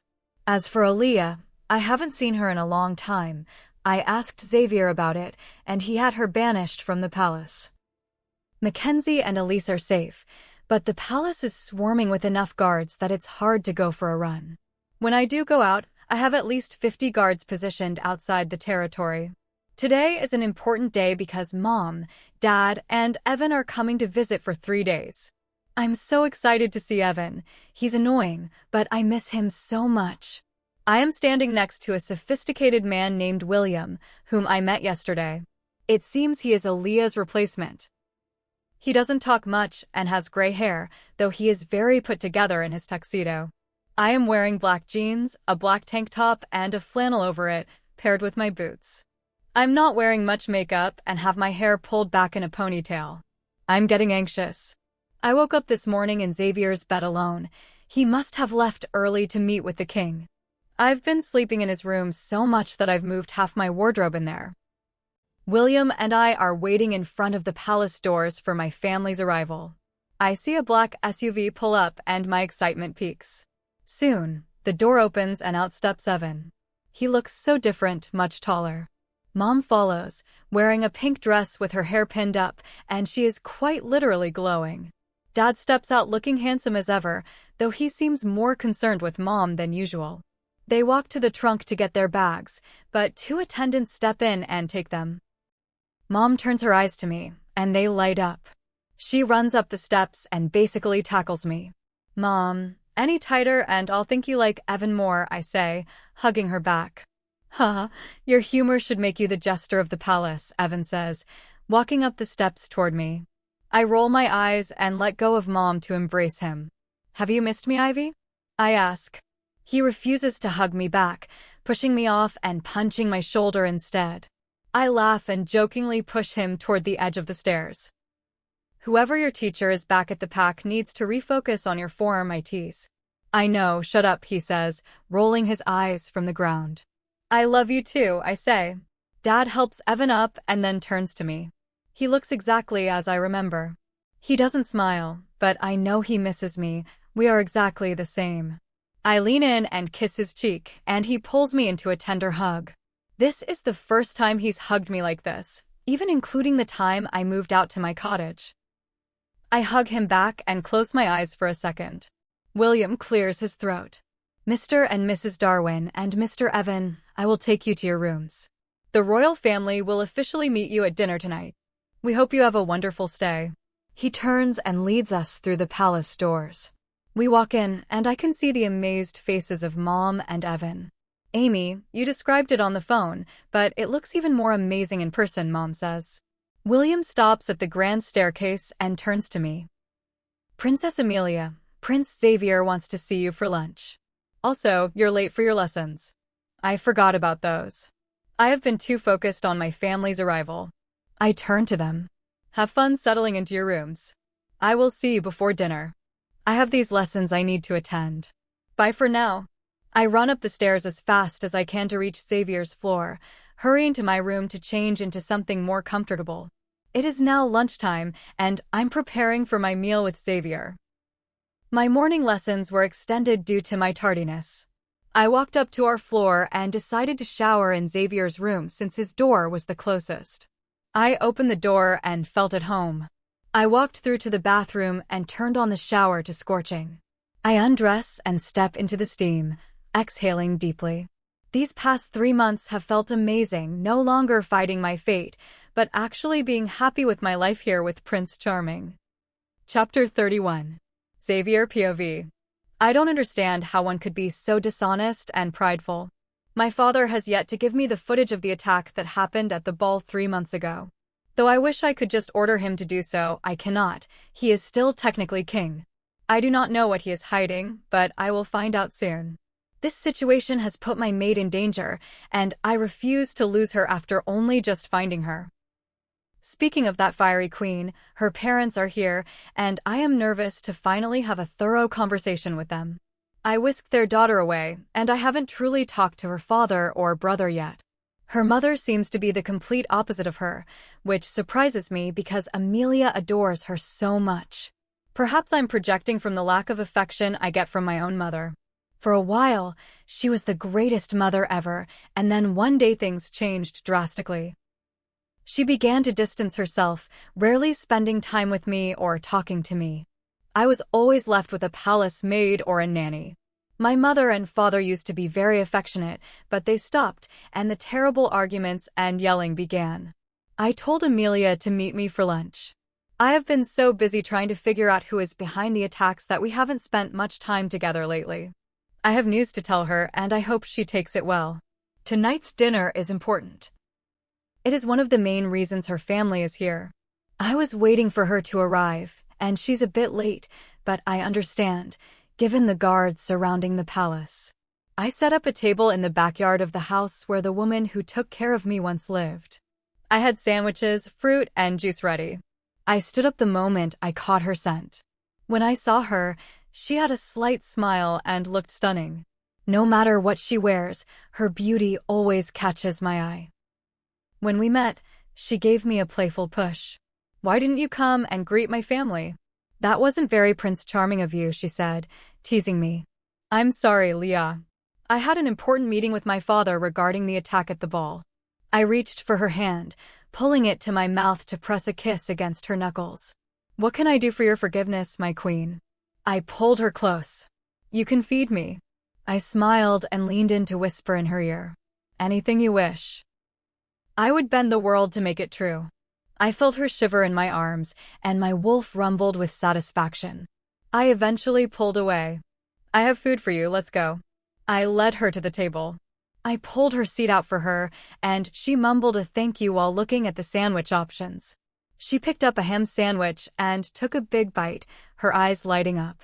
"Xavier, did you make this yourself, or did you have the staff do it like a little princely boy?" "No, I made everything here myself. I was taught how to cook by one of the palace maids when I was a boy. I didn't spend much time with my mother, so I was usually around the palace help." "Do you like the sandwich?" "Yes, it is really good." "I wouldn't expect you to know how to cook." "Can you cook, Leah?" She slightly choked on her sandwich, coughing as she straightened her posture. "No, I cannot. When I lived alone, I would get fast food or take home food from my mom or Macy. Here, I can get by without almost burning down the kitchen." I chuckled. "She is so fascinating." "Yeah, definitely don't do that." "I don't need you poisoning yourself with your own cooking," I said, taking a sip of juice. Wow, Prince Charming being mean and insulting people. "I truly have done a great job with you," she said, smirking. "Amelia, we have to talk about something serious." She put her sandwich down and gave me her full attention. "My parents are stepping down in a month. That means we have to take our place as king and queen. There has to be a royal wedding, and we have to finish the mating process. At tonight's dinner, I am expected to propose to you." I watched as her breathing almost stopped. "But we have only had 4 months together," she said, her voice full of shock and disbelief. "Amelia, you are far from common. I wish we had more time before taking on these duties, but I would do anything if it means you'll be right by my side." I tried to offer her reassurance. "Xavier, I was just a warrior wolf." "How am I going to be the Luna Queen?" she asked, becoming visibly anxious. There was no warning. This is all just happening. "I don't know if I can do it. I was living a normal life, and I didn't have this much responsibility." "Have you seen me at my lessons?" "Yes, I've seen you at your lessons, and you are a terrible dancer," I teased. She reached over to hit me. "Be serious." I am serious right now, and you're being a jerk, she said, and I laughed at the nickname. Amelia, I have no doubt in my heart that you will be a great queen. It is who you were destined to be. I know you feel the urge. It's part of who you are, just as being king is part of me. You don't have to be a queen like my mother. I reached over and grabbed both of her hands across the table. You can be my warrior Luna. Chapter 32. Amelia POV. I was now back at the palace. Xavier and I had a nice lunch, but thinking about tonight's dinner is making me nervous. I really cannot fathom how quickly this is happening. I should have known. He is a prince after all. There is a schedule for our relationship, and he is just okay with it, which I don't understand. I am walking back to my room to change. Our lunch lasted almost 2 hours. After we finished our serious talk, we stayed together for a while. I felt a little dizzy after our talk, so we went inside and lay down together. It was calming. That is usually the time when I feel like it's just Xavier and me, not a schedule, lessons, or attacks. It is just us when I am lying in his arms. It's like I can breathe again. Maybe the feeling has intensified because of our marks. I know I feel stressed about a royal wedding and finishing the mating process, but one thing I am not stressed about is him. Whether it's the marks or not, I feel so many emotions for him. I cannot wait to smell his scent and cuddle with him at night. Usually, I stay up late just being in his embrace. Whenever he is away on princely duties, it makes me anxious. I feel like, after the attacks, I could lose him at any time. I do not know what I would do without him. These past 3 months, we haven't spent much time together, but that doesn't mean he didn't make the effort. He spent all his free time with me. I learned so much about him. I know I gave him the silly nickname of Prince Charming, but he has truly charmed my heart. I know he hates eggs and his favorite color is blue. Who hates eggs? That is so weird, but even the strange things about him make me smile. He wears casual clothes on Saturdays, and it is so different to see him out of his princely suits. He wants to grow a beard so badly, but it doesn't quite work out for him. He loves peaches because his mother used to make peach cobbler when he was a young prince. He wishes his mother and father were still in love. He longs for his mother's affection and is still torn by how distant she has become.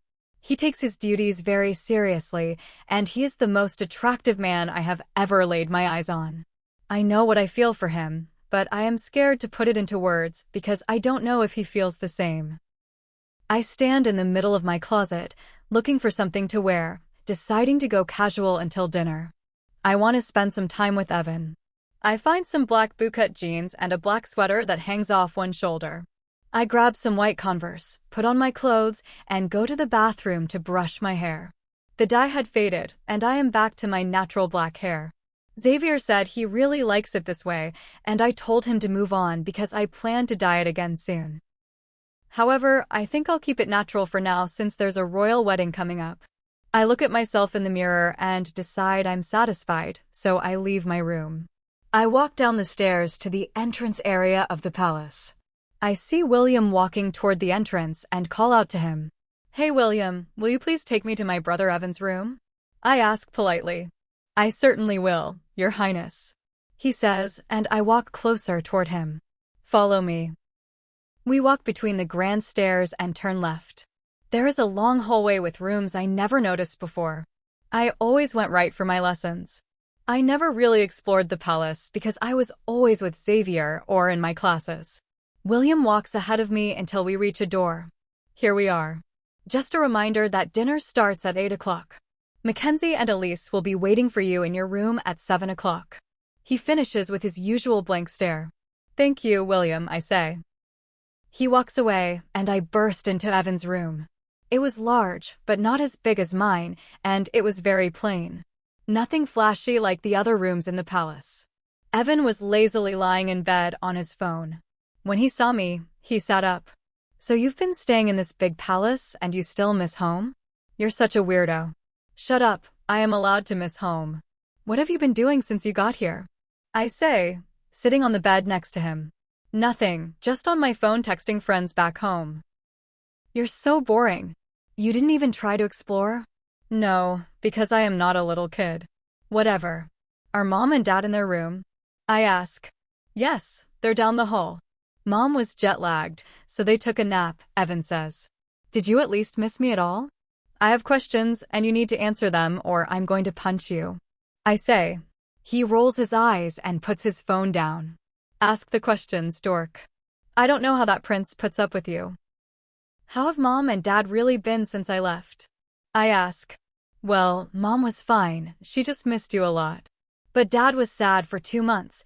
He was on edge and angry most of the time. He's been in a better mood since he learned we were visiting, Evan says. That's good to hear. Now, tell me about Macy. How has she been? I ask, rushing to know how she's doing after the way we left things. Well, she is definitely pregnant and apparently having twins. She seems happy. I only see her at pack meetings and similar events. She asked about you, and I told her you were fine. I nod. Nothing will change how much I love her, but she was unsupportive when I needed her most, so now we have to be apart. Amelia, Evan says, snapping me out of my thoughts. I brought games from home that we can play. I felt so happy that he was here. In this moment, I finally felt at peace. Chapter 33. Amelia POV. Evan and I have been playing games and talking for about 2 hours now, and we decided to go see Mom and Dad. It is only 4 o'clock, so we have plenty of time before I have to get ready for dinner. We walk out of the room, head down the hall, and pass a few more doors before stopping to knock. Mom's pretty face appears as she opens the door, and she hugs me tightly again. Come in. I missed you so much. Evan and I walked in and saw Dad sitting at a desk. His eyes lit up slightly. Evan and I sat on their bed and made ourselves comfortable. How was your lunch with the prince? Mom asks as she goes to sit on Dad's lap. It was really nice, I say, trying not to show too much of the heavy emotion that actually took place during our talk. Evan and I were just playing some games and wanted to come spend time with you guys. Also, dinner is formal tonight, so make sure you wear a dress, Mom. Dad and Evan should wear suits. All 3 of them nod. What I didn't ask was how Evan's training is going, along with my students, I say. Evan has actually been doing really well. He has improved a lot with Warrior Jace teaching him, Dad says. Oh, so all you needed was a mediocre man and not your queen of a sister? I look at Evan and grab his shirt, pulling him closer. Please, you're far from queen material, Evan says while pushing me off of him. Evan, you don't say things like that. Go back to your room until it's time to get ready for dinner, Mom says, standing up to pull him off the bed. It's fine, Mom, really. His little comment didn't affect me at all. After all, he's the one being taught how to fight by a mediocre man, I say, and she lets him go. Amelia, you said the palace was big, but you didn't give specifics. It is huge and beautiful. I am so proud of you.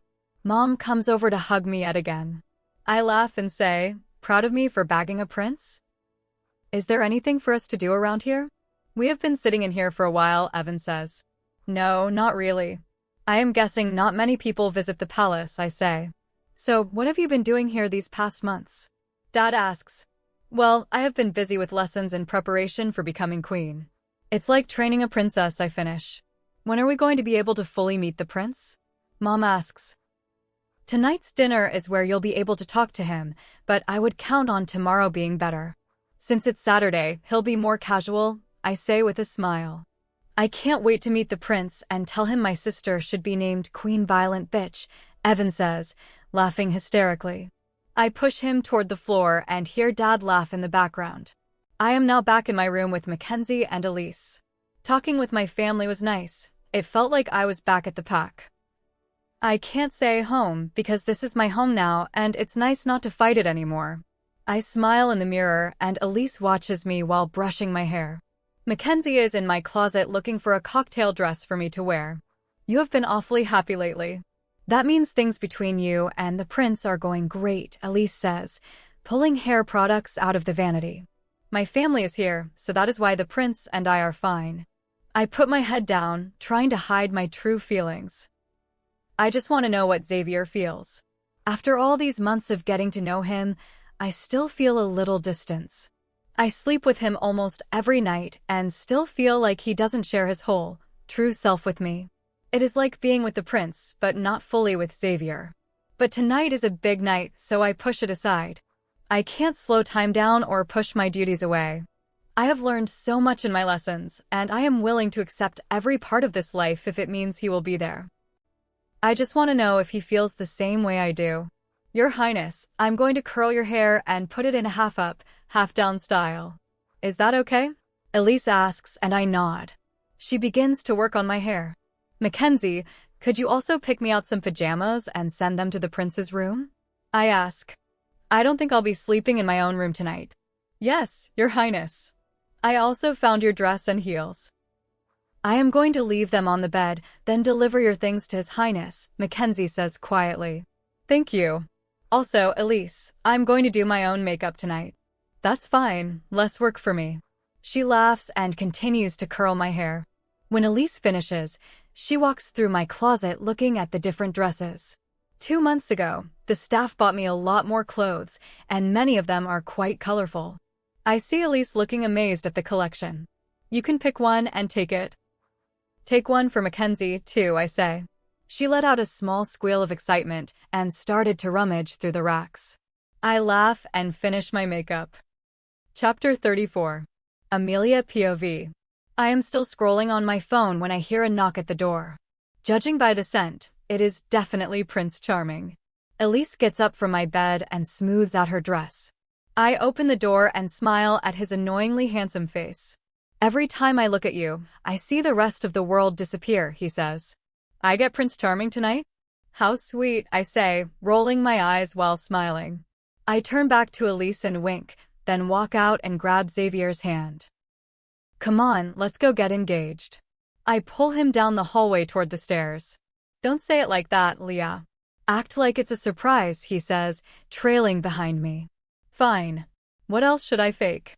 I ask as we reach the bottom of the stairs. Nothing else. And don't get smart with me, he says.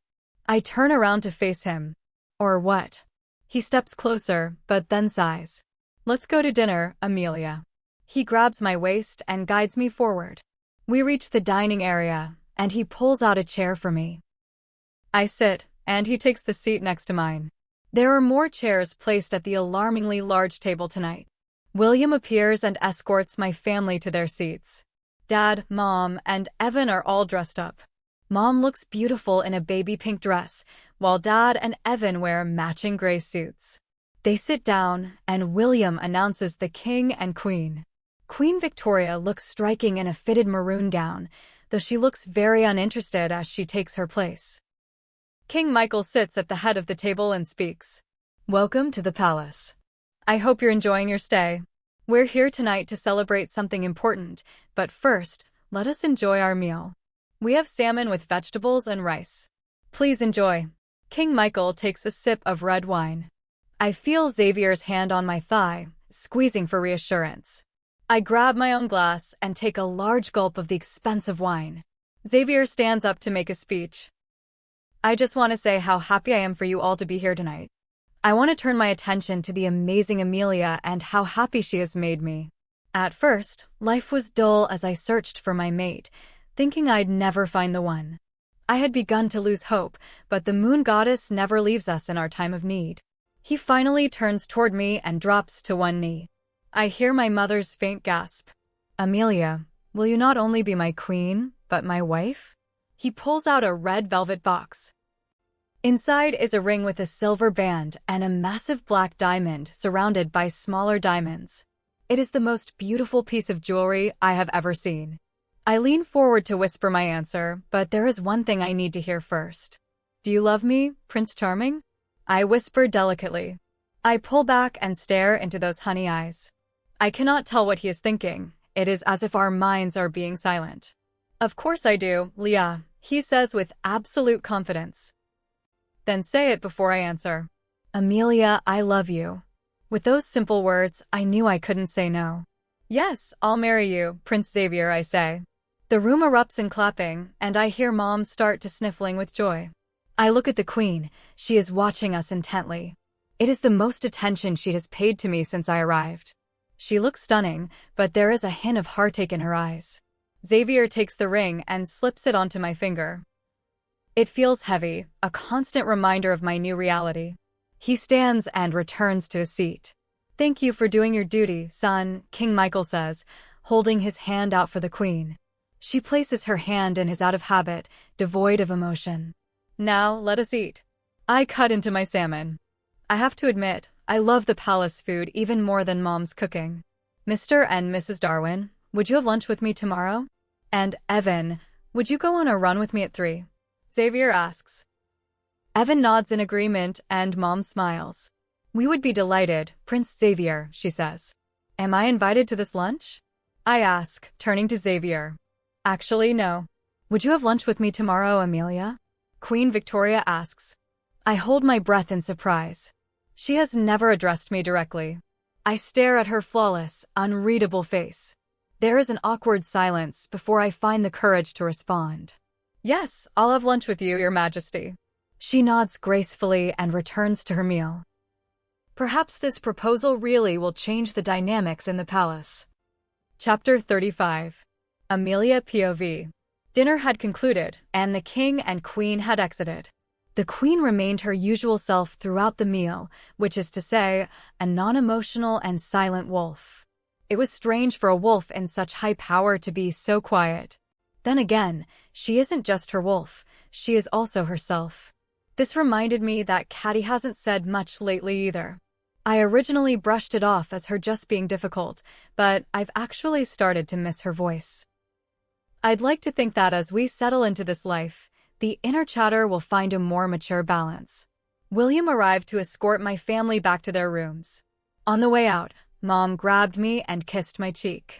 As soon as they were gone, Xavier put his hand on my thigh and squeezed. He looked forward, holding his glass of wine, but I turned to stare at him. His profile was perfect, and I rolled my eyes at the sheer handsomeness of it. Amelia, how many times do I have to remind you not to roll your eyes at me? He put down his glass and leaned back casually. His hand moved higher up my thigh, and I felt a surge of heat. I wanted to pull away, but the spark of his touch kept me rooted to the spot. He smirked, seeing my reaction. He leaned closer until his hand was inches from where I was most sensitive. Amelia, I can smell your response to me, and it is powerful. I want you to go to my room. When I get there, I expect you to be waiting for me. Do you understand? The shift in his energy was pure dominance. I felt Caddy purr in agreement, but my pride wanted to fight him. And who do you think you are? I challenged. He immediately grabbed my face and pulled me closer. Amelia, tonight I want to show you exactly how much I care for you, so do not fight me for dominance right now. Do as I've asked. A pull inside me wanted to submit. He gently let me go and took another sip of wine. I got up and started walking to his room. The palace was quiet, and the walk felt long and anticipatory. I reached his room and stepped inside. It was slightly cold, just the way he liked it. I went straight to the bathroom to wash my face and freshen up. I let my hair down, allowing the curls to fall naturally, and removed my dress. Finally, I climbed onto his bed, surrounded by his scent. I waited for about 20 minutes until I heard the door unlock. I heard his footsteps as he entered. I am glad you decided to listen to me, Amelia, he said, his deep voice sending a shiver through me. I heard his shirt hit the floor. He moved toward me and gently turned me to face him. I am going to show you why you belong by my side, he whispered. He stared into my eyes with a smirk. I love you, Leah. His words seemed to control my body. He leaned in and kissed me deeply, his tongue exploring my mouth as electricity ran through me. I let out a breathy moan, and he began to trail kisses down my neck. He moved lower, and I felt the heat between us rising to an unbearable level. I couldn't take the teasing anymore. Please, Xavier, I whispered, closing my eyes. As you wish, my queen, he replied. The intimacy was overwhelming. He was thorough and attentive, making sure I felt every sensation. I felt as if I were going crazy with pleasure, my moans turning into quiet whines of his name. He stopped suddenly to kiss me again, and I could taste the saltiness of my own skin on his lips. He moved to remove the rest of his clothes. I'll go slow and easy, since this is our first time, he promised. I want this to be perfect for you. Do you understand? I loved him so much in that moment. Yes, I understand, I managed to say. He moved over me, his honey eyes providing comfort. We were finally completing the mating process. He kissed me again and entered me slowly. I felt a flash of pressure, but it was quickly eclipsed by an intense wave of pleasure. He moved deeper, and I gasped, finding a rhythm with him that felt as natural as breathing. My moans grew louder as his pace quickened. I rolled my eyes back, lost in the feeling. I could hear him groaning, his speed increasing as we both reached the edge. After a few more minutes, we found our release together, and I let out a final, breathless sound. Xavier kissed me tenderly before lying down beside me. I smiled and turned my head to look at him. I didn't know Prince Charming had that in him, I teased, pulling the covers over us. Yes, Leah, I do, he said with that familiar smirk. And don't get too comfortable, the night is still young. I laughed, feeling more connected to him than ever before. Chapter 36. Amelia POV. I feel warmth all over my face, and I smile as I remember the events of last night. I feel so close to Xavier, as if I am finally completed and whole. I open my eyes and look to my left, and there my prince is, still sleeping with his beautiful, disheveled hair. I move closer to lay my head on his chest and stare at his peaceful face. I gently shake him, and his handsome eyelids flutter open. Morning, Prince Charming, I say, smiling. Xavier looks down at me, his voice gravelly with sleep. I feel like a king today. He moves his arms to embrace me more, and I rest my head on his shoulder. You're always going to be my Prince Charming, I say, and he leans down to kiss my head. Xavier looks at the clock and grunts. We slept in. I have to get up because I promised your family a proper introduction, he says in his formal way. He tries to get up, but I pin him down. He grins. Leah, we have to get up, and you pinning me down isn't helping. I want my prince, I say, playfully mocking his slight accent. You'll get more tonight, I promise. I must present myself as an honorable man to your family. I feel they deserve that much. I roll my eyes and release him. I feel more connected to Xavier than ever, as if we are truly one. My parents are going to rush the wedding date so we can take the throne. It is mainly due to the recent attacks. My father wants me to take his place sooner, he informs me. I nod, taking in the information. It doesn't scare me as much as it would have 2 months ago. I have fallen in love with my prince, and it's the most surreal feeling. I guess I have to talk to your mom today. I'm really nervous, I say, resting my head back on his chest. I wish I knew her intentions so I could protect you, but truly, I don't know if protection is what you need. I barely know her myself, he says sadly. I reach up and kiss his lips. I'll be fine. I can handle your mother. Let's take a shower. I showered and dressed in Xavier's room, but moved back to mine to finish my hair and makeup. I'm wearing black biker shorts and an oversized black shirt. I sit at my vanity, rushing, because I realize I'm going to be late to meet the queen. I straighten my hair as fast as possible and look in the mirror. I look a little too casual to be meeting royalty, but I don't have time to change. I run out the door in search of William. I find him near the base of the stairs. He turns to look at me. Your Majesty, I was looking for you. I will be escorting you to the Queen's personal tea room. Thank you, William. Do you have any idea what this meeting is about? No, Your Majesty, I do not, he says stoically. We walk in silence until we enter a room with high ceilings, floral wallpaper, and elegant couches. The Queen is already sitting at a table set with tea and macarons. Thank you, William. You may go, and please close the door, she says in her elegant, demanding voice. William obeys, and the Queen turns to me. She is wearing a beautiful, deep red dress that clings to her figure. Her hair falls in perfect curls down her back. I suddenly feel very underdressed. You may sit, Amelia. She sips her tea. I walk slowly to the table and sit, trying to remember my etiquette lessons by laying a napkin across my lap. You look very nice today. Her voice startles me slightly. Thank you. You look gorgeous, Your Majesty, I say, trying not to stutter. Amelia, you can call me Victoria. There is no need for formalities. You have dressed informally today, and I suppose it was my mistake not to do the same, she says with a hint of self-reproach. Oh no, Victoria, it's completely fine, I say, and she smiles at me. I see my son is head over heels for you. That proposal last night made me extremely happy for him. Her statement confuses me. She and Xavier have such a strained relationship, yet she says she is happy. I do not mean to meddle, but Xavier does not seem to think you care much for him. This seems to upset her. It's as if I'm seeing a side of her she never shows. Usually, she is cold and unmoving, her face a mask of indifference, a trait she clearly passed on to Xavier. I wondered why she was opening up to me rather than to her own son. I love my son with every cell in my body. I am a very flawed queen and mother. Though I do not believe I deserve the title of mother, she says, her expression darkening before she masks it with a small smile. Amelia, you're the opposite of me, and I am happy about that. You're strong-willed. I have been watching you ever since you arrived. I take a sip of tea to calm my nerves. I want to be by your side through the wedding preparations.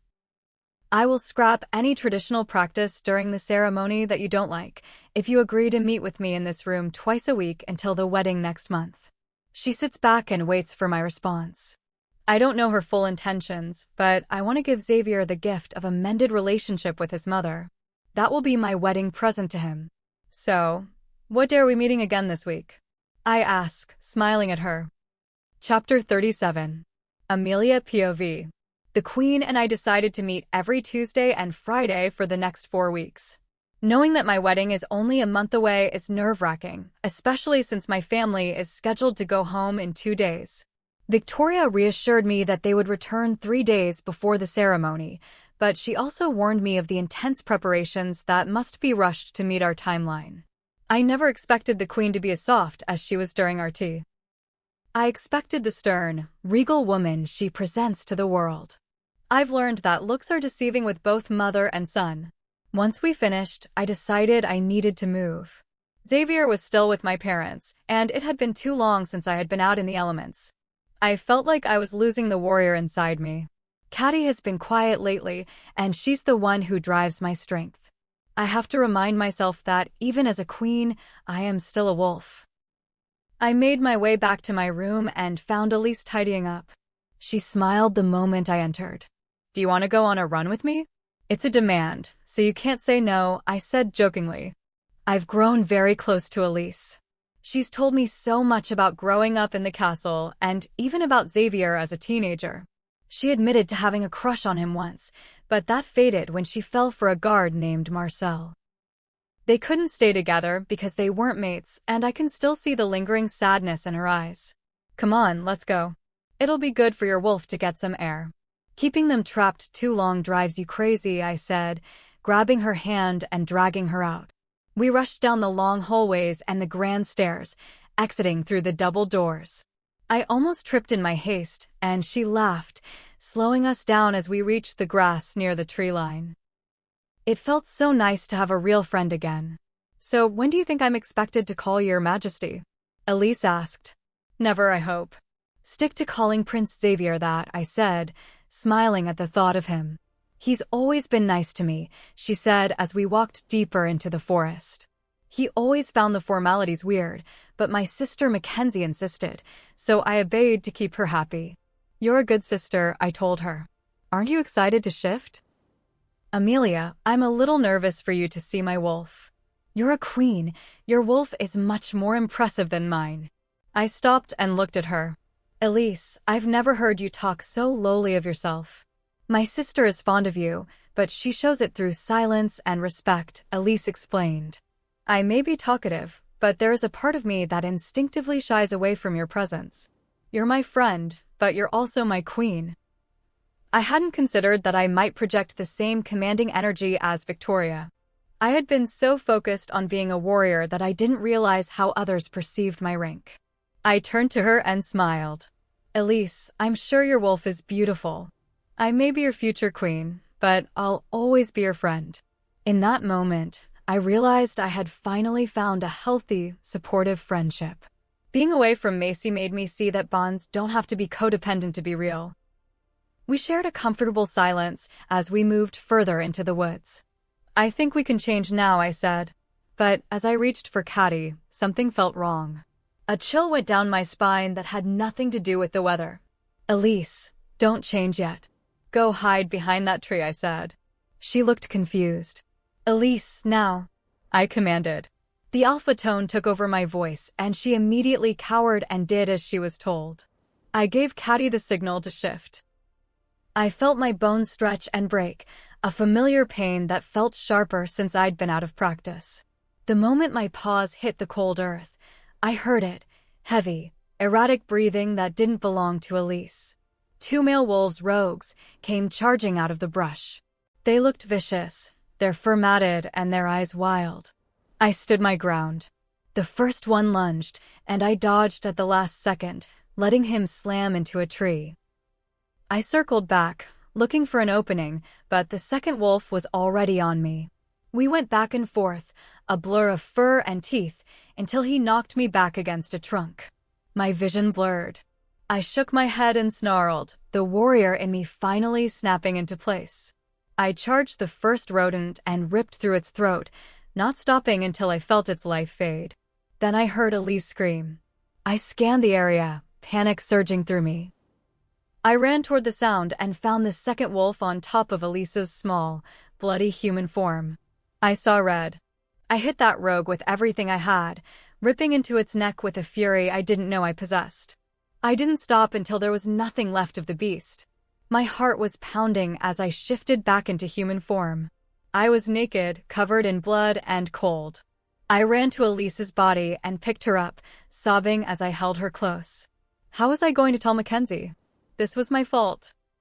She would have been safe in the palace if I hadn't dragged her out here. I rocked her back and forth, screaming into the silent forest until my voice gave out. Then, the world started to go dark at the edges. I felt so tired. I had killed rogues before, but I had never felt this broken. I just wanted to sleep. I just wanted my Prince Charming. Chapter 38. Amelia POV. I feel warm and stiff. As I slowly open my eyes, the first thing I catch is the smell of him. It's dark and quiet, and as I move, I realize I'm in his bed. I sense movement in the room and look to my right. He's sitting in a chair in the shadows, watching me. Outside, the low rumble of thunder and flashes of lightning fill the sky. I've always loved storms. They make me feel at peace. I had to wash the blood out of your hair, he says in a low, dark tone, his gaze fixed on the opposite wall. I pull my hand from under the blanket and touch my hair. It's soft and still slightly damp. The memories of the forest come rushing back, and my heart aches with a fresh wave of grief. I turn my head away, scrunching my face to keep the tears from falling. I had to calm down your parents. It wasn't easy, Xavier says, his voice still carrying that mysterious weight. I turn back toward him, my eyes watering until a tear finally escapes. Xavier focuses his attention on me and slowly stands up. Even in his lounge clothes, he looks striking. He makes his way to the bed and climbs under the covers to pull me into a cuddle. He kisses the track where my tear fell, and I finally feel safe again. I took care of Elise's body and arranged for Mackenzie to be moved to a guest suite permanently. She's no longer a servant, but a guest of the Queen. I squeeze him tight, my heart breaking for Mackenzie and my inability to save her sister. More tears form as I think of the sisters. Xavier pulls back slightly and begins to kiss away the saltiness. I realize I'm only in my underwear and pull him closer, needing the warmth of his skin to anchor me. My tears eventually stop. I feel as though I've run dry. We lie there holding each other. I was terrified I'd lost you today until I got there and saw what you did to those rogues. I try to respond, but my throat is too sore from the screaming and sobbing to find the words. But what else should I expect from my queen, he finishes, kissing my forehead. I don't ever want to feel that panic again, Leah. I lift my head and look into those honey brown eyes. Every time I look at him, I fall all over again. Prince Charming, you won't ever lose me. I love you, I whisper, my voice barely a rasp. I love you too, Leah. He leans in to kiss me. This kiss is different. It isn't fueled by the usual fire, but by a deep, protective love. I feel another tear slip out, and he gently wipes it away with his thumb. We pull away, and I rest my head on his chest. I carried you all the way back to the palace. Now I really do feel like Prince Charming, he teases gently. I smile and hit his arm weakly. Shut up, I whisper. Leah, that attack wasn't random. My father and I have been investigating the ball, and it was planned, just like this. I cannot risk losing you. I've spent my entire life being alone. Now I know what it feels like to have that missing part of myself. A planned attack against the royal family means war. Xavier's words bring me a moment of peace, even amidst the tragedy of the day. All I want is to stay in his arms. Leah, I want you to go home with your family until I figure out who is behind this. My heart drops straight to my stomach, and I bolt upright to look at him. You're not sending me away. What about our wedding? I say in a stern whisper. His face becomes an unreadable mask. I am not sending you away, I am. Bullshit. You are. I can handle myself. I'm not some princess who needs to hide. I'm a warrior, Xavier. I say with as much power as my damaged voice allows. I know you're capable. But there is a war coming. And my priority is to protect my queen over the kingdom, over everything. I choose you. You shouldn't have to carry this right now. I want to fight him, but deep down I know the truth. I'm a target now. I hate the thought of being apart, but I can see the resolve in his eyes. My mother is going with you, he adds. I demanded it of my father. He and I have much to discuss. Is Queen Victoria coming back to my pack? At least our deal will stay intact. You're leaving tomorrow to minimize the risk of another attack. Guards will escort you and protect the pack while you're there. I've already contacted the Alpha to arrange an estate for you. Call me as soon as you arrive. My heart aches at the thought of leaving him and the memory of Elise. I hate you, Prince Charming, I say as another tear falls. He leans up to kiss it away. I love you too, Leah. Chapter 39. Amelia POV. I open my dry eyes and feel the strain in my lids from a night of crying. I am still wrapped in Xavier's arms. I don't remember falling asleep, but the heavy conversation from last night and the tragic events in the forest come rushing back instantly.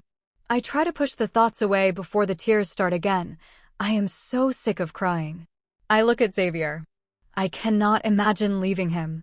He is my home now, and being sent away feels like being exiled from myself. I shake him, trying to get his attention. My voice is still a raspy whisper from the screaming and sobbing.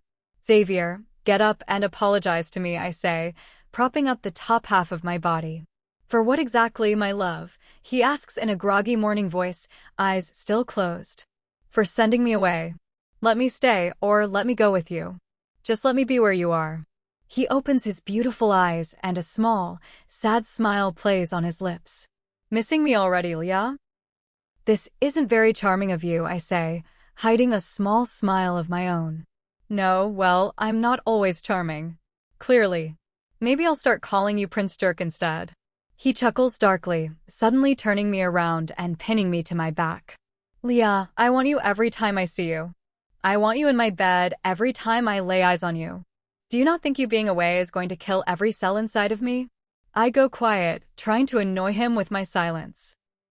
Do not play with me so early, Leah, he warns in that deep morning voice I love so much. Maybe that's what I want to do, since I won't be seeing you for a while. I turn my head to the side, wanting him to feel the weight of this separation. Look at me. I slowly turn my head back to meet those honey brown eyes. I'll come back for you the minute I've secured the palace and the grounds, he promises. I slowly shake my head, still hating the plan. You aren't scheduled to leave until later tonight, so we have all day to spend together. I smirk at the hint. Let's take a bath together, I suggest. He unpins me, and I run into his closet to grab a shirt for the walk to the bathroom. I find my way to the oversized tub and start the water, making it as hot as I can stand it and adding enough soap to fill the room with bubbles. While the tub fills, I splash water on my face and brush my teeth, trying to make myself look presentable. Are you sure you don't want to see your family first, Leah? Xavier asks, sitting on the edge of the mattress. Currently, no. Now let's go. I pull on his arm and lead him to the bathroom. He helps me out of my clothes, and I watch as he removes his. I reach for a hug, but he pulls me in for a stern, commanding kiss instead. His tongue asserts a familiar power that makes me moan into the kiss. He lifts me up and carries us both into the warm water. I should resent you forever for this choice, Prince Charming, I say, pulling away to settle into the tub. Xavier lies across from me, his gaze piercing. Amelia, let's just share this day. No more fighting me on your protection. I lift a brow, my warrior pride stinging. I'm a warrior. I am the perfect protector. I'm not just some princess. Do you understand me, Xavier? He scoffs, a challenge flashing in his eyes. Perfect protector, huh? Like you protected Elise. My blood freezes. The words are dangerous, hitting exactly where it hurts most. Rage flows through me, replacing the warmth of the water. I take my hand and shove a wave of water directly into his face. Forget you, I snap. I stand up immediately, not caring about being exposed. I feel a sudden chill in my soul. I grab a towel from the rack just as Xavier stands up, rubbing the water from his eyes. Amelia, he says, his voice dropping to a warning depth. Forget you, I say one last time before rushing out of his room. I slam his door and run to my own, locking it behind me. I let out a jagged breath as the ache in my heart returns tenfold. I did my best to protect her, and I would give anything to have that fight back. Maybe this space will work out well for us after all. Chapter 40. Amelia POV. I looked down at my left hand, my gaze lingering on the ring. I turned my attention back to the piece of paper in front of me. I spent the rest of my day in my room, packing and organizing my clothes, finishing with a shower. I realized I was actually going to miss my bed during this visit back to the pack. I was writing a letter to Mackenzie to apologize. It had been my sole task for the last 30 minutes, and I honestly wished it had been easier to start. I began writing, hoping my words would give Mackenzie even a sliver of peace. Xavier hadn't come to see me today, which was for the best. He had been a jerk, and part of me still wanted to punch him. I wanted to curl into a ball and avoid my problems, but I couldn't. As much as I was mad at him, I still loved him. I knew being apart from him would be difficult. I finished the letter, slipped it into a pink envelope, and set it aside. Looking around my room, it felt like I was leaving home all over again. Xavier had become my home, and I could feel Caddy's sadness beginning to mirror my own. A knock at the door broke my thoughts. I got up and opened it to find William and 2 palace guards. Your Majesty, I am here to escort you to the plane. Your family and the Queen have already boarded, he said. My heart dropped a little. Would you happen to know where the prince is? I asked out of curiosity, despite my anger. He's waiting for you, Your Majesty. I nodded and took one last glance back at my room. I closed my eyes, feeling the memories of Elise. I realized I never really spent much time alone in this room. I was always with the twins or Xavier. I turned back to William. William, there's a letter on my vanity addressed to Mackenzie. Please make sure she receives it, I said firmly. Of course, Your Majesty. We must leave now. I stepped aside to let the guards grab my luggage. Once they had it, they followed William and me. I turned off the lights, closed the door, and walked ahead of them.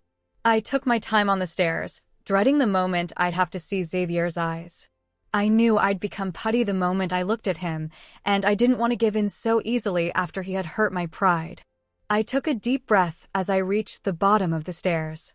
When I saw him, it felt like meeting him for the first time all over again. I just wish he hadn't said what he did, so I could run up and kiss him. I tried to walk past him toward the double doors, but he caught my left hand. I felt the familiar flutter in my stomach. He brought my hand to his mouth, slowly kissing my engagement ring and then my knuckles. Forgive me, my queen, for I am only a lost prince still learning his way to kingship, he said in a low voice. I moved closer, resting my head against his chest to listen to his heartbeat. The pit of sadness inside me grew, and I leaned into the warmth of his arms. A tear escaped as I whispered, "Let me stay with you, please." I knew I sounded desperate, but it was the truth. Please, Leah, let me sort this out.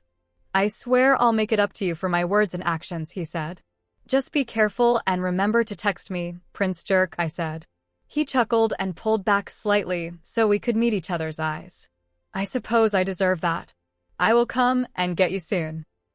You are my priority, so wait for me. You know I will, Prince Charming. I leaned up to kiss him, momentarily forgetting that William was standing right there until he cleared his throat. I apologize for the interruption, Your Majesties, but the plane is ready to depart. I love you, Leah, Xavier said as I turned toward the doors. I smirked. You better. He gave me one last passionate kiss before the guards opened the doors. I walked down the steps, checking for my phone and AirPods in my hoodie pocket. This was going to be a long flight, and I wasn't prepared for small talk. I just wanted it to be quiet. Chapter 41. Xavier POV. It killed me to let her go like this, but I couldn't risk the likelihood of another attack at the palace while she was here. I need to protect her at all costs. She is my queen. I turned my head toward William. Where is my father? I asked in a stern voice. He is expected to be in his office, Your Majesty. I nodded in acknowledgement and headed towards my father's office. I think I might be picking up some of Amelia's sarcasm lately. This office will soon be mine once I become king. Others inherit jewelry or wealth. I seem to inherit a cold legacy. I wonder where my capacity for falling in love came from. Maybe I was just hoping that if anyone in the world could love me, it would be my mate. Right now, I have upset her, and it is creating a deep insecurity within me. I have never been one to bury my emotions, nor have I ever been a victim of emotional unintelligence. My father taught me that a king should never allow anyone, even his queen, access to his true emotions. That was just one of the many rules I've broken for Amelia. I have allowed her to see me upset, happy, lustful, and nervous. If there is one thing I truly learned from my father, it is how to never let go of my mate. But right now, I had a mission, to officially challenge my father's authority and finally get the truth. I stopped in front of the huge white door I had avoided as a child. Like every door in the palace, it had a detailed gold handle. I did not knock. I burst in to find my father signing paperwork. He glanced at me and rolled his eyes. You're awfully dramatic for just sending your mother away, he said in his usual dismissive way. Not everyone can be as nonchalant as you when our home is being attacked, I countered in a tone I'd never used with him before. He was sitting at a massive mahogany desk that only boosted his ego. He simply grunted and continued writing, which only pissed me off more. I walked up to the desk, snatched the paper from under his pen, and threw it across the room. He barely reacted, leaning back into his chair while rubbing his forehead. Xavier, what is it that you want? I want the truth. I want you to tell me what is really going on. Fine, he said, still rubbing his temples. Sit down, son. Amelia POV. The plane ride was excruciatingly long. I sat looking out the window, lost in thought. I tried listening to music, but I eventually stopped. I wanted to text Xavier, but it felt pointless after the way we left things. I looked down at my ring and sighed. I felt movement next to me and turned my head to see the queen. She spoke before I could even greet her. Do you think that Xavier loves me? She asked, looking straight ahead with her usual stoic expression. The question took me completely aback. I felt like she was asking the wrong person. Xavier and I rarely talked in depth about our families. Yes, I think he does. I think he's hurt, but he loves you. I think some children have an unconditional love for their parents. Even when they've been wronged, the love remains. I never wanted to be this kind of person or mother, Amelia. I take full responsibility for neglecting my son. I should have been better to him, even though others were worse to me, she said, her voice finally betraying a hint of emotion. It was sadness, and in that moment, she looked exactly like Xavier. I don't know why I am programmed like this. I'm sure everyone asks themselves that question, I replied, looking ahead as well. Does that make me ordinary? She asked.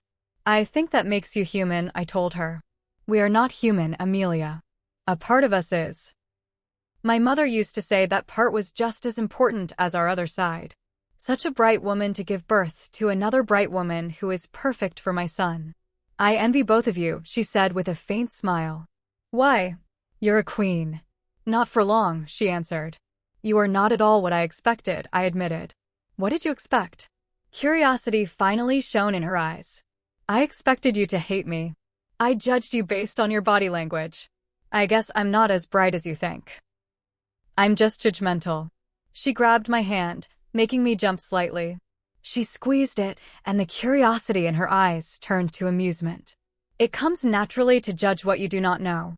But a bright woman is smart and intelligent, not just in books, but also in emotional intelligence and strength. Those are the traits I do not possess. You're very emotionally intelligent, I argued. Why would you say you aren't strong? A strong woman, mate, and queen would not accept her mate having an affair and an illegitimate child, and then neglect her own son because of it. My stomach dropped. Xavier has a half-brother, she continued, her voice breaking. And I was a weak woman who allowed the disrespect and took it out on my son. Holy shit. Chapter 42. Xavier POV. Could he be the one attacking? Is your son the one attacking my mate? I asked the man who claims to be my father. I received a letter the day you met your mate. It was a threat to the royal family from him, my father says, showing no emotion, which only angers me more. What's his name? His name is Rowan, and he's younger than you. Your mother is the only one who knows. Rowan's mother died during childbirth, and I sent him away to be raised as an alpha in another pack. The great King Michael. He cheats on his wife, has an illegitimate son, and then neglects his legitimate one. I am tired of living in the aftermath of my parents' mistakes. It is exhausting. Now, apparently, I have to kill my own brother. When I find your son, and you know I will. You'll be banned from ever showing your face once I take my place as your king, I say, the promise heavy in my voice. I am the king, boy. Know your place. Now I know what must happen. I have to protect her. I have to challenge my father for the throne immediately. I cannot let him sit back and ignore what is happening as he has for the past several months. Are you challenging me, boy? He asks. He failed as a father and as a mate. He threw away both of his sons, and now he is prepared to watch one of them die. I do not enjoy the thought of killing a brother I never knew, but he has threatened the other half of my soul. I will destroy anyone who tries to take away the love I have craved my entire life. Challenging my father requires a witness. I sure as hell am, I say, pure anger pouring from me. He contains his own rage, calming himself with an effort. An hour. Meet me outside in the forest. William will be our witness. He spits the last word out, and the disrespect angers my wolf. Manox is a much more demanding version of me. This time, I'm going to let him out. I slammed his office door and made my way back to my room to prepare. Amelia hasn't left my mind. I wish I could say I was afraid of the challenge, but I am ready. We have to fight in our wolf forms, and I have never actually seen my father's wolf. I may be heading into unfamiliar waters, but I don't care about anything except her safety and our future. I reached my room, and her scent still lingered there. I decided to call her. The phone rang, and then I heard her voice. Hello. I breathed deeply at the sound. Are you still upset with me? I asked. When am I coming home? She countered. I sighed. I will bring you home sooner than you think. I'll talk to you once I'm settled in, she said. I love you, Leah. I love you too, Prince Dickhead. I chuckled and hung up. I don't want to kill my father. I only want him to submit. I know I might be wrong for not explaining exactly what is happening to Amelia, but I don't want to upset her further. I just need to protect her. It was raining. Amelia once told me that rain was good luck, but I've never liked it. It's cold and wet, and it reminds me of the loneliness of my childhood. I stood in the forest with William, who looked terrified. He had every right to be. He was about to watch two kings fight for the throne. I decided to shift. Manox is massive, and he rarely comes out unless I am running. He takes a dark satisfaction in others cowering before him. Today, our father would cower too. I shut my eyes and listened. I could hear the heavy thud of paws against the earth. The rain soaked into my fur, cooling my nerves. I knew my father wouldn't surrender easily, even to his own son. I would have to force him. I took a deep breath and opened my eyes as he approached. Chapter 43. Xavier POV. Could he be the one attacking? Is your son the one attacking my mate? I asked the man who claims to be my father. I received a letter the day you met your mate. It was a threat to the royal family from him, my father says, showing no emotion, which only angers me more. What's his name? His name is Rowan, and he's younger than you. Your mother is the only one who knows. Rowan's mother died during childbirth, and I sent him away to be raised as an alpha in another pack. The great King Michael.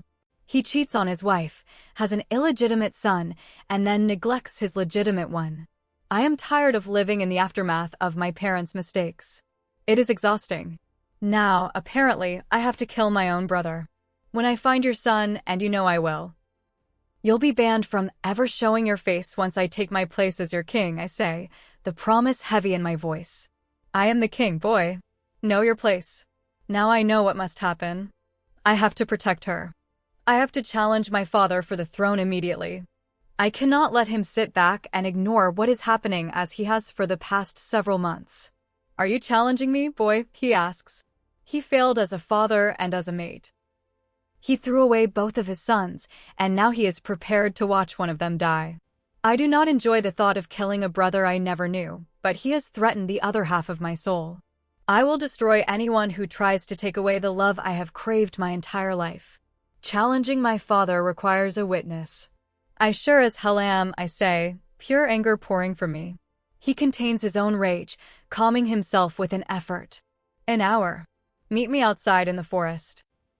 William will be our witness. He spits the last word out, and the disrespect angers my wolf. Manox is a much more demanding version of me. This time, I'm going to let him out. I slammed his office door and made my way back to my room to prepare. Amelia hasn't left my mind. I wish I could say I was afraid of the challenge, but I am ready. We have to fight in our wolf forms, and I have never actually seen my father's wolf. I may be heading into unfamiliar waters, but I don't care about anything except her safety and our future. I reached my room, and her scent still lingered there. I decided to call her. The phone rang, and then I heard her voice. Hello. I breathed deeply at the sound. Are you still upset with me? I asked. When am I coming home? She countered. I sighed. I will bring you home sooner than you think. I'll talk to you once I'm settled in, she said. I love you, Leah. I love you too, Prince Dickhead. I chuckled and hung up. I don't want to kill my father. I only want him to submit. I know I might be wrong for not explaining exactly what is happening to Amelia, but I don't want to upset her further. I just need to protect her. It was raining. Amelia once told me that rain was good luck, but I've never liked it. It's cold and wet, and it reminds me of the loneliness of my childhood. I stood in the forest with William, who looked terrified. He had every right to be. He was about to watch two kings fight for the throne. I decided to shift. Manox is massive, and he rarely comes out unless I am running. He takes a dark satisfaction in others cowering before him. Today, our father would cower too. I shut my eyes and listened. I could hear the heavy thud of paws against the earth. The rain soaked into my fur, cooling my nerves. I knew my father wouldn't surrender easily, even to his own son. I would have to force him. I took a deep breath and opened my eyes as he approached. Chapter 44. Amelia POV. I had sent multiple texts to Xavier and still received no response. The headache I've been nursing has only intensified, and I can't stop thinking that something terrible has happened. The Queen rushed me out of the grocery store so fast that I didn't even have time to pay for my snacks. She simply waved me off and said I was royalty, so it was fine. Now, we are frantically packing our luggage to get on a plane. I haven't even informed my family yet because my mind is entirely consumed by Xavier. As I make my way down the stairs, a horrid ache settles in my stomach. Something is wrong at the palace, but I can also sense danger right here. I kick off my shoes and grab the Queen's luggage along with mine. Looking out the window next to the front door, I see the SUV waiting for us. I rush to the car, throw the bags inside, and run back into the house to find her. Victoria, we have to leave now. It was the first time I'd ever addressed her by only her name. She simply nodded and grabbed a black box from the bed. I grabbed her hand and rushed us to the door, the sense of dread intensifying with every step. I got her into the car. Stay in here. I have something to handle. I closed the door before she could protest. I felt a tingling on the back of my neck and turned to see a tall man standing in the doorway of the house. Guards exited the other cars to surround me, but I didn't need them. Who are you? I asked. Looking at him, I didn't need an answer. He was the spitting image of King Michael. I am the future king, he replied. I laughed, which made his eye twitch. You honestly think they'd allow an illegitimate son on the throne? I asked, wanting to needle him. He ignored the statement.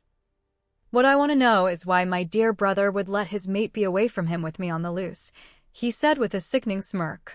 Your lack of knowledge is laughable, I countered, feeling the anger rolling off me.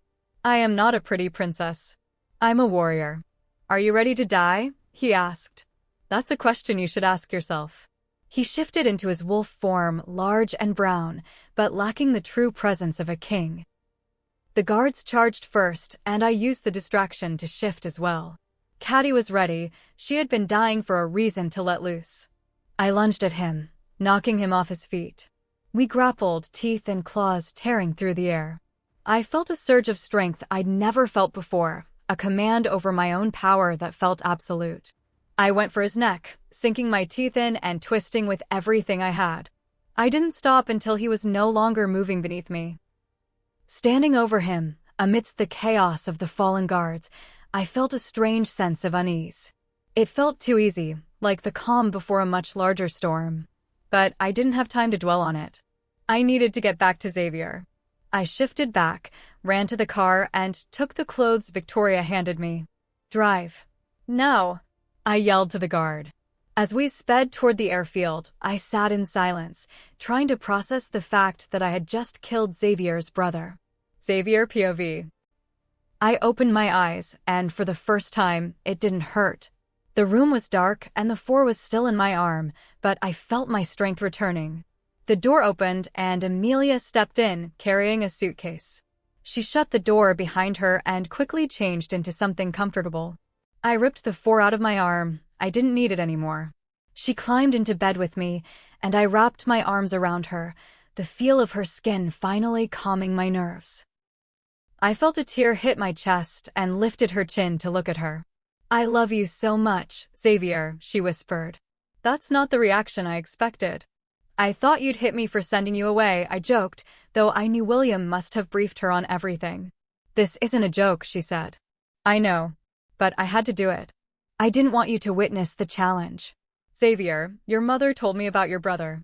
She hugged me tighter, as if she feared I'd be angry. I killed him.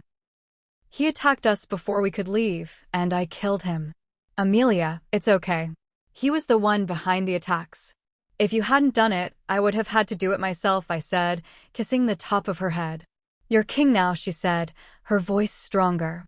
And you fought your father without telling me. And you're queen now, and you fought a rogue without telling me. That's different. You should have told me. You wouldn't be lying here weak if I had been there. I know. And I'm sorry, I said. I'm just happy you're here now. Chapter 45. Amelia POV. I guess I'm queen now. It all happened so suddenly. I always thought it would be more formal, with a grand coronation and a long walk down an aisle. Xavier explained that the formal ceremony is still to come, but the spiritual shift among our wolves has already occurred. He is the king, and I am his queen, destined as we were always meant to be. I no longer care if I feel ready. I just know that as long as I have him, everything feels right. We were lying together in the quiet of his room. I had expected him to be angrier that I killed his brother, but he seemed more relieved than anything. I know I have never asked, but are you truly ready to be queen, yeah? His voice pulled me from my thoughts. I'm ready to be yours, I whispered, closing my eyes and running my hand against his skin for reassurance. Are you afraid to be king? Yes, he admitted with a long sigh. I'm terrified. How was the challenge with your father? I remember bits and pieces. I hit my head fairly hard. But now that you're here, the pain is slowly fading. I'm sorry I stuck you with my mother during all of this. The family drama must be exhausting for you. No, I said truthfully. I've actually become quite fond of her, and she's fond of me. Our conversations helped me better understand her. She's actually the one who told me about Rowan. Xavier pulled back, clear disbelief in his tone. You got my mother to open up to you? I think she's been screaming silently for years, just waiting for someone to listen. I think she saw me as the right person to talk to. In a lot of ways, she's the complete opposite of me. My father has been banished, Xavier said, his voice dropping into a sad, boyish tone. It was a side of him I rarely saw, the young Xavier who had been hurt by his parents' coldness. He isn't allowed to set foot on my lands again. But I haven't banished my mother. She can keep her title and live in the palace. Do you think she'll stay or go with him? I thought about the answer, but before I could speak, I heard his breathing become heavy. He had fallen asleep. I realized then that Victoria's neglect stemmed from her own brokenness. I hoped that one day she could find a way to open up to her son the way she had to me. I snuggled closer to him and forced my own eyes shut. Leah, wake up. We have a lot to do today. I felt small kisses being peppered along my neck. I slowly opened my eyes to find Xavier's honey-brown gaze fixed on me. I thought the hard parts were over, I whined playfully. What else is there to do? We have to get married. I bolted upright, staring at him. What? I will marry you, yes, but what about my family? I literally just pushed them onto a plane. I am sorry, but the protocol requires us to be married before we are formally crowned. William has already triggered the process. Every Alpha, Luna, and Beta in the territory has been informed. At 11:30, after the ceremony, we have to address the kingdom via a live broadcast. We'll announce the coronation date then. He looked so sincere that my anger faded into a mild panic. I have nothing to wear. I haven't finished my dress. Xavier, this is crazy. I promise you, Leah, I will make sure your family is here for the coronation. That is the one thing I will guarantee in this mess. I looked at the clock, 6:30 a.m. You really are a piece of work, Xavier Harrison. I need to get to my room and sort through my clothes. He reached out and roughly pulled me back toward him, cupping my face and pressing his forehead to mine. I felt the tingle of my mark and took a sharp breath. I promise you calm seas from here on out, he whispered, his slight accent thickening. And if they aren't calm, I'll bend the world until they are. Xavier, my family won't mind. If you weren't a prince, we wouldn't even be worried about a grand wedding. I trust you. I owe them respect for taking their daughter into this world, he said, his voice breaking slightly. I love how you're technically a king, yet you'll always be my Prince Charming, I teased, trying to lighten the mood. He let out a deep breath, looking less stressed. Let's take a shower, Leah. I pulled back, seeing the glint in his eyes. We shouldn't. We should shower separately, or we'll never make it to that ceremony. We're getting married today, he said with a sly smile. Isn't this what usually happens? I wouldn't know, so enlighten me, I challenged, moving to straddle him. Human couples usually wait until after the ceremony, he said, his voice dropping to a low, suggestive growl. Well, we aren't humans, I laughed. He pulled me closer until I could feel his breath against my ear.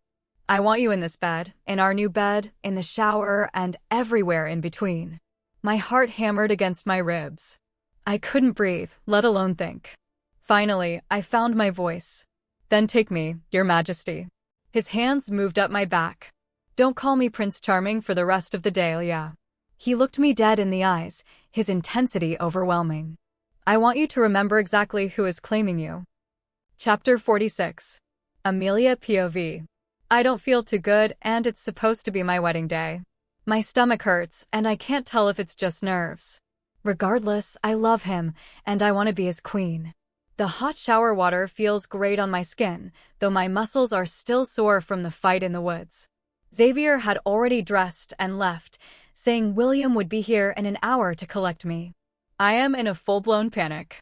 I don't have a wedding dress. I can't get married looking like a mess. I think back to the rows of dresses that filled my closet when I first moved in, hoping one of them might work. I try to enjoy the last of the steam, washing my face thoroughly to prep for makeup. Since I've been staying in Xavier's room, most of my things are here, but I decide to head back to my own vanity to finish getting ready. I wrap a towel around myself, grab my makeup bag, and head to the drawer Xavier gave me for my clothes. As I turn to grab my things from the floor, something black catches my eye. A dress is laid out on the bed with a small note card. It's a stunning, floor-length gown with a fitted waist and delicate floral patterns. It's strapless with a long black train. My heart hammers against my ribs. I pick up the card, *, could a prince please you? then marry you after? I have spent my entire life alone, and today I finally realized that I was just waiting for you. Asterisk. I want to stay and cherish the note, but time is running out. I grab the dress and my things and rush across the hall to my room. When I burst inside, I'm shocked to see Mackenzie sitting on the edge of my bed. She's holding a small piece of cloth, tears streaming down her face. She stands immediately to help me with my bags. No, Mackenzie, please sit down, I say gently. I feel a wave of guilt. How can I be this happy when I've caused her such grief? I walk over to her. Mackenzie, I am so sorry. Please forgive me. She looks up, her voice steady despite the tears. I could never be angry at the one who tried to save her. For that, you will be a great queen. Many are just royal, but you are more than that. I got your letter. It spoke volumes about your character. I blink away my own tears and embrace her. She feels frail, like she hasn't eaten in days. I realize I haven't either. Food hasn't been a priority since the attack. I let go and finally start to dress. I sit at the vanity as Mackenzie begins styling my hair while I focus on my makeup, keeping the look minimal and elegant. Mackenzie pulls a black box from the closet. You're something blue, she says, revealing a white bridal clip shimmering with blue crystals. It's beautiful, Mackenzie.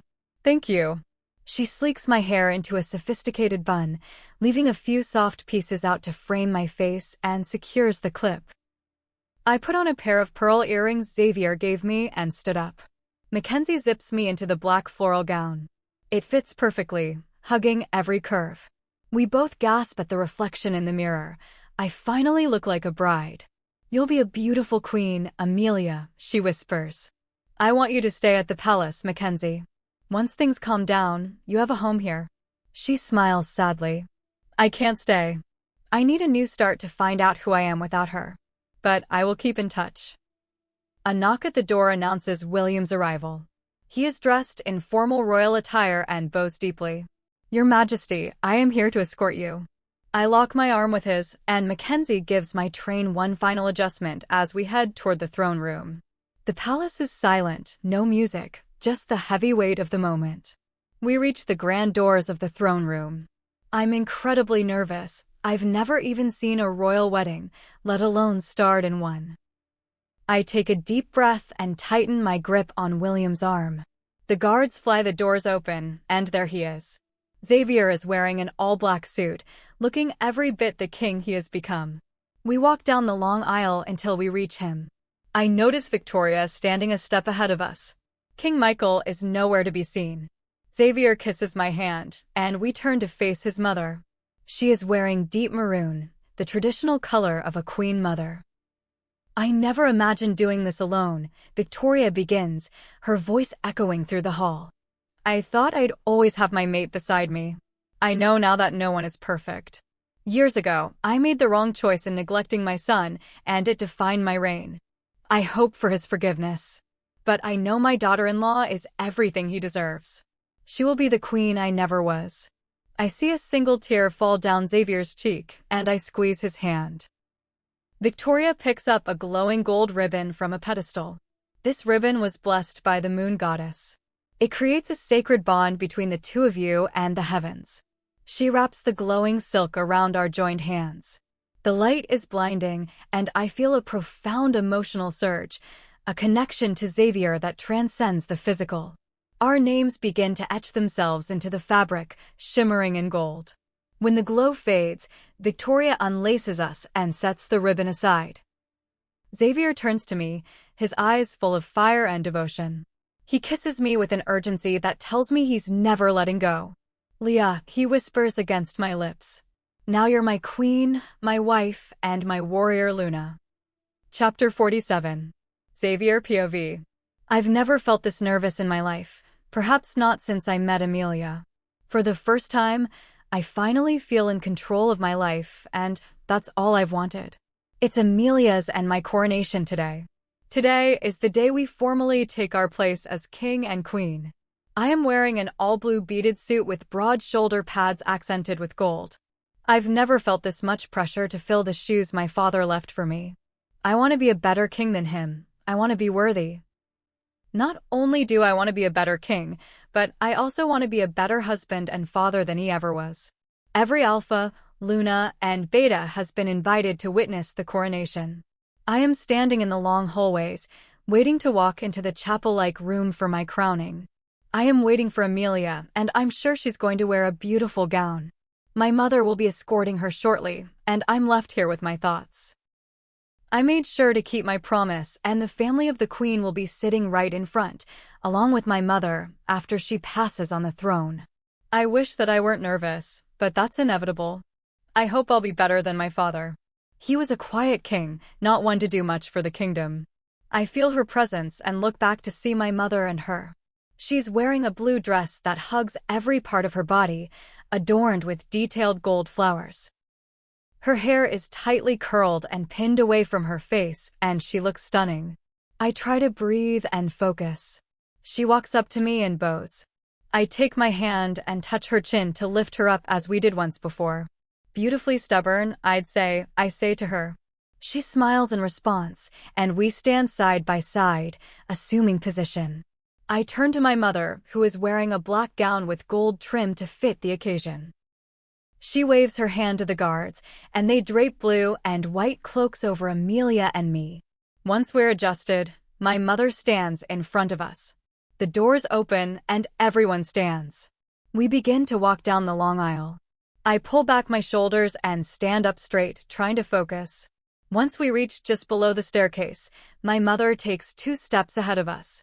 She gestures for everyone to sit and for Amelia and me to kneel in front of her, where there are 2 pedestals with our crowns.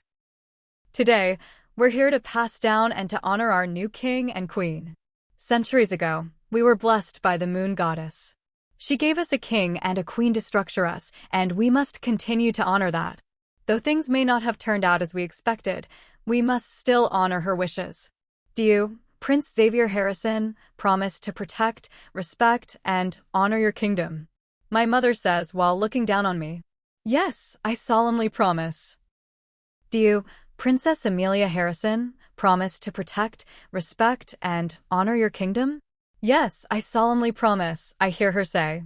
My mother turns to pick up my crown. She slowly places it on my head, and I close my eyes. I feel a boost inside, as if my wolf and I have grown in power.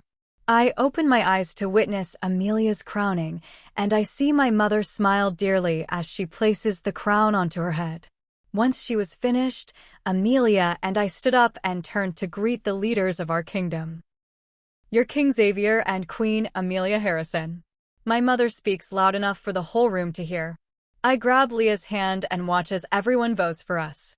We turn back around, and my mother moves to the side so we can take our throne. It was hard to walk at first, but I got the hang of things. I am already better because I'll love, respect, and honor Amelia. That is my first priority. I just want to lie down. My neck and stomach hurt. That crown was a little heavy, and so was that cloak. There was a party to celebrate Xavier, and he and I had been mingling with the alphas of the kingdom. I should probably do the same, but I am feeling a little weak today. Luna Kelly walks up to me and stops to bow. I nod my head and she stands back up. Thank you for making the journey and watching the kings and my formal coronation, I say to her. Oh, no need. I was your Luna, so it's no big deal. I wasn't going to let her annoy me. Please leave me be. You're going to cause me a headache, I say as I wave my hand and let a guard escort her away. I lean back and rest my head to relax during this noisy party. I look to see my mom talking with Victoria. Everyone seems to be having a great time, but I just need to take all this off and lie down. Xavier escapes from his conversation to come sit next to me. He grabs my hand and kisses it. You don't feel well, he says with concerned eyes. I want to rest. I feel very tired, I say to him. I'll have William take you to our room. Take a hot bath and rest. I'll be with you soon, he says to me and kisses my hand once more. William is by my side in a second and helps me up. I link arms with him, and we slowly walk out of the party. We walk down the stairs and through a hall of rooms designated for Xavier and me. We reach the bedroom, and I walk in. William bows and closes the door behind me. Once it's clear, I go to the bathroom. I feel so sick. I get up and turn on the hot shower. I grab my toothbrush and brush my teeth. I feel relieved once I am under the water. I sigh and feel slightly better. I just couldn't sit in there anymore. The smell was getting to me. I feel bad for leaving him. I just don't know how I'm going to tell him I'm pregnant. I'm worried he'll be anxious, because he's nervous about being a father. Author Insight. This epilogue whispers a life-altering secret into the quiet after the crown. Feel the tremble of doubt giving way to profound certainty. Notice how every word exchanged risks reshaping their forever. Epilogue. I have been in and out of sleep for the past hour. William came in, checked on me, and gave me some water and tea. I waved him off, but he just left it there. I just want Xavier to come. I finally got up and changed my clothes into something more comfortable. Xavier was on his way to see me. I could feel it. Sometimes I know exactly where he is. I hear the door to our room open, and I turn to face him. Leah, what's going on? What's wrong? He changes out of his clothes and comes to lie down next to me. I shake his question off and snuggle close to him. I want a safe place or program for rogues, I say to him. He nods, but I'm not finished. Not all rogues are vicious. There needs to be a place for them to stay and find shelter. I eventually want these shelters placed all over the kingdom so they are easily accessible. Our kingdom is very quiet about rogues. Some might not like the idea of aiding them, he says, and I nod my head. Then we'll gradually introduce the idea, I say, snuggling closer. I asked you what's wrong, but you gave me a proposal for our kingdom instead. His warm hand reaches down to my stomach, and I feel a little worry in my chest. He rubs my stomach and kisses the top of my head. I'm pregnant, Xavier. I feel his breathing stop and all his movements. I am awaiting his reaction. I keep my head down to protect myself from his face. He reaches to pull my head up to look at him. Those honey brown eyes are as vulnerable as I have ever seen them. I see a hint of fear and wonder in them. I used to never be able to read him, but now it's as clear as ever. He finally speaks. You're going to have my child. What is wrong? Do you not want children? He asks me in a concerned voice. I don't know how to be a mother. I am not motherly. I can't even cook. I don't know if I can handle a prince. Leah, you say you're not these things and turn out to be the complete opposite. You were amazing at teaching those kids back at your home pack. I watched you and I watched them look at you. Once he finishes, I pull my head up to kiss him and then put my head down again. You'll have your Prince Charming again, he says, and I laugh. Why are you so confident it's a boy? It could be a princess, I question him. I don't know, it's been like that for years. Every firstborn has been male, he says in deep thought. I move closer to him and try to change the subject, but it's all making me nauseated. I guess that means no more motorcycle rides for both of us, I say in a playful tone. As you wish, Leah, it's whatever you want. This sends a thrill through me. I want Macy to be here for the birth of our child. I wasn't there for hers, but I hope she can forgive me, I say to him in a quiet voice. Whatever you want, I'll arrange it with no questions asked, he says to me. I get up slowly because of the dizziness. I want you to fly Macy here so I can apologize to her. He looks at me, examining my face. Fine, done. I smile. You don't like her, I say to him, placing my hand on his warm chest. He rolls his eyes playfully and smiles at me. I love that smile. I hope our child has that smile and his eyes. You like her and want to reconnect with her. She is someone you've known for a long time. My job is to keep you happy. If she makes you happy, then I could tolerate her. I could try to get to know her. I feel a little emotional, but I'm blaming that on the pregnancy. I wish I could call you Prince Charming, but you're not a prince anymore, I say to him. Save it for our little prince. I feel so complete, like everything is how it's supposed to be. I reach for the glass of water on the desk beside our bed. I finish the water and set the empty glass back down. Do you want more, Leah? He asks. Yeah, the water was very good, I say, and move to lie back on top of him. He chuckles and sits us up again so he can look at me. I sigh in annoyance, and he smiles. No, I mean, do you want more children? I was an only child, but you weren't. I don't know if I can answer him. I never thought deeply about having children until now. Evan and I always had a great sibling bond. I want our children to experience that. I want all of it. I want more. I want more with you, I say to him and softly kiss his cheek. I love my king so much. I never knew that having my mate could feel this euphoric. Can we wait to tell our family and the rest of the kingdom? I just want it to be us three for a little while, I ask him. As I said, Leah, it's whatever you want. You get whatever you want for the rest of our lives. Author's insight. This revelation hangs heavy with unspoken fears. Why does the joy of creation stir such deep vulnerability in a warrior's heart? The power shifts here, turning partnership into something eternally binding. End of chapter analysis. Amelia's choices stem from a hard-won trust, forged through trials that taught her to embrace rather than fight her deepest desires. These decisions ripple outward, promising a legacy of compassion in a world once ruled by rigid traditions, weaving her personal growth into the tapestry of the kingdom's evolution. Audience engagement questions. How does Amelia's fear of motherhood resonate with your own doubts about stepping into new roles? What draws you to Xavier's unwavering support? Does it challenge or affirm your views on partnership? If you were in Amelia's position, how would you balance royal duties with the intimate pull of family? In what ways might reconnecting with old friends like Macy heal past wounds in your life? How do you imagine the shelters for rogues could transform the werewolf society we've followed? Transition teaser. The quiet promise of tomorrow holds joys yet unspoken.